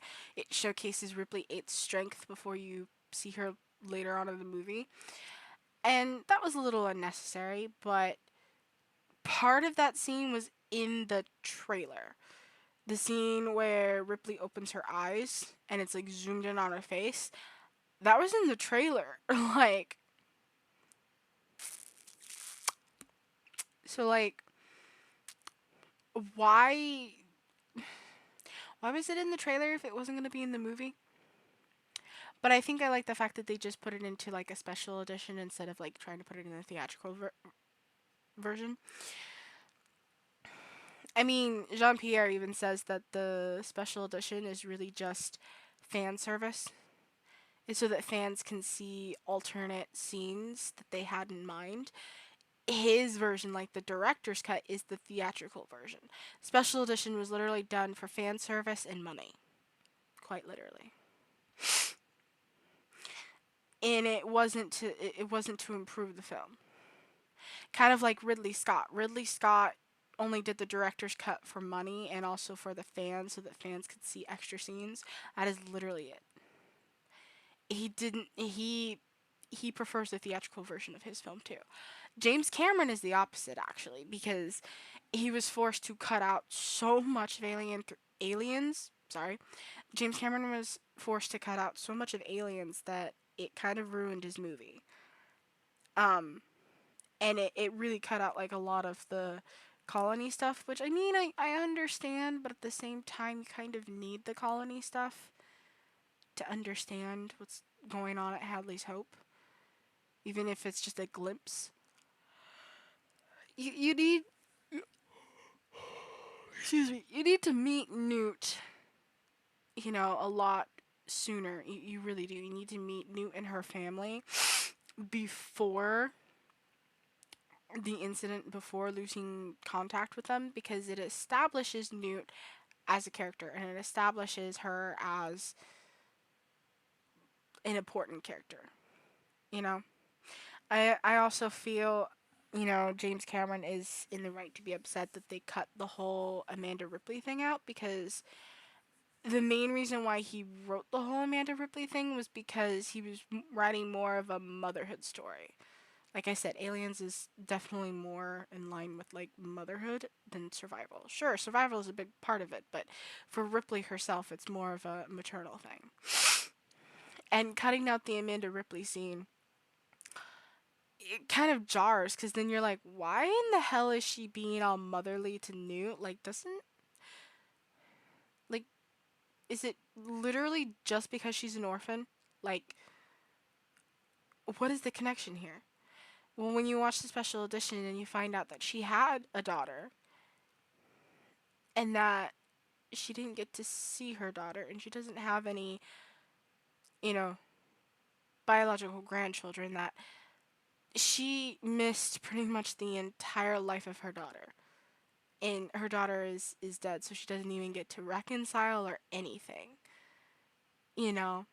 And you see her, she says, she's like Amy as she touches the picture, And of course, for elderly Amanda Ripley, they were using Elizabeth Inglis, which is actually Sigourney Weaver's real mother. So not only was she acting perfectly, but she was, you know, like using kind of a fake scenario in order to sell the scene. Because that's her real mother that she's looking at, technically. It was an image of her real mother.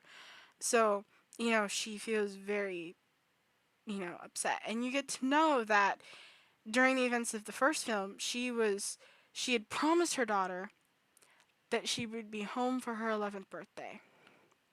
Her 11th birthday. And then she starts crying. So you get this emotional scene where she's having to deal with the loss of her daughter. And it makes much more sense why she immediately hopped onto the connection of mother daughter with Newt, you know? So, but with Resurrection, um, the director only made the special edition for fans. He mentions the fans. He never mentions, none of them ever mention money, but money is always a big part of it. But he says for the fans, because he feels like the fans would like to see these alternate scenes, and that's why he greenlit a special edition. That's why he said a special edition is okay, you know?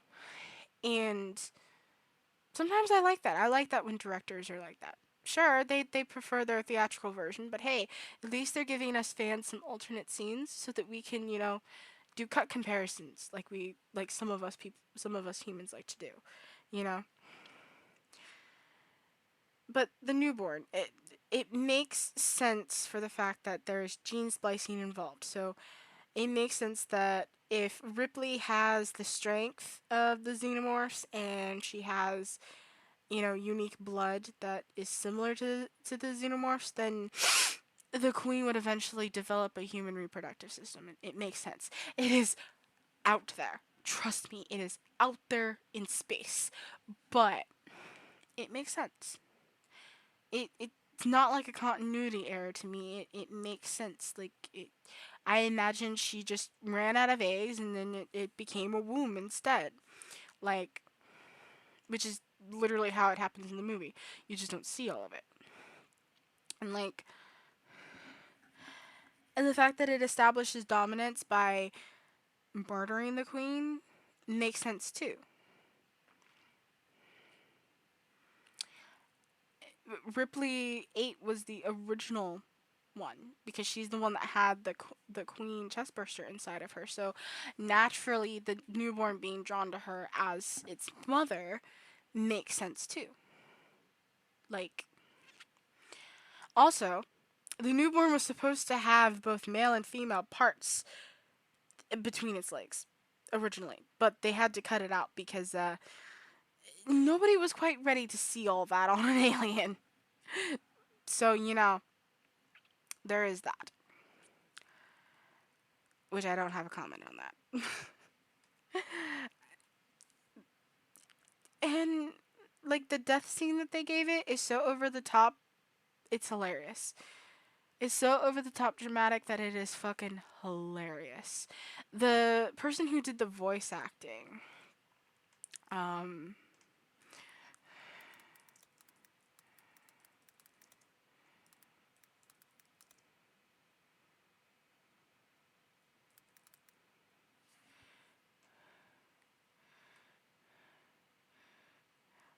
Joan LaBarbera and Archie Hahn, they're the voice actors for the newborn in the film.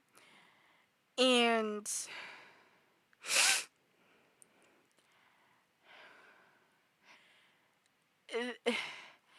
the voice acting that they do, it not only does it make you want to laugh, but it also makes you want to cry because sometimes it sounds like it's mimicking human words, and some of the words that you can make out is help me or why oh why.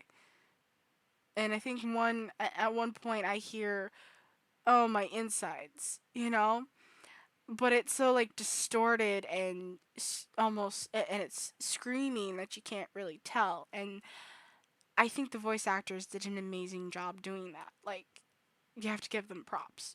Sure, it's a bonkers idea to have the newborn exist, but Alien Resurrections is a bonkers movie. Alien Resurrection is a bonkers movie. Like, if Alien 3 is a bleak, bold, ballsy ass movie, then Resurrection can be a bonkers ass movie. Like, if one can be ballsy, the other one can be bonkers. You know?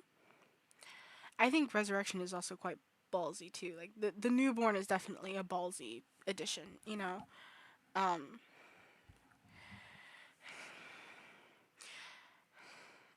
like Resurrection is it's just not terrible. If you just watch it as like a fun popcorn movie, you're not going to be disappointed with it, to be completely honest. And even if you're watching it as an alien movie, you're not really going to be disappointed either unless you're just a hypercritical person who can't get past the fact that lightning only struck twice. Then you're gonna have a problem with it. And it's also based on taste. Like, Alien Resurrection is more of a sci fi comedy than a sci fi horror or a sci fi action movie. Like,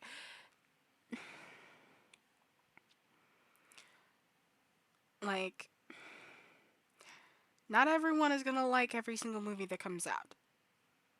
That's just the way the world works. We are all unique. So we all have unique perspectives. We all have unique opinions. We all have unique ways of thinking?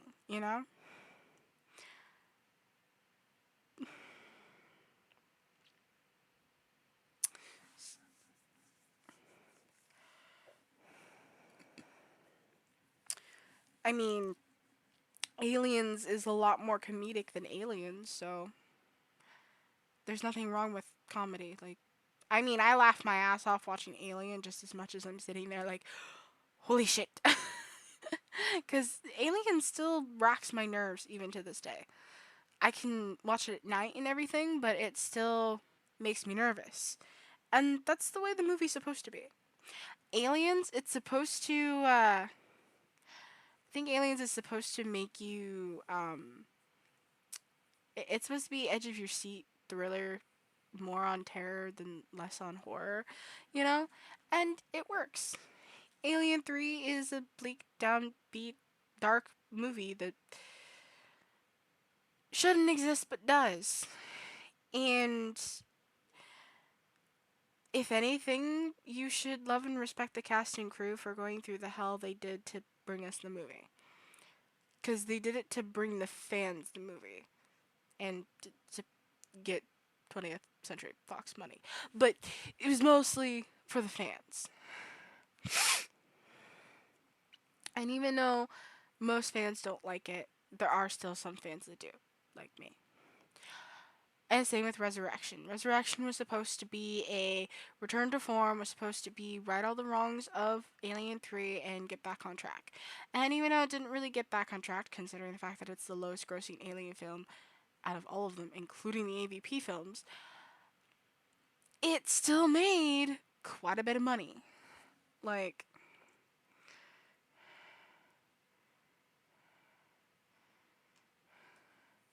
so its budget was okay. So its budget was $60 million, and it only made 47 million. That's just domestic box office, though. So worldwide box office, it did have 100 million over its budget. So it did poorly domestically, but it did quite well worldwide.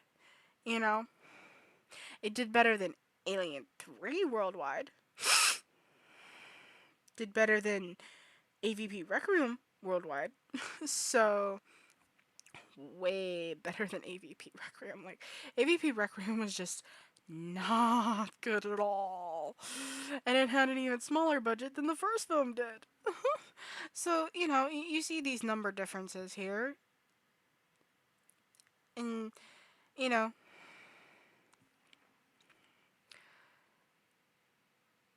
but it is what it is. We can't go back in time and change it.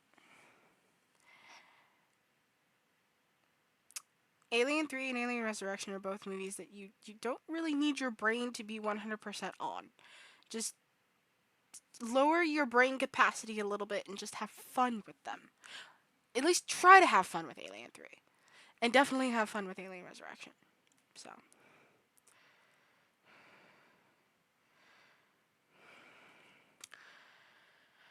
Okay. So.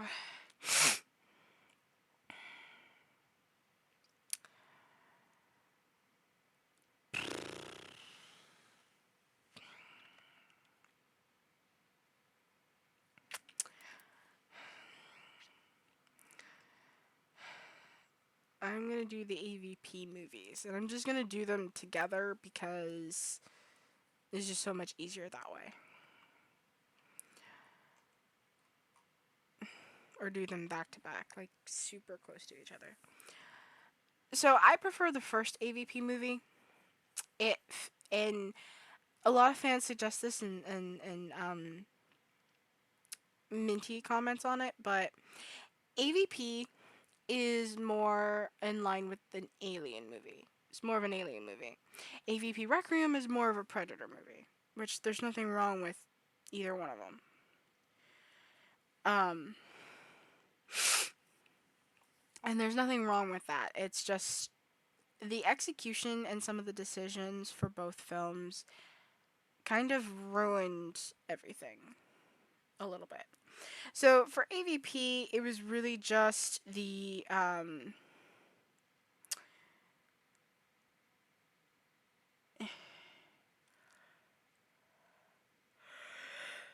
was just the excuse me, the rating. The rating is really what killed it.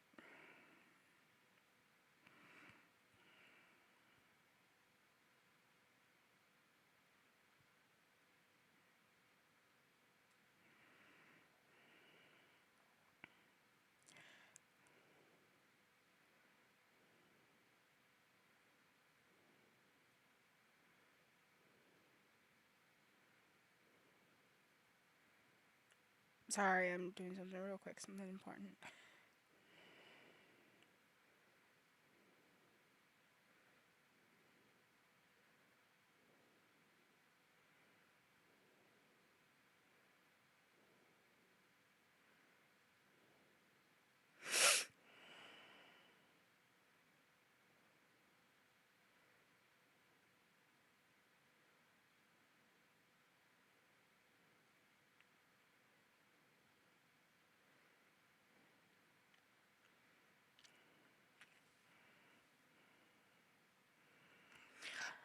So yeah, the main reason why AVP flopped was because of the rating.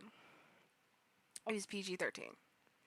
And Requiem tried to remedy that by being rated R, and it was like super gory, but you couldn't really see it because it was such a dark movie. Like aesthetically and lighting wise, it was a dark movie.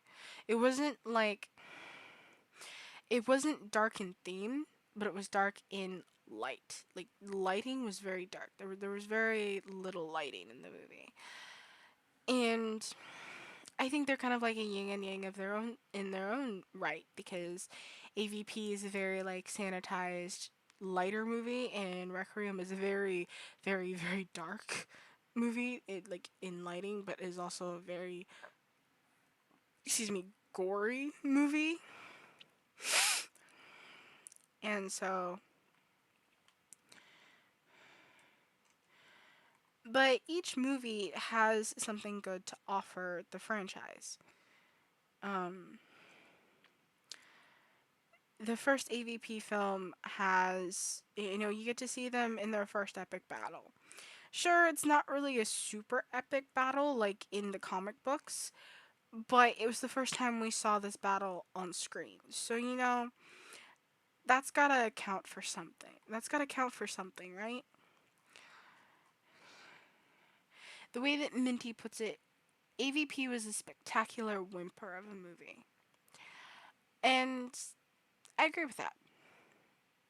It was spectacular, but it was a whimper, not a roar. Um,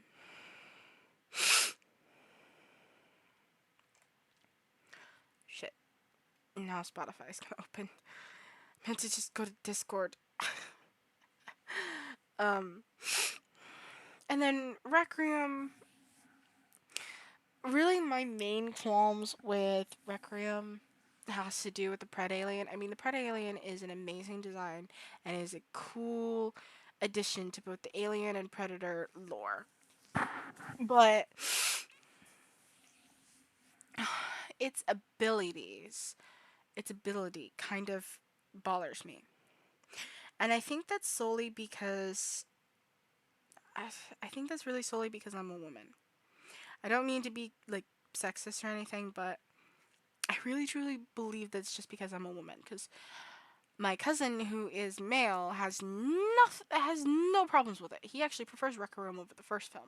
He hates AVP with a fiery burning passion, but he likes Requiem with all of his heart, and he really likes the Pred Alien. And I've noticed that I get very uncomfortable. Like even Minty mentions it in his 10 Things That You Didn't Know that it upset a lot of people, and I think that the people who were mostly upset were women because the Pred Alien targets women, and if it can, it targets pregnant women, and it basically French kisses you and inserts like 6 embryos into your body.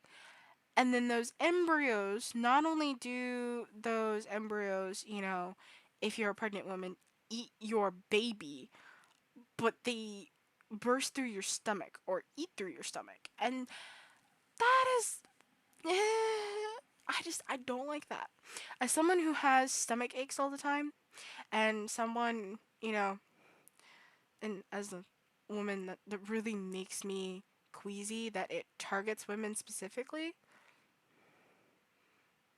like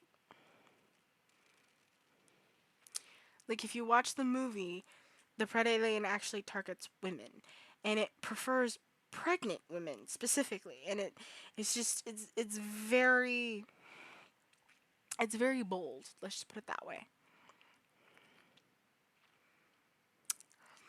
It has some guts, like Alien 3. Alien 3 had the guts to murder 4 important characters, and it had the guts to have the worst CGI of the entire franchise. Well, I guess it's kind of competing with Covenant, but sometimes I think Covenant is a little better than Alien 3 in that regard. So there's a positive for Covenant again. But yeah, so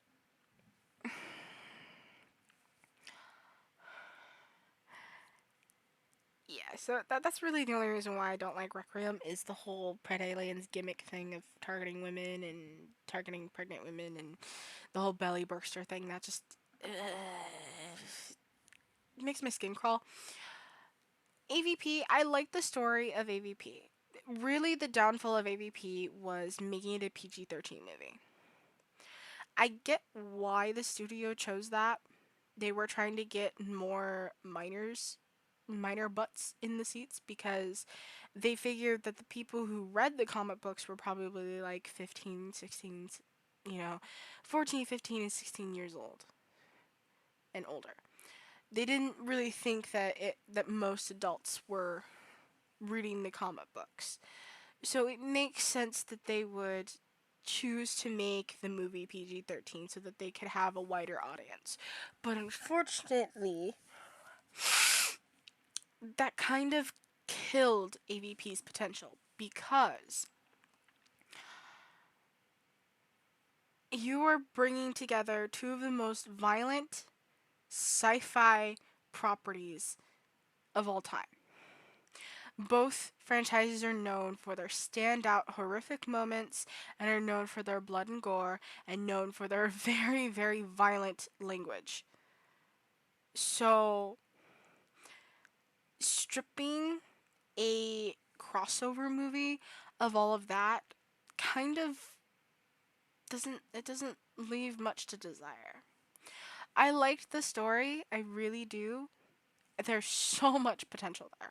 There's so much potential in the story. Like, even if they were to do an actual remake, like a full on remake of it, and just make it rated R and like make it like gorier than both franchises combined, having, you know, like you have to finish the "you one ugly motherfucker" line. You have to finish it. You cannot just go "you one ugly mother" and you're done.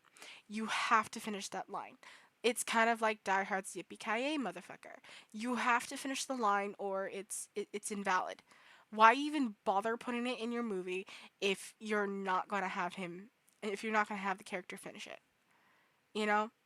And I like the riff of "you one ugly son of a bitch" for the xenomorphs, but it doesn't feel the same. You know, the line was like made popular by it being "you one ugly motherfucker." Like, I'm sorry, but that's the rules with the Alien and Predator franchise. Like, you have to follow those rules. Like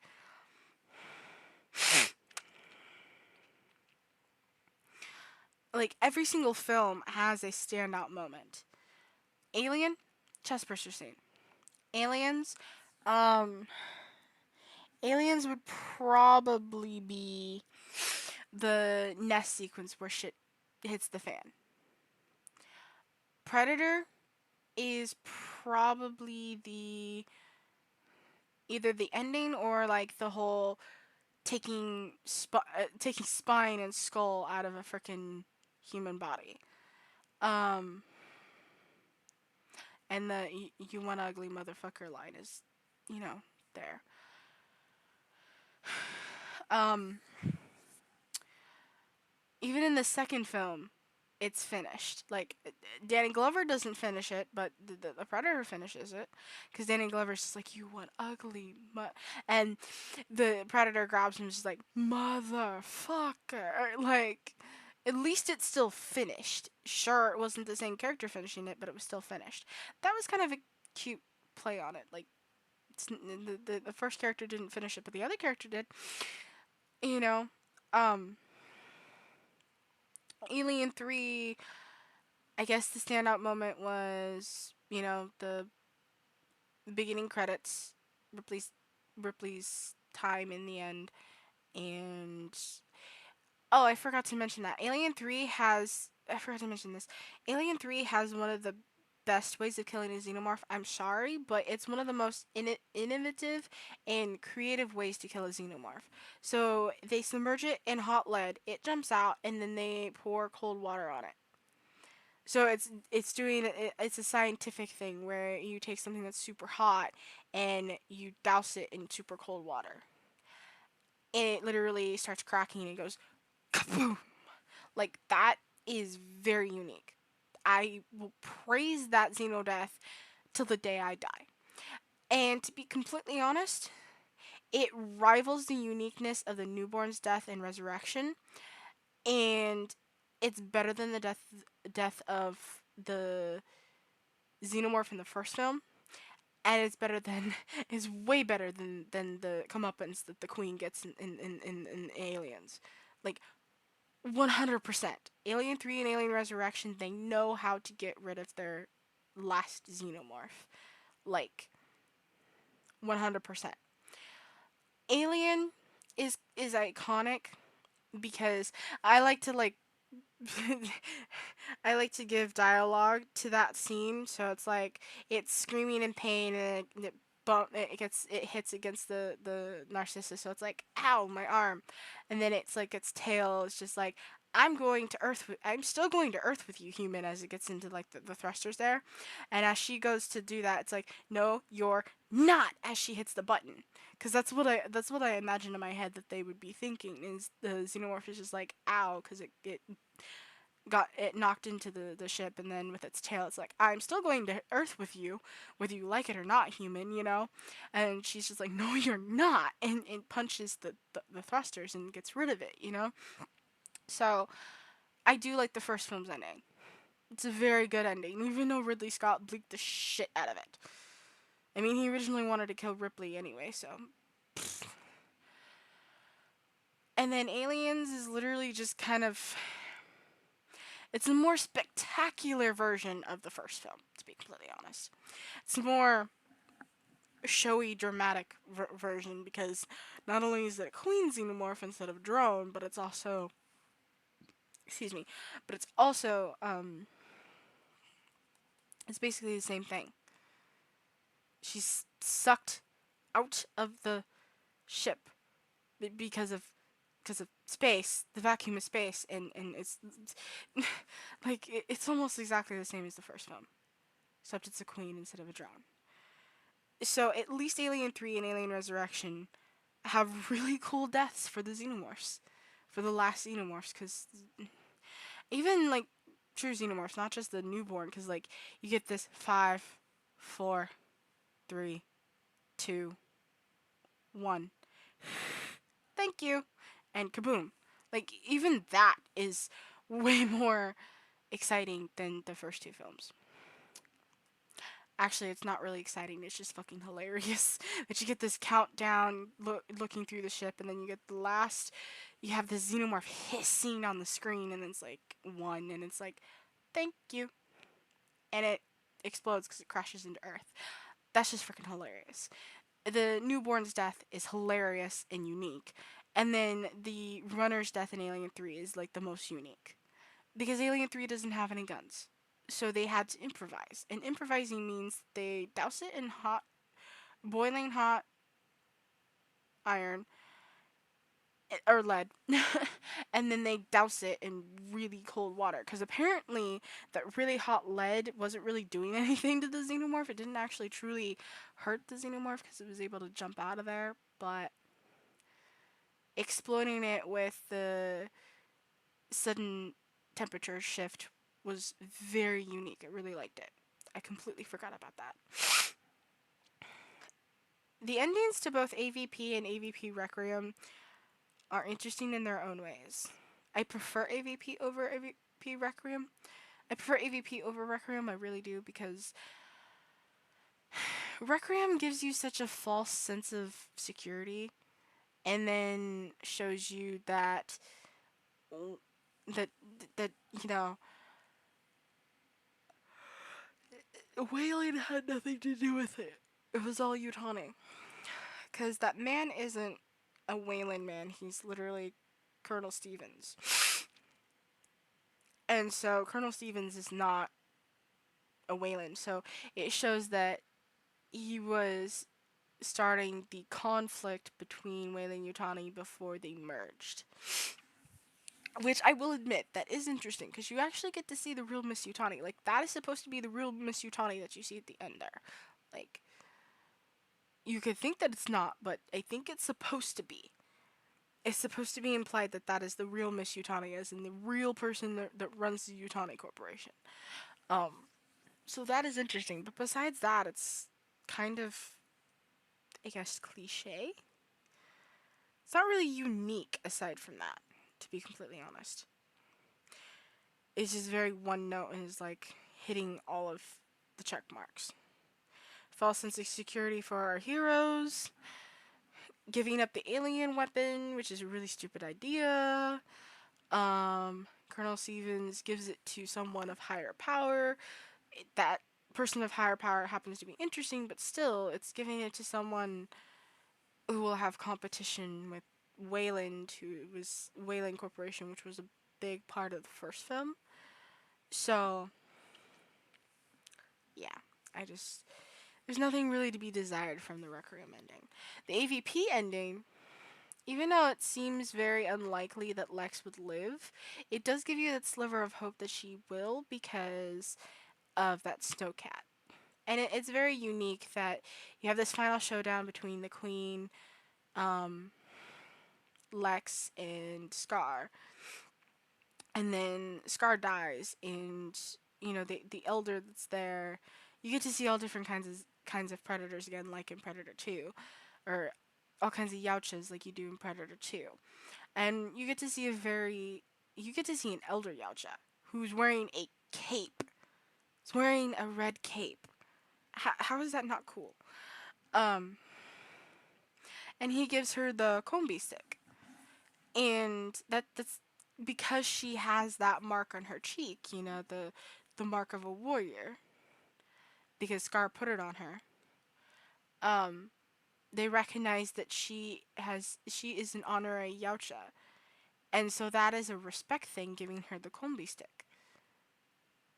It says, "I respect you, and here is one of our weapons for protection." Doesn't need He doesn't need to say anything else. He doesn't actually need to verbally speak either, or try to verbally speak her language. Everything is done in the actions. And that's why I say the first AVP movie has so much potential, and it was just kind of wasted. Like, it was very wasted potential. And the fact that they made it PG 13 is what ultimately truly was its downfall. Because if it wasn't PG 13, I am pretty sure that most fans would probably think that it's one of the best films in the franchises. Because the story is so good. The story is actually really, really, really good. Like, I'm serious. It's really good. It's just sanitized and bogged down to a very basic script. And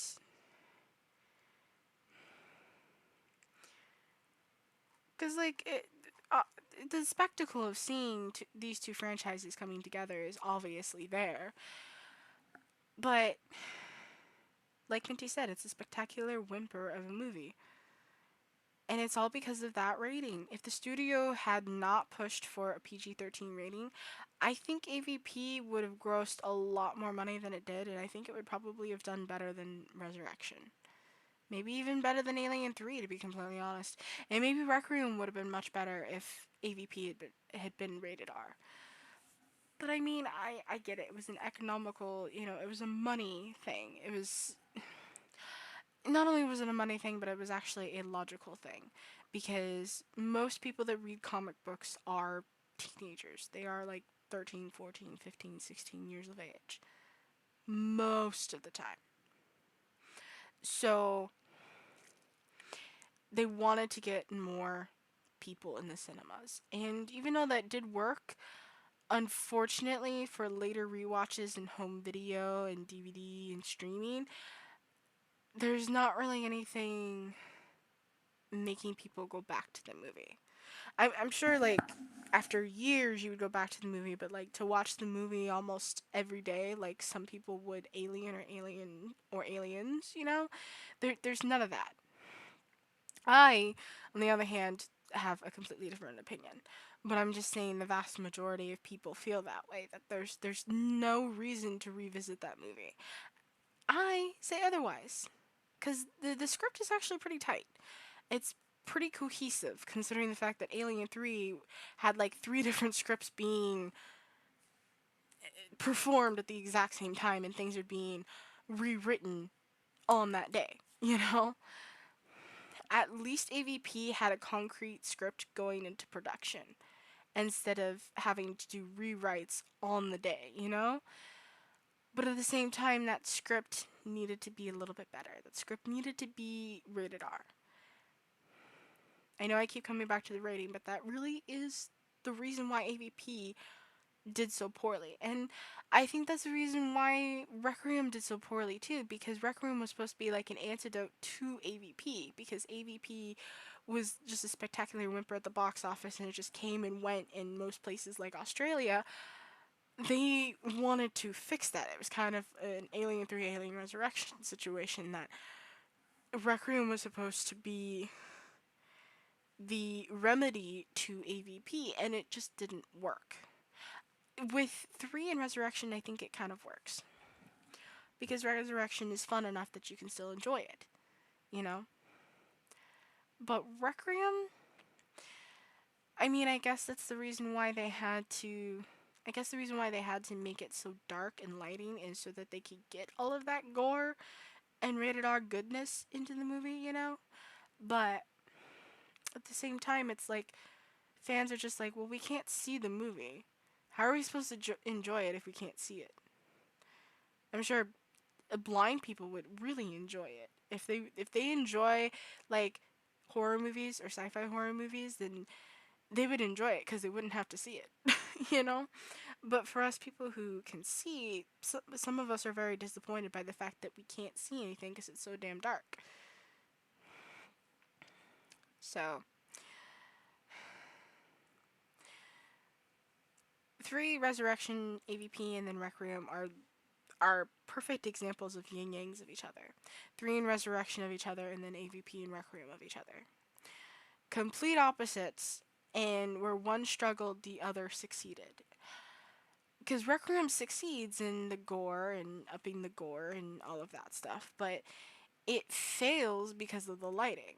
AVP fails because of there's not really any gore because it's PG-13, but it succeeds in story. Sure, the characters aren't really written all that well, and really the only interesting characters are Charles Bishop Whalen, played by Lance Henriksen, of course, and Lex, played by Sanaa Lathan. Of course, the character. Human characters have never been the strongest point in these movies. Sure, it was the strongest in Alien and Aliens and maybe Predator, but for the most part, the human characters aren't really the strongest point. The strongest point is supposed to like the main point of these movies is supposed to be the creature. That's why the creatures are always on the cover of the movie, unless it's Predator, and then you just get Arnold Schwarzenegger. But still, that is why almost every single cover has the creature on it somewhere, is because that's the main attraction. And when you're bringing these two creatures together, these two franchises together, the main point of AVP is to see these creatures fight each other because it's Alien versus Predator, right? So for the AVP movies, characters don't really need to be written like super fucking well in order for the movie to work.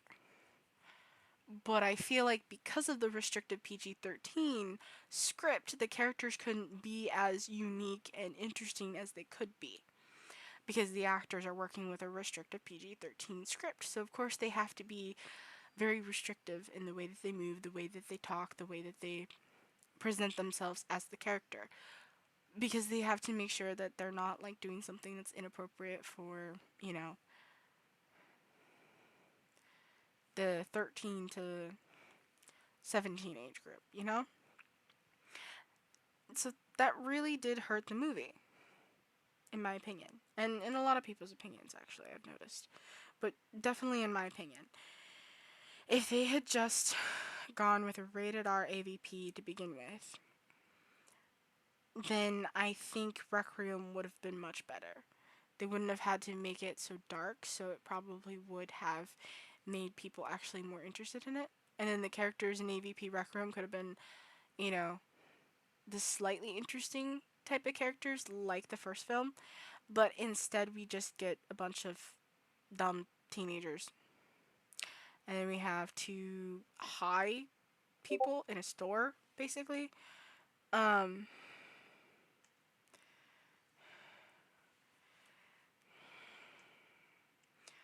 like the really the only interesting character in Requiem for me, besides Wolf the Predator, and the Predalien, even though I don't really like his ability, um, is literally, um,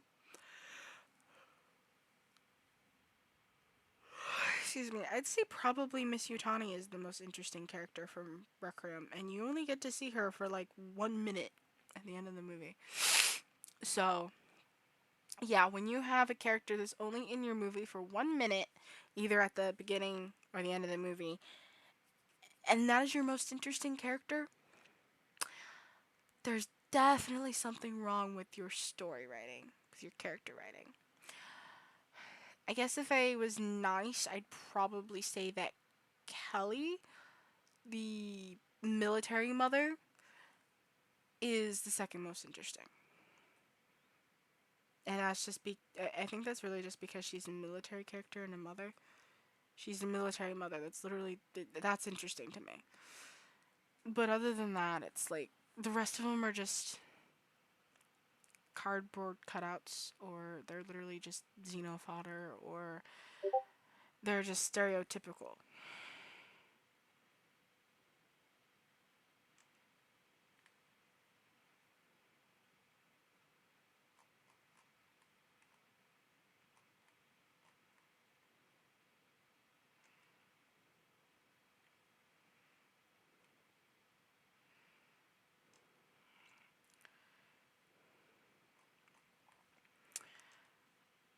But yeah, so that's how I feel about the AVP movies. But that gives me room, just like Alien 3 and Alien Resurrection. That gives me you know potential for my own universe. That way I can rewrite AVP as the rated R movie it should have been, basically. And Requiem, I can sort of polish up the characters a little bit.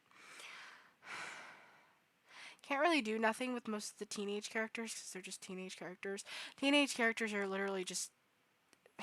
They're the worst characters in movies, I swear, especially horror movies. Because all they care about is getting laid. and, and that's just not appealing to me. I mean, literally, the main female, the female teenage character, it's the crush of the younger brother of who's supposed to be the main protagonist, which is another Dallas character. Um, she's literally there just to be ogled at and die. They literally have a drawn out scene where she basically strips in front of Johnny to her bathing suit, and it lingers on her butt for some reason. And it's like, the Alien movies and the Predator movies never had this. Like this is like Goofy Freddy. No, this is like Goofy Freddy. Like this is not necessary. This is Friday the 13th now. Like we did not need this in an Alien or Predator related film. We did not need it. I think the furthest that any movies have ever gone is that mostly covered sex scene in Predator 2 and the shower sex scene in Covenant. And both of those are. The Covenant one kind of pisses me off for multiple reasons, one of which has to do with the actor playing the husband in that group. I don't really like that character. I don't really like that actor because he's a liar and he's just. I'm not even gonna go there. But I can kind of understand the Predator 2 one. Predator 2 is way more of like an 80s action film than it is supposed to be a sci-fi movie. Like, way more an 80s action film. Even though it's a 1990s movie, it's still lingering in the 80s. Um, and the guy in the scene is literally supposed to be like the head of one of the cartels. He's the head of the Scorpions, I think, which are the like Hispanic cartel group, and that's supposed to be like his mistress, or supposed to be it's either his wife, his girlfriend, or like his mistress that he's having intercourse with in the movie, and so that makes sense. And I mean, it's not necessary, but it makes sense. And it's not there just to show titties. It's not there just to show butts. It just it zooms in on it, and then you see the Jamaican group come in, and which are King Willie's voodoo posse. They come in to kill him and to take his soul and to take his heart and all this other voodoo bullshit stuff. So you get a little bit of that, and then it gets interrupted by the whole voodoo group thing and all of that. So it doesn't really linger on it too long to make it like absolutely unnecessary, but Requiem literally does not need this character to strip in front of it does not need her to strip for the camera. And it doesn't need to linger on her butt either. Like it absolutely 100% doesn't need to do any of that. So, again, both AVP movies are kind of the turn your brain off and have fun with them, or at least try to have fun with them. And again, it also depends on your taste. Um, yeah, so that's AVP.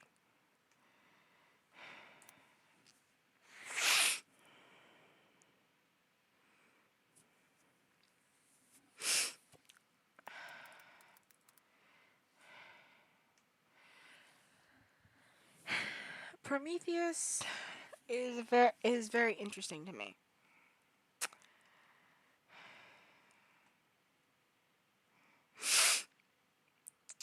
I don't think it's an amazing movie, but I also don't think that it's a terrible movie either.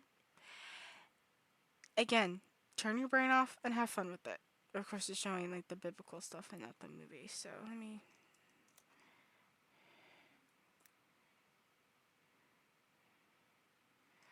there we go. It's like it's not a terrible movie, but it's not an amazing movie either. It's very philosophical. It's very much a specific palette movie. Like it's very specific to someone's palette. Like it depends on the type of movies that you like. It really does because it really caters to those that are into asking the philosophical questions and into religious takes on where we came from and stuff because it's a very religious movie if you really look at it. It's alien religion, but it's still religion. And a lot of like real life Christian religion is kind of put in there. Like the original like one of the original concepts was literally the Christian Jesus Christ, the Christian Lord Jesus Christ, was an engineer in this universe. And that is the reason why the engineers want to, excuse me, destroy the humans, is because the humans crucified him at the stake. So I'm glad that that wasn't in the movie, like Cinema Win says. Um, but at the same time, you still get a very religious vibe from it. Like, and it's also just, it's a movie more about creation rather than anything else. Um,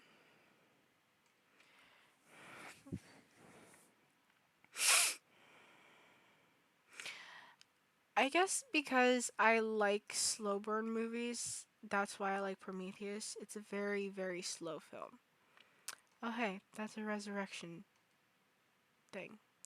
Or not resurrection, but requiem. Wrong all word. Um, Prometheus is interesting to me because it offered a lot of questions and didn't really answer them. And sometimes that's the fun of a movie, is trying to answer the questions. Like, sometimes you don't need a movie to tell you everything. Sometimes you want a movie that literally, um,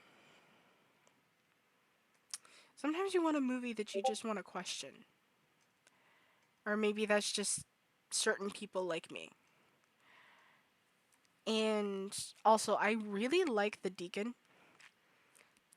And I'll be completely honest, but like the Deacon is the main reason why I like Prometheus. To be completely honest, I like the Deacon. I really, really, really like the Deacon. Like, I wanted to see more of the Deacon. I wanted more, but unfortunately, we didn't get more. It's interesting to me that the trilobite would create a Deacon inside of a engineer, and it makes me wonder, what would a trilobite create inside of a human? Would it look like the Deacon at all? Or would it look like a xenomorph? Or would it be something in between? Or would it look like the Deacon but slightly different? Like, there are so many possibilities to the question of that. And I was actually kind of disappointed. That's one of the reasons why I don't like Alien Covenant, is because Alien Covenant doesn't explain. It doesn't even mention the fucking Deacon. It just pretends the Deacon doesn't fucking exist. And it's like, excuse me, but that was interesting. Can we go back to that, please? I want to hear. I want to know more about that. Can we hear more about that, please? Like,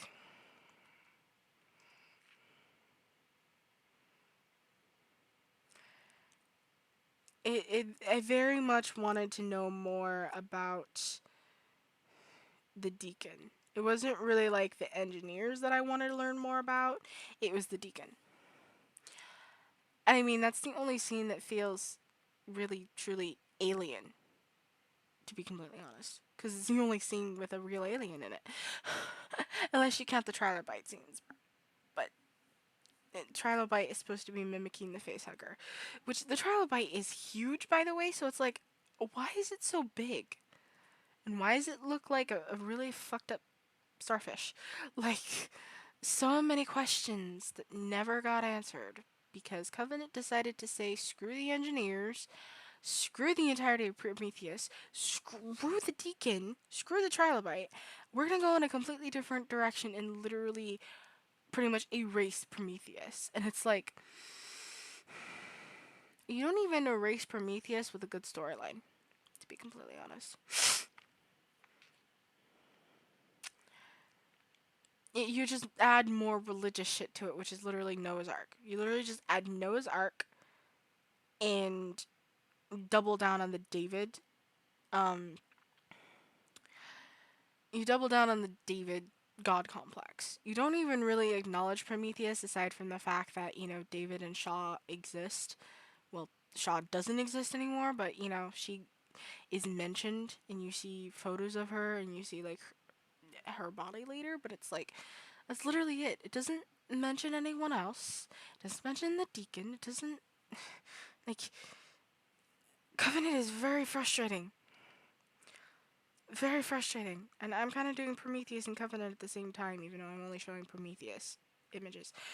But, like, Covenant is really annoying to me. Like,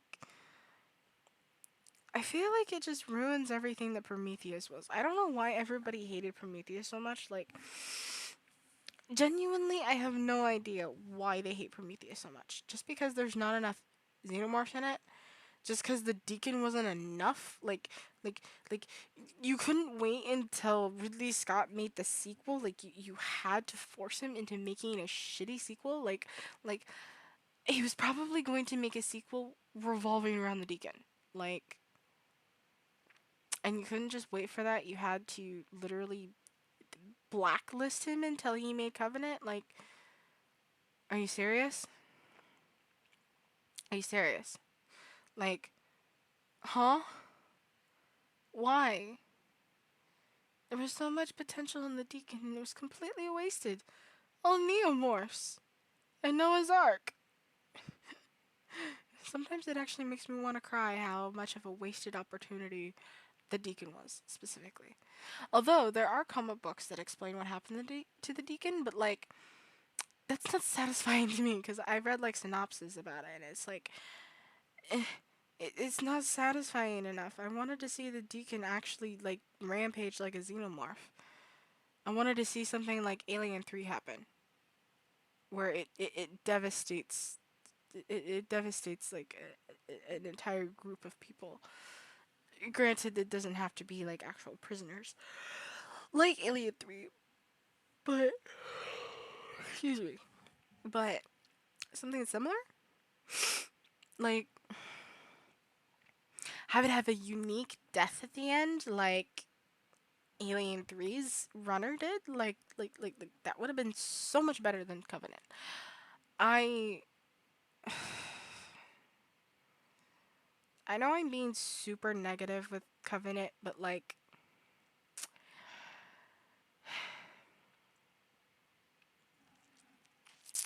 Covenant really just doesn't. Covenant doesn't rumble my bumbles, as Cinema Wins would put it. It doesn't rumble my bumbles. It doesn't. It's just meh. There are a couple things that I like about it, but those couple things are completely overshadowed by the things that piss me off. Like Jesse Smollett and the stupid shower sex scene with the R&B blaring where you can't hear the ship alarms. The false safety in that second finale just drives me nuts. But, excuse me, I will say this. I absolutely love Jesse Smollett's character's death. Like, mwah, beautiful and so fitting for him. Like, so fitting. Although it was unnecessary to have the xenomorph's tail go up between the woman's legs, like that wasn't necessary. Why did you do that? Why was that necessary, Ridley Scott? Like, why was that necessary? Like, it was completely unnecessary for the xenomorph to move its tail. Like, absolutely unnecessary. But the head bite through the glass and through Jesse Smollett's forehead, beautiful. Well, his character's forehead. Well, technically it is his forehead because he's the actor, but it's supposed to be the character dying, not the actor. I need to specify that, making it very clear it's the character dying, not the actor. The actor is still alive, and I'm refraining from saying a specific word. Um, but yeah, after the fact that after his the whole crime thing that he did, after that it's just like I can't really stomach watching Covenant without completely and utterly hating this character. Like I cannot stand his character. Like it infuriates me that he's in that movie, to be completely honest. Danny McBride though is a highlight. And so is the woman playing his wife. They're both highlights. Billy Crudup does an amazing job at being Kane, the Kane stand-in, which Cinema Win says this too. Catherine Watterson does a really good job as the Ripley stand-in, so I've heard she's like super super good as Tina in the Fantastic Beast movies, so I can't be mad at her. I mean, she had super big shoes to fill, so I think she filled them at least halfway. At bare minimum halfway, if not a little bit fuller. But I don't think she's 100% though. Probably lowest is 50%, highest is 90%. I'll give her that. Give her a 40% range. Yeah. Yeah, she did good. She did okay. Did good. She is no Sigourney Weaver or Ellen Ripley, but Catherine Watterson's Daniels is I like her. Danny McBride is always a win. John Denver is always a win. So, and I guess that makes sense. That is the reason why they would go to Planet 4, scrapping their Origai 6 plans, because obviously, if there's a human singing human music, then There must be a human there, right? I mean, there was a human. Excuse me. There was a human, but, she's no longer valid. And David is kind of human, but he's not really human because, android.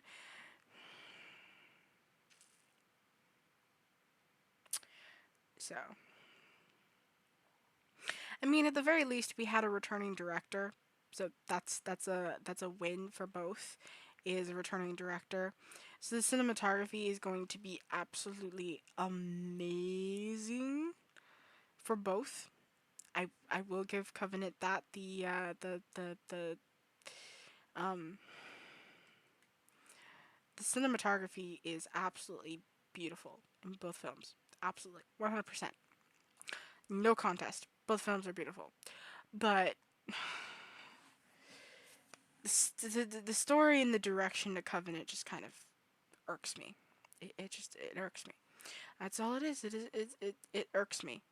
It's not terrible. It's not amazing. It's just well, it's almost terrible. It's definitely not um amazing. Like 100% not amazing. But there are still a couple of standout moments and a couple of, scenes that I actually really enjoyed from Covenant. But other than that, I'm just like, no. It is no. I don't like it. I hate it. So,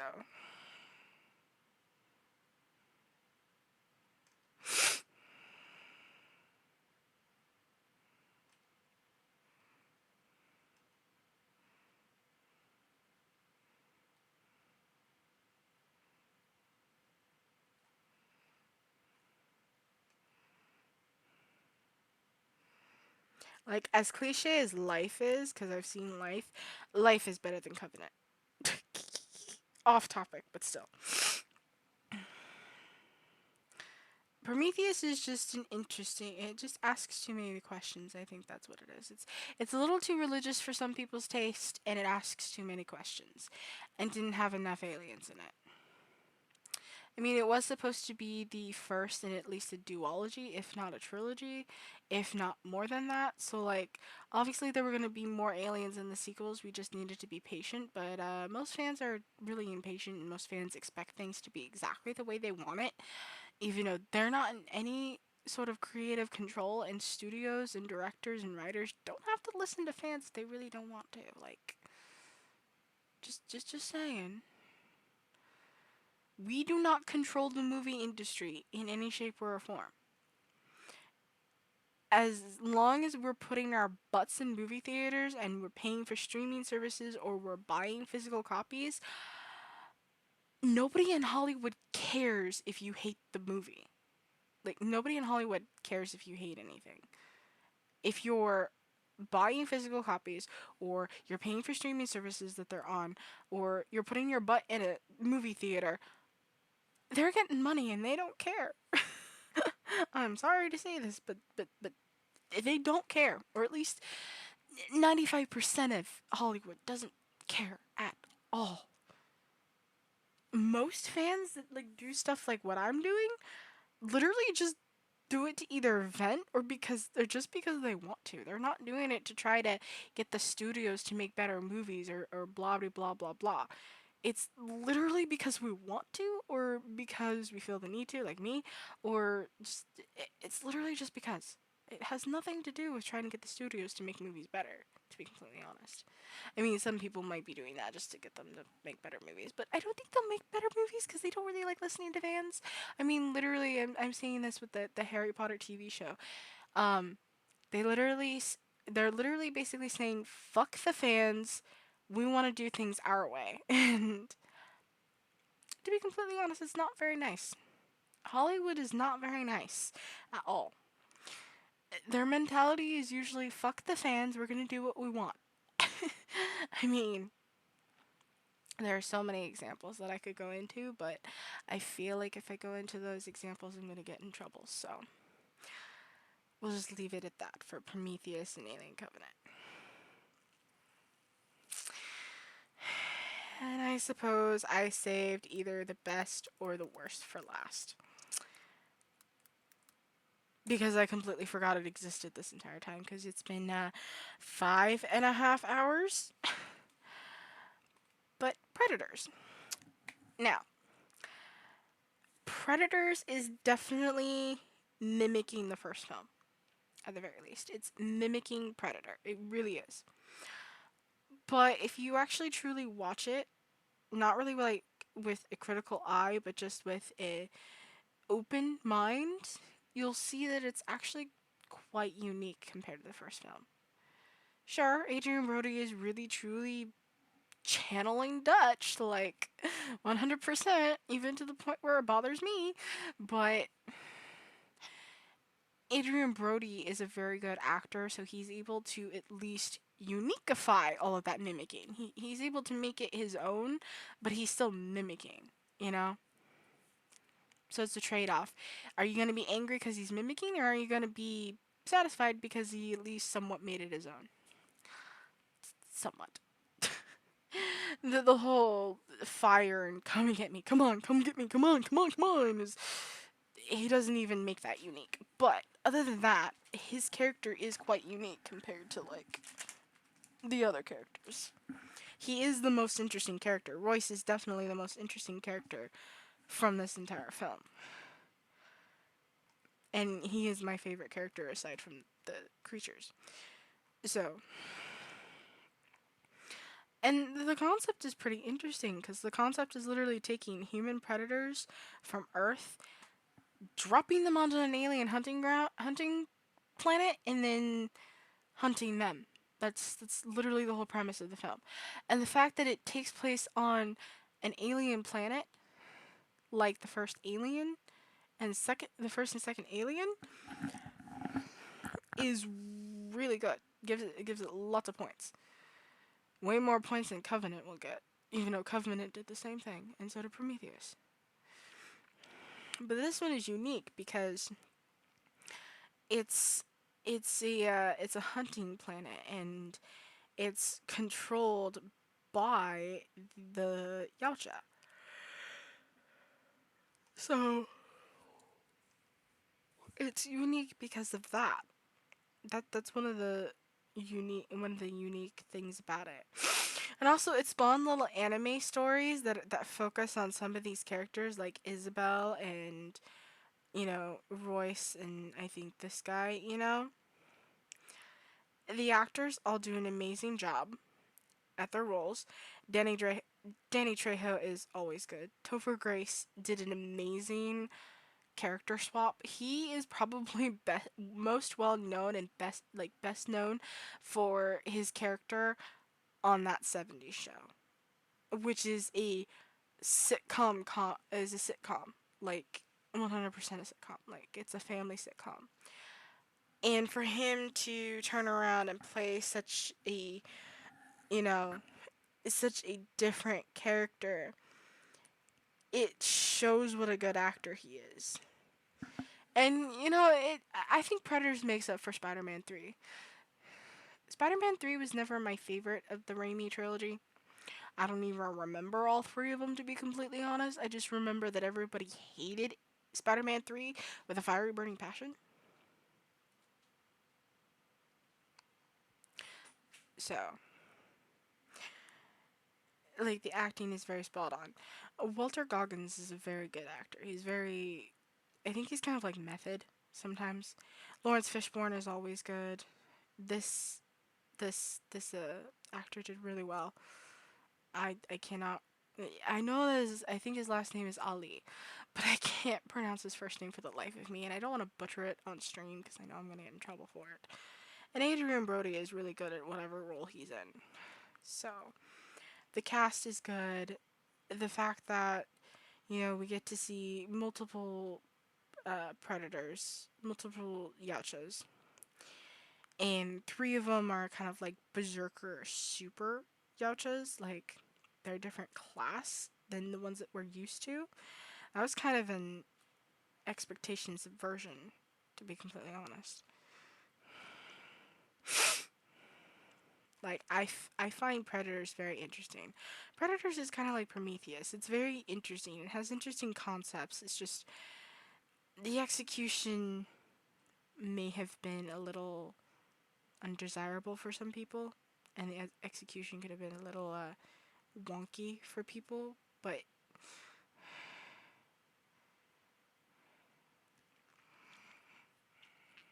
for me, that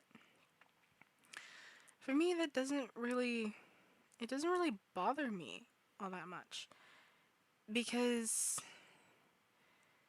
what interests me is in the what interests me is the fact that I like movies that have potential, and I like movies that also give me that also gives me opportunities to have characters in them and such. And Predators gives me an opportunity to make an interesting take with my Jasmine Ripley character, because I have her. She is also one of the people that is brought there, and I've had it where she's been there before. Cause it's a thing that the Super Yautja like to do. They like to kidnap her from her like classic Yautja companion and drop her on their alien planet and see how well she can survive and how long it takes for her companions to come and get her, type of thing. It's kind of a game that they play with Jasmine and her companions. And this time, you know, she has more memorable characters to deal with. Um, and this time there is a classic Yautja strung up in like a hazing situation, and that never happened in the times before. So Predators is never going to live up to Predator, and it's not even in the same like wacky sequel um, or far out sequel idea as Predator 2. I think all three of the Predator films that I've seen, Predator, Predator 2, and Predators, all are in their own little categories. Sure, they are all sci fi films. Sure, they're all action films.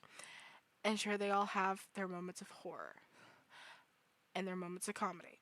But they're all unique in their own ways. Sure, Predator will never be topped because it's the original. Originals are almost never topped unless the sequels' names are Aliens and Terminator 2 Judgment Day. So, don't go into it expecting a spectacular sequel or something better than Predator 2. Just go into it to have fun, or at least to try to have fun with it. I think the most controversial part about Predators is the fact that it's trying to mimic Predator so much. And it wasn't trying to be unique, but I think it was unique enough. Like, some things you need to retread from previous films because you know that that works. But you also need to have enough uniqueness to your story that you're not just rehashing the previous film. And Predators does that. Predators has enough unique qualities to make it its own little category within the franchise. The designs of the Super Yautja are literally some of the best designs I've ever seen for anything related to Predator. Even better than the classic from the first film, to be completely honest. But the first film is classic because that's the original. That's the first mask that we've ever seen before. So, of course, that particular style of mask is going to be iconic and is going to pop up everywhere. Naturally. But I think Predators offered a unique spin on the being stuck in a jungle thing, because they're not even in an earth jungle, and even the person that has literally been in every single jungle on planet Earth doesn't even recognize the jungle they're in. That is good writing, to be completely honest. Like,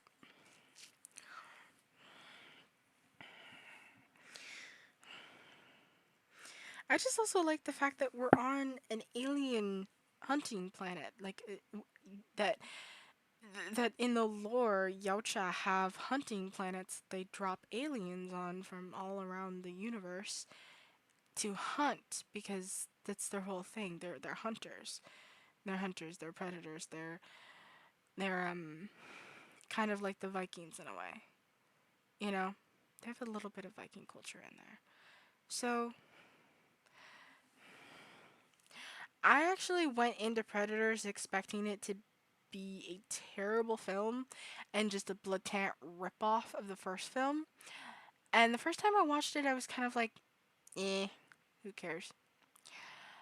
And I decided to revisit it, and then I was like, hmm. So then I kept revisiting it and revisiting it and revisiting it, and I realized, sure, it has a lot of story beats from the first film, a lot of them, but it doesn't execute them in the exact same way as the first film. There are a couple of things that execute them almost exactly the same as the first film, mostly dialogue. And that's just, I think that was like too much fan service. I like a little bit of fan service, but at the same time, I don't like a lot of fan service because sometimes fan service can be um, a little too much. Sometimes fan service can ruin a movie, but I don't think the fan service in Predators actually ruins the film. It just makes the quality a little bit lower than it should be. Just a little bit. For a comparison, it's kind of like Batman and Robin. There are two reasons why I think Batman and Robin failed. The casting of George Clooney and the fact that there were one too many ice puns. There were ice puns everywhere. And focusing on the ice puns, which is basically the same as Predator's homage dialogue, there was a little too much of it.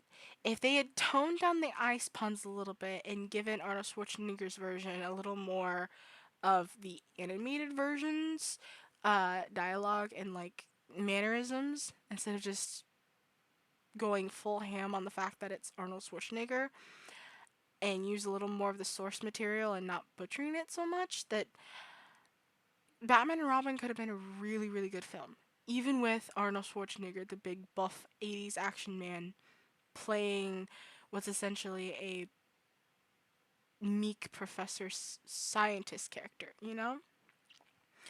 I think they could have pulled that off if there wasn't so many damn ice puns.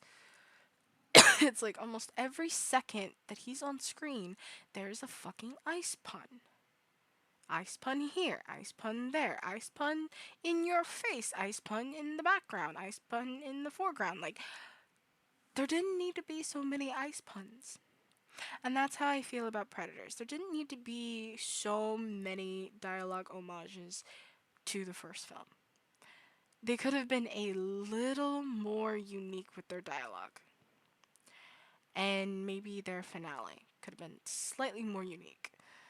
But that's mostly because of the dialogue. Adrian Brody's character is channeling Dutch so hard in the finale that, except for the fact that it's Adrian Brody, you kind of forget that Royce is not Dutch, you know?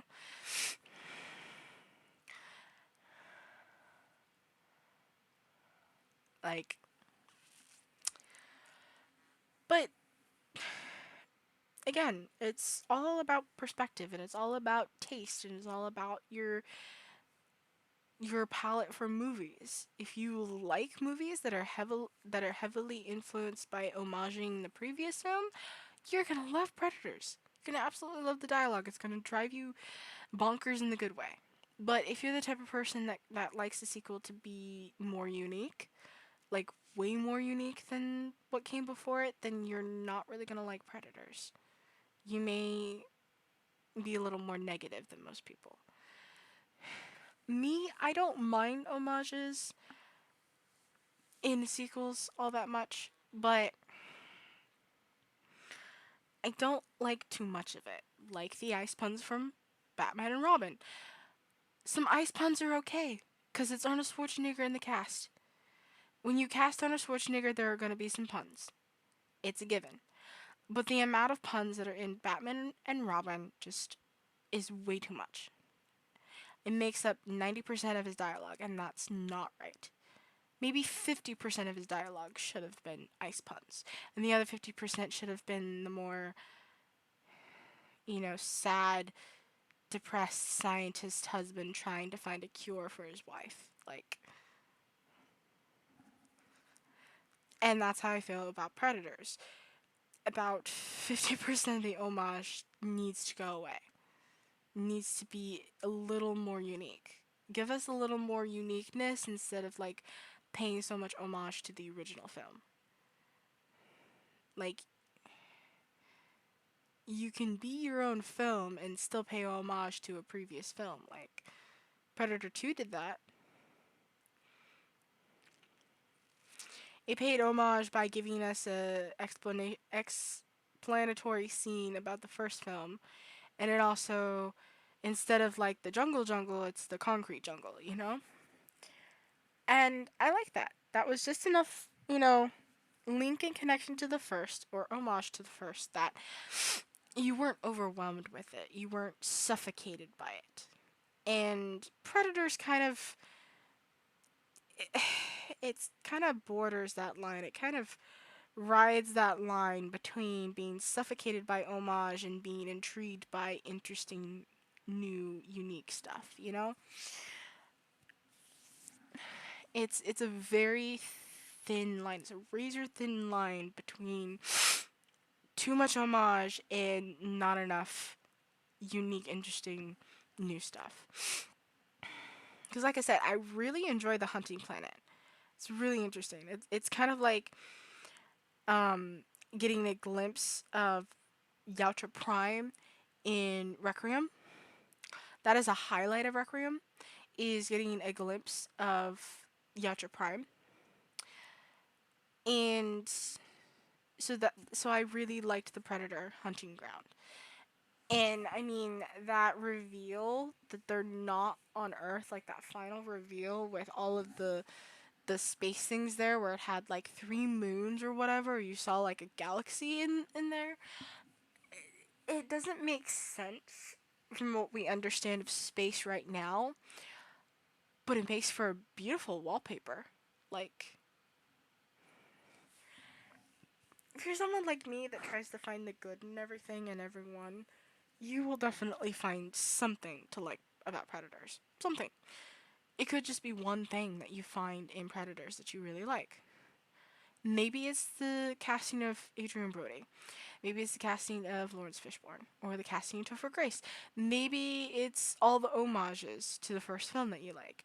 Maybe it's all the uniqueness, like the alien hunting planet and um, those Yautja hounds, and or maybe the designs of the super predators is what you like best. So that's the takeaway to Predators, is that it pays homage to the first film a little too much, but you never feel like it's an actual ripoff. Or at least I don't feel like it's an actual ripoff of the first film. I mean, sure, the homages make it seem that way, but there's still enough unique story there that it's its own thing. Like I said, the alien hunting planet is very unique. We've never seen anything like that before. Like, not even in the Alien franchise, to be completely honest. I mean, Prometheus did have LV-223, um, which is unique from LV-426, and Covenant had Planet 4, but it's just called Planet 4, so with Predators, you don't even know the name of the planet. It's just everybody calls it the alien hunting planet, because that is literally what it is. It is an alien hunting planet. It is a planet for hunting aliens, and for aliens to hunt aliens, like, literally. And that's why it's referred to as an alien hunting planet, is because that's literally the description of the planet. So, if I had to rank all of the movies, Covenant is still last, or at least all of the movies that I've seen. Covenant is still last, And I would probably put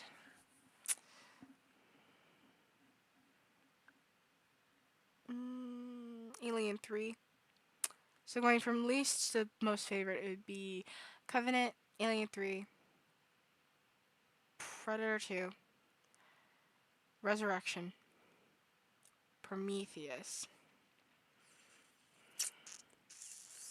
Oh wait, I'm forgetting the AVP movies. So Covenant, Requiem,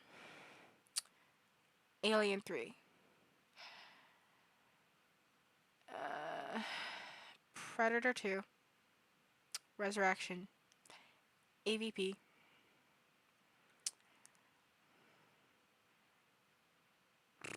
Prometheus, Predators, Predator, Aliens, Alien. That would be least favorite to most favorite. In for me. That's my ranking. But everybody is going to have a different opinion. Not everybody's going to share my exact views. And even if they do share some of my views, it's still not the exact views. So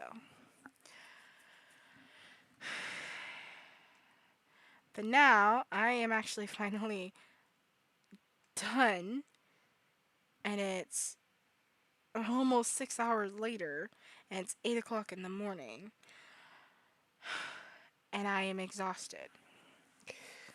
So I'm gonna go sleep until like 7 o'clock in the evening tonight, and probably not stream tomorrow, or I probably actually will stream, but I don't know what I'm gonna do tomorrow at all. I'll probably do the same thing I did tonight, where I waited until like 1:30 in the morning to start streaming, and it's something, on a whim. So yeah, we'll see. We'll see what happens. But anyway, I finished the Alien and Predator franchise, which includes AVP, and I got all of the main points. And if I remembered something little, I added it later. And I did some comparisons to other franchises, and it was kind of opinionated, but it was also positive and negative, mostly negative on Covenant and positive on everything else. And I gave a little bit of my own headcanons and my own original universe. Also, if you want to see those, I have a Wattpad. I know it's Wattpad, and I had Inked, but I don't really know how to get into my Inked anymore.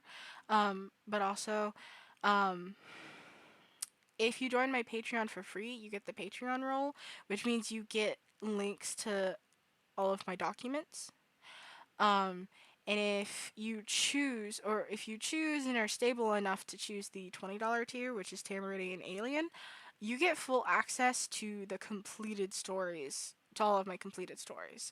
And I think Kumio Superstar gets full access to all of my prologues to every single story, including all of my original novels too.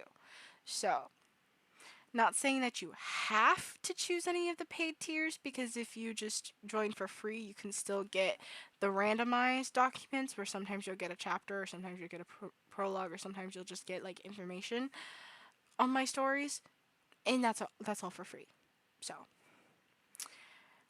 my Patreon is literally the same as my Twitch. It's Kitty Angel Gaming. It has the same profile picture as my Twitch as well. So it's pretty easy to find. Or anytime I'm streaming, you can do this. Yes, I accept my own chat rules.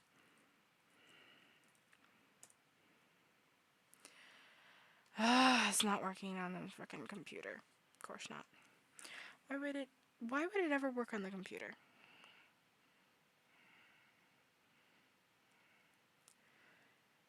So yeah, whenever I'm streaming, you can always do that. I also have that for Discord. I have socials, and I have a lurk, and I have all this other stuff now. So,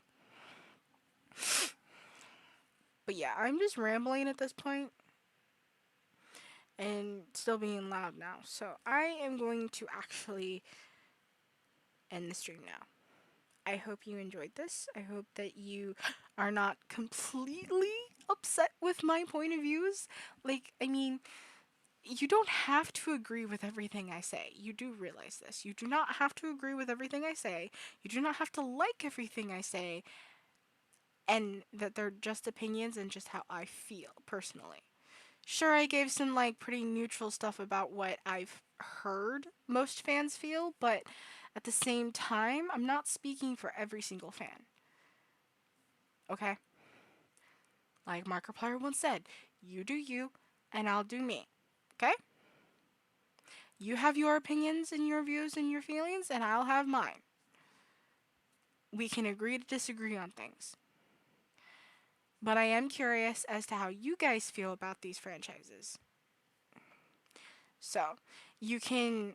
I hope that I can be able to put this on YouTube. I'll see how well it does on stream on Twitch first, um, and then putting it on YouTube. Fill up my comment section. Like that would be nice to finally get a video that has a whole bunch of comments and people having discussions and having discussions with me, um, instead of just having someone I thought was a friend like get mad because the video at the time because at the time I was maining the character I said I was maining, but I changed my mind later, like it was 3 months ago. So yeah, can we have a video where there's actual discussion and it's like not mean? Like, yeah, that would be nice. Anyway, I hope you all have a good night slash morning or afternoon slash evening, depending on where you are in the world. Um, and I will see you next time. Bye.